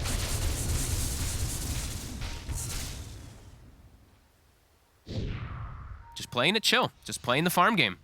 Going for that big scaling. They know that it's just the Sven. It's just the Sven who's scaling. DK starting to fall heavily off as he has been for the last 10 minutes or so, 15 minutes. Omni Knight's not scaling either. So they're just playing it cool. Radiant's middle tower is under attack. 33 has a full Shiva's just picked up, but they're going on him. Aeon Disc, it's there. We're going to see the wraparound at Skeeter. He's going to look towards Focus. Chrono's down. He's caught the two of them. Skylark's having to get the GA off, though. Stays out behind it all. Skeeter popping the BKB, trying to come in on, but wish with his own BKB will get out. They'll look towards Spartan in the trees. They'll bring down the Oracle. Jump forward from Skeeter. He wants to keep trying to chase on. Dream calls down onto the two of them. Skeeter will go for the easier kill. Turns his attention over towards Skylark. They bring down the Omni Knight. Hook shot in. They're looking for this fan. Focus. He's able to get the BKB off. He does. Skeeter's they're going to be able to bring down the once. There's the Aegis gone on Skeeter. Focus is going to have to look to reset back in the fountain, though, and 3 are dead on Brame. So and that's Tundra, the God Strength. They can push on. God Strength is down. Tundra not as reliant on Chronosphere to fight as much as Brame is as reliant on God Strength to do damage. 3 heroes dead as they try to make an aggressive move, get punished. Very likely to lose the Rex. Wish's Elder Dragon form also was used. Yeah, and even with that up, they just can't get in whilst they've not got the full squad up. No. They need the backup of Skylark. Tundra. They take the top racks. E-Blade done on 9. They'll move over towards the mid. 9, he's going to be able to set up on a Focus. Focus has tried to get in on this. He needs help, and he needs it now. He's coiled. Dream Coil's down. Focus, and he's gone. Does have buyback here. Skeeter in onto Spartan. Spartan, he does not have buyback. He's out for 45. Tundra pushing back the rest of the Brame straight towards the fountain. Buyback comes out. They get the stun. They got Skeeter. Big jump here onto the Void. They've taken out the Void. What more could they find here, Brame?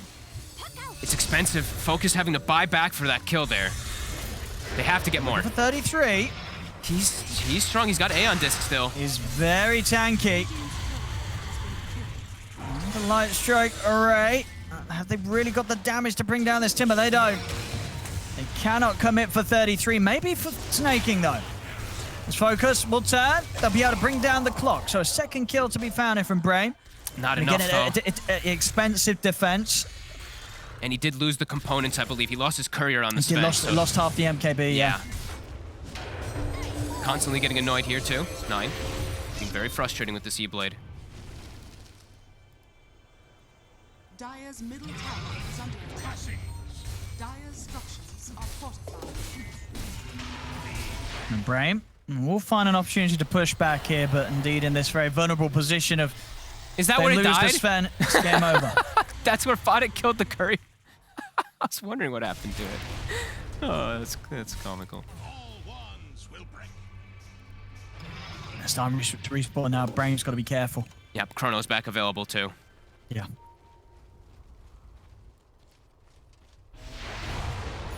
One more death on the Sven, and that'll be it for Brame. Have to be so careful to defend Focus. And his BK beats down to 7.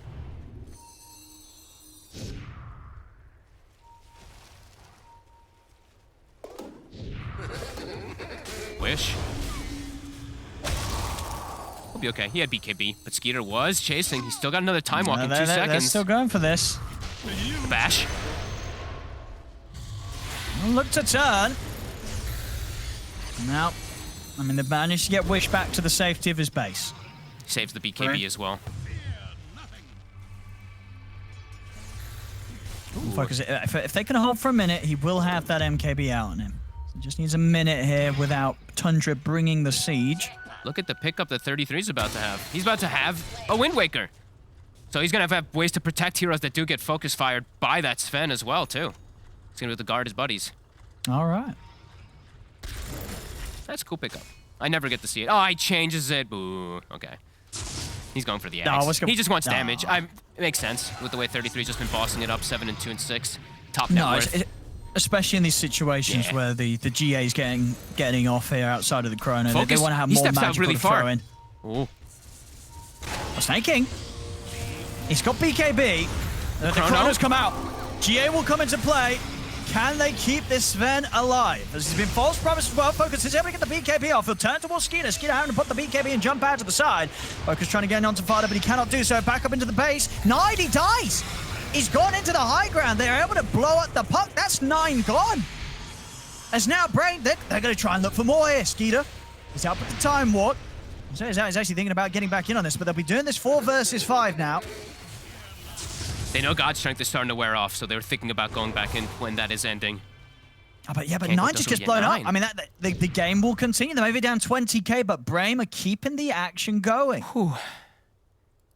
Yeah, decent. What the? I guess he might be like a robot or something in Spartan. I mean, he must have done it. Yeah, it must be like a robot. Yeah, we've all had that when one of our mates turns into an android. Spartan. Typical Spartan just typing ha ha ha in all chat. How did 9 get caught, actually? I didn't get to see it in the back. I was looking at the front. He's going right up. He goes right into the base. Oh. How does he No, it's not quite. Look, he orbs up to the high ground here. He just goes and then he's on the high ground, and suddenly he's around, and next thing he knows, he's dead. Okay. He's blown up. Storminen looks to catch a really nice stun, I guess, toward the tail end of that BKB. I'm gonna have to be a little more careful. You know, still they're 20k up, but it's not proving to be too easy for them to actually close up the game. No. Skeeter tries to go for the big play Chrono, catching the backlines. He only gets the Sven, so Omni Knight able to cast absolutely every single one of his spells. They're able to get that save off also from Spartan.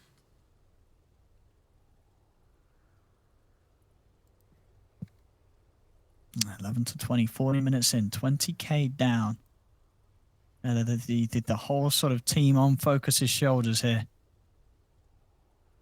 Not bad though. Like, keeping their cool in this type of game. Yeah. Where Tundra hit them so hard right at the start from that first team fight. This is quite impressive right now from Brame.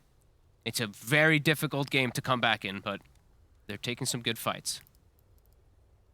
And they do have Storminen, who's been scaling. It's important to point out, he will have this humongous burst damage. Timeless Relic plus the Aghanims on him. He's been quietly farming up on the side.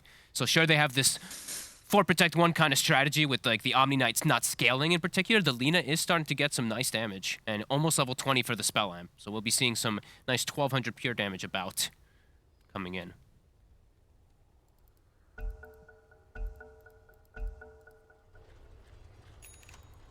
Let's see what they can do here. Whilst the puck's gone a minute, a small window of opportunity to maybe try and strike. 2 minutes on Roche as well, too. Ooh, guess they're having some big problems with the mic, so. What? What? Beautiful. Spartan. I guess he just, yeah. Gotta love him. What a nice lad. Like, look, they tip him. They're like, oh, they might be AFK. Yeah, he's like, I don't want to take advantage of anything here. You know, this is a fair game here.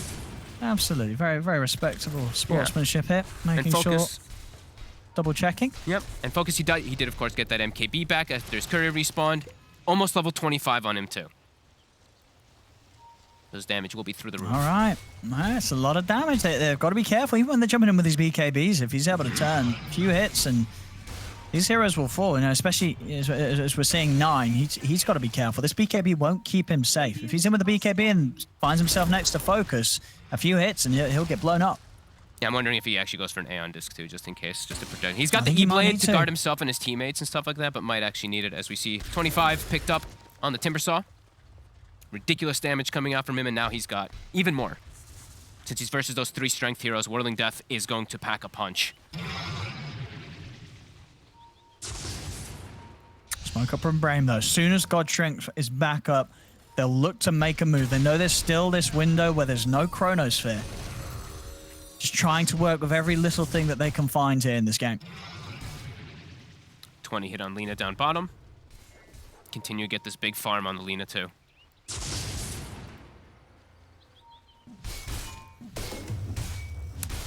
Good pick up there. Spell Prism. Penta Edge also. Penta More Edge. damage for Focus. Very nice. Here for Focus. Yep.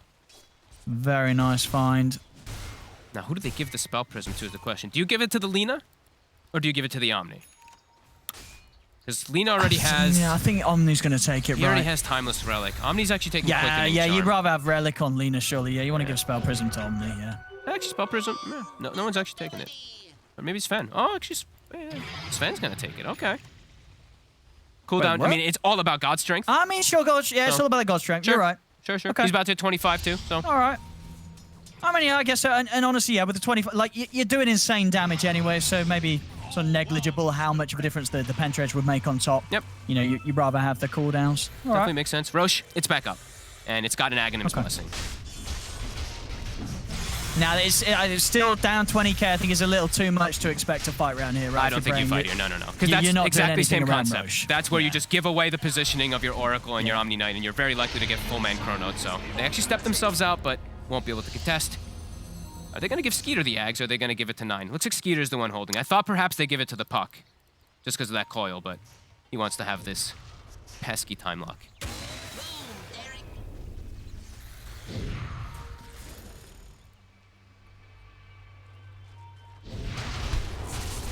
There we go, ready to go down mid. Tundra. Aegis in hand. Still only 24 on Skeeter, but he's got a full Scotty too, so he's that much tankier. No backtrack yet. And I could actually argue this game for being a Chronosphere AoE one because he has to catch the backline heroes, but most people just default anyway. So we'll see which one he opts for, but either way they're pushing as dodges the stun nicely. Yeah, you're playing against Oracle and Omni. These two heroes that are really messing with these Chronos that, you know, otherwise, if Skeeter's able to get these Chronos, like, he'll be able to win the game. You can put the game to a stop. He's going to jump in for the backlines. Whoa, quick jump out as well. Just a bit of a poke here with the time walk. Wish pops his ulti, and he did spend his gold. He buys the full Aghanims onto the Nice DK. in with the BKB onto the back. He's trying to control them here with the Dream Core. Looking towards Spartan, but Spartan's able to keep himself alive. Nobody will die here yet on Brame. Space being made up for Skeeter to keep hitting on to the tier 3s. Gonna jump in over towards Wish. Shackle's out as well. Wish falling pretty low here. Can they keep it like the false promise? Just in time. Barely. Spartan will be able to save Wish. They'll get him back to the fountain. No false promise now for 85 for the Sven, though, and Sven also popped God Strength. Skeeter being so annoying here with these jump backs and forth. He really is in and out. Skeeter. Ooh, they're trying to predict it, too. Nice try, Showmanin. In strength is victory. Ooh. God Strength's almost gone. This is going to be that nice timing for Tundra to try and strike. His focus was now one of his biggest strengths. Fortification being used. They're going to try and set up on a Skeeter, see if they can burst him. Oh, it's close. Skeeter is getting low. They can. That's the Aegis gone. Immediate buyback from Focus. He's ready for round 2. Wish gets cut down at the side. The 33 blows him up. And now the Chrono comes down and he's caught the two of them. The Oracle and the Omni. Spartan and Skylark, the ones that have been quite the issue as Tundra have tried to close this game out. But now they're gone. There will be a buyback up on Skylark. But with DK and the Oracle gone, just 3 left to defend her against the full 5-mana Tundra. This should be the opportunity for Tundra to close this game up. The amount of, 33, that talent is so ridiculous. The level 25 talent on the Timber versus these strengths has focused. He's got a BKB. Getting bashed up. He's got God Strength in 5 seconds. Maybe if you can wait for the God Strength, they can do something. Over to the side, though, Skylark's gone. Another man down here without buyback. They will manage to pull up Snaking there with the Laguna. 5 seconds and Oracle's back in the game. Snaking's buying back. He's had enough of this. He wants to close this up, put this game to an end. They will get the jump over to Wish the Man and see Focus getting out here with the God Strength.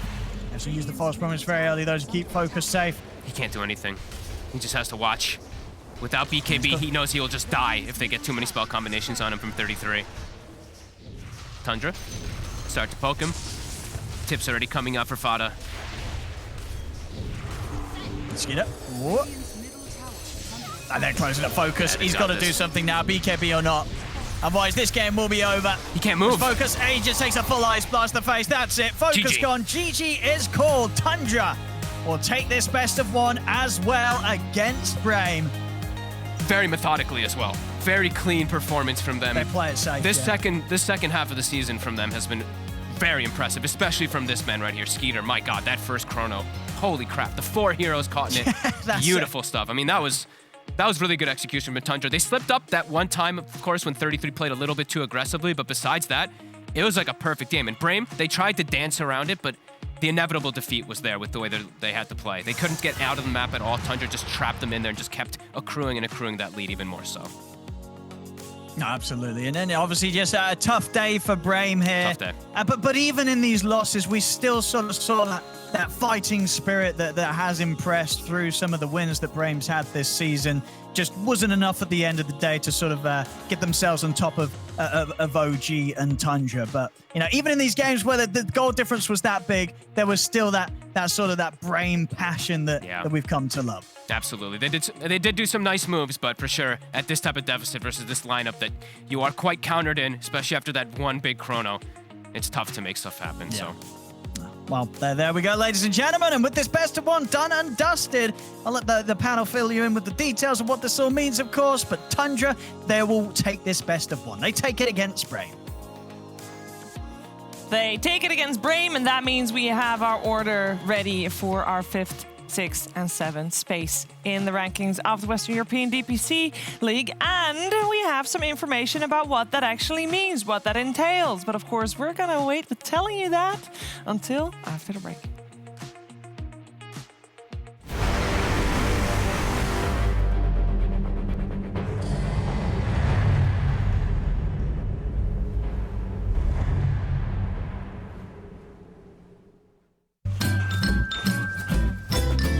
You ready? Huh?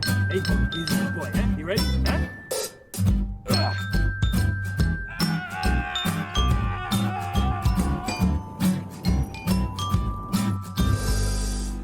Start your esports career now at play.eslgaming.com.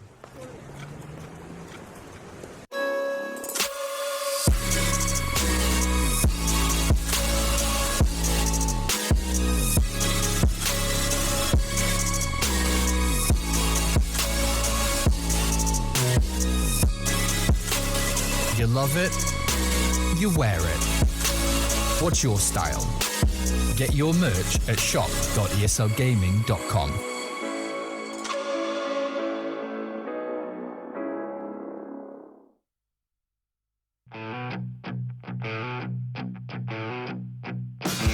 Fresh blood. Fresh blood. Seeping through me. That bones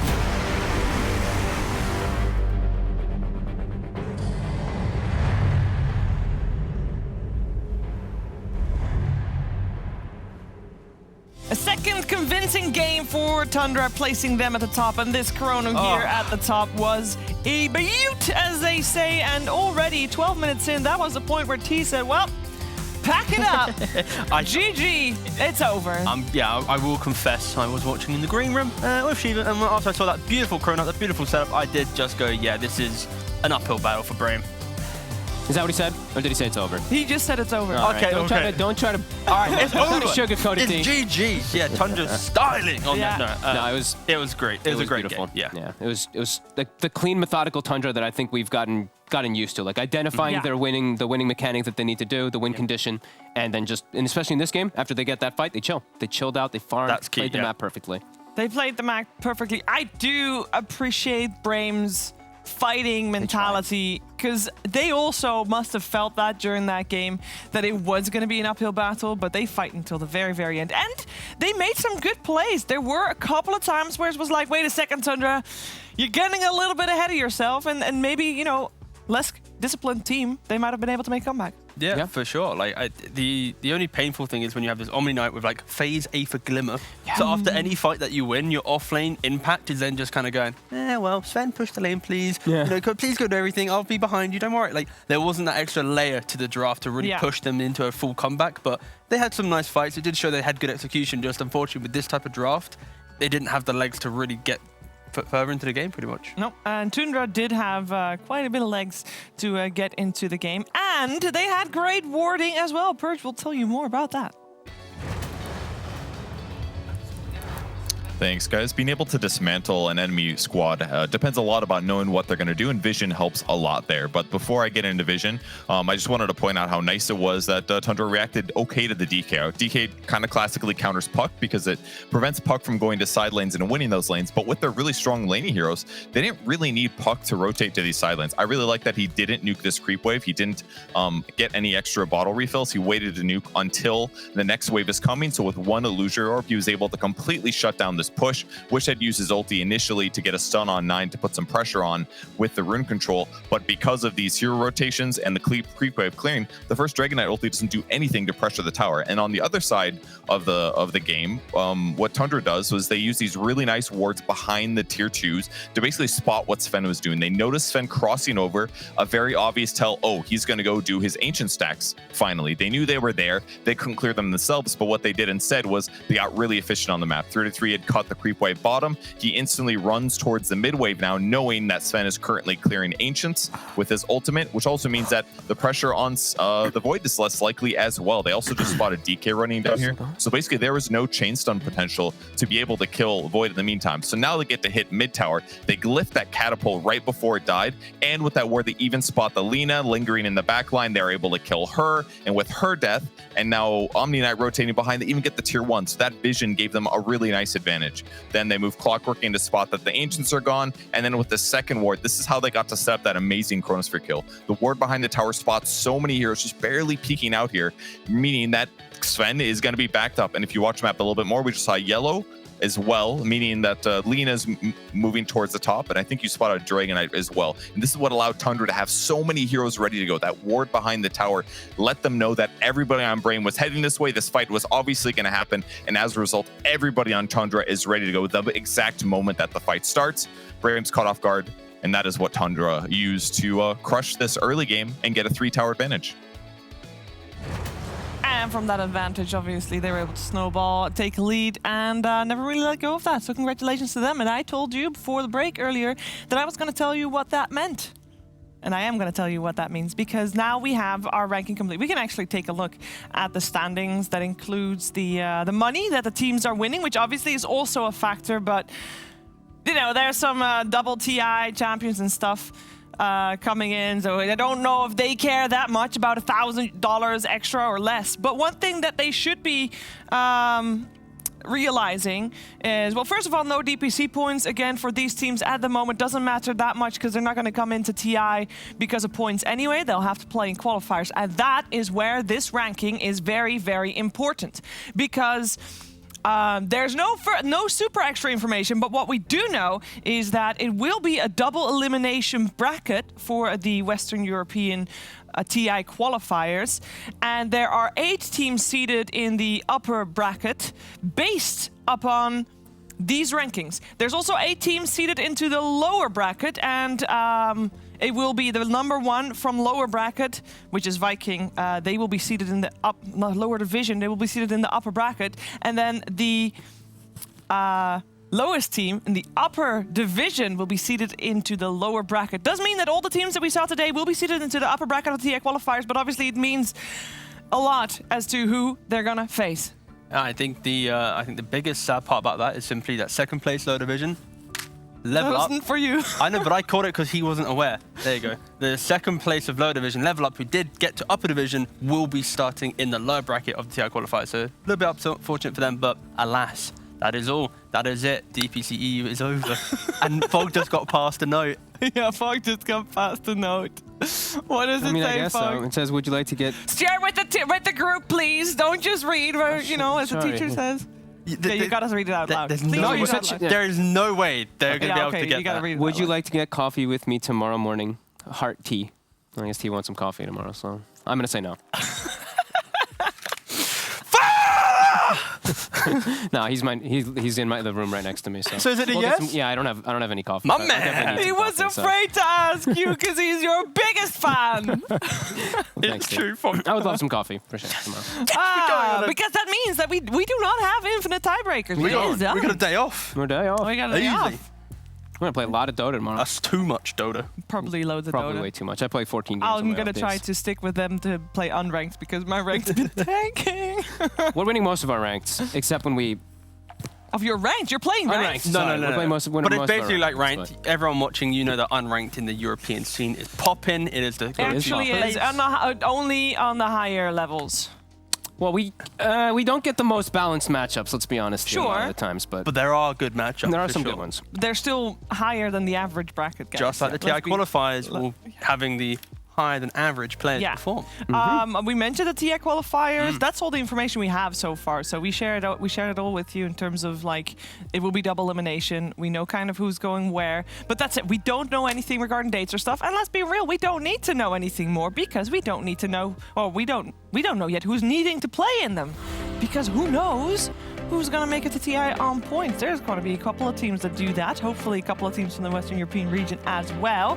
Lights are starting to go real wild here because they know what's happening. They really want to go home because that was the final show, the final day. Tiebreakers are over, and therefore DreamLeague Season 15, powered by Intel, is coming to an end. Thank you so much for tuning in through the entire season, not just Season 1, but also Season 2. Are you going to move on? I mean, he did it yesterday, Cap, so I was going to... Back to that one, back to that camera, back to that camera. No, wait.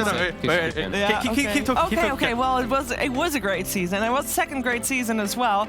Really happy to finally also get that man over to Europe. Took us a while. A few tries, yeah. A few tries, I guess. But it has been a ton of fun, and we're getting ever so close to international, which I think I know a lot of people are looking forward to, very hyped about. It's only just a matter of time before we find out which teams will be there. Of course, that's going to be decided at the major. I'm sure you're going to watch that one too. But from here, from this studio right now, thank you so much, and we hope to welcome you back in the future. Thank you.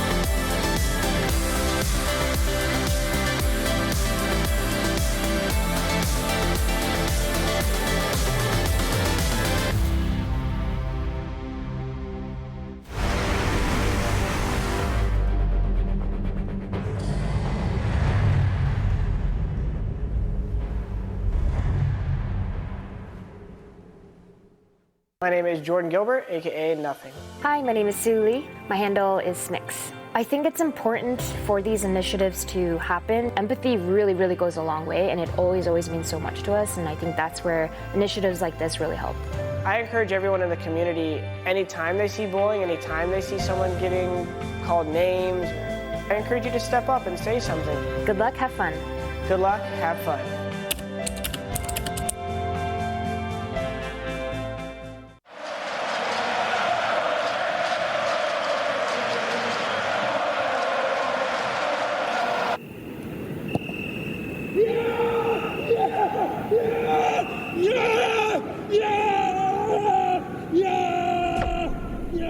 Start your esports career now at play.eslgaming.com.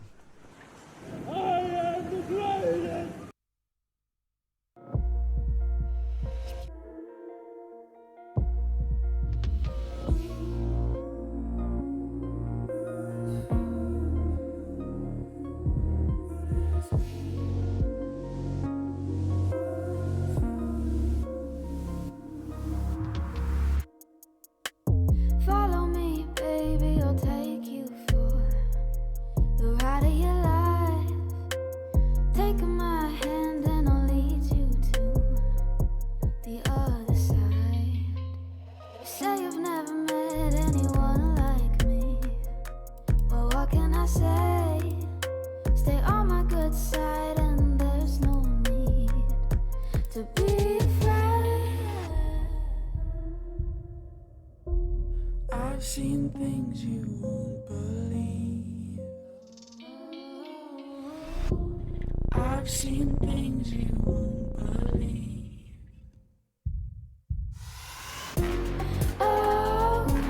Okay, you wanna test your faith? Go on, just try to prove me wrong. Okay, you wanna test your faith? Go on. Come with me, babe, and I'll show you where the demons play. Let me lead you down. I know the way. You say you've never met anyone like me, and isn't that true? Keep me close and there's nothing I wouldn't do. I've seen things you won't believe. I've seen things you won't believe.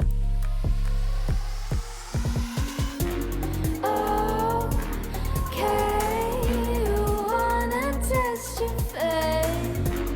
Go on, just try to prove me wrong. Okay, you wanna test your faith? Go on.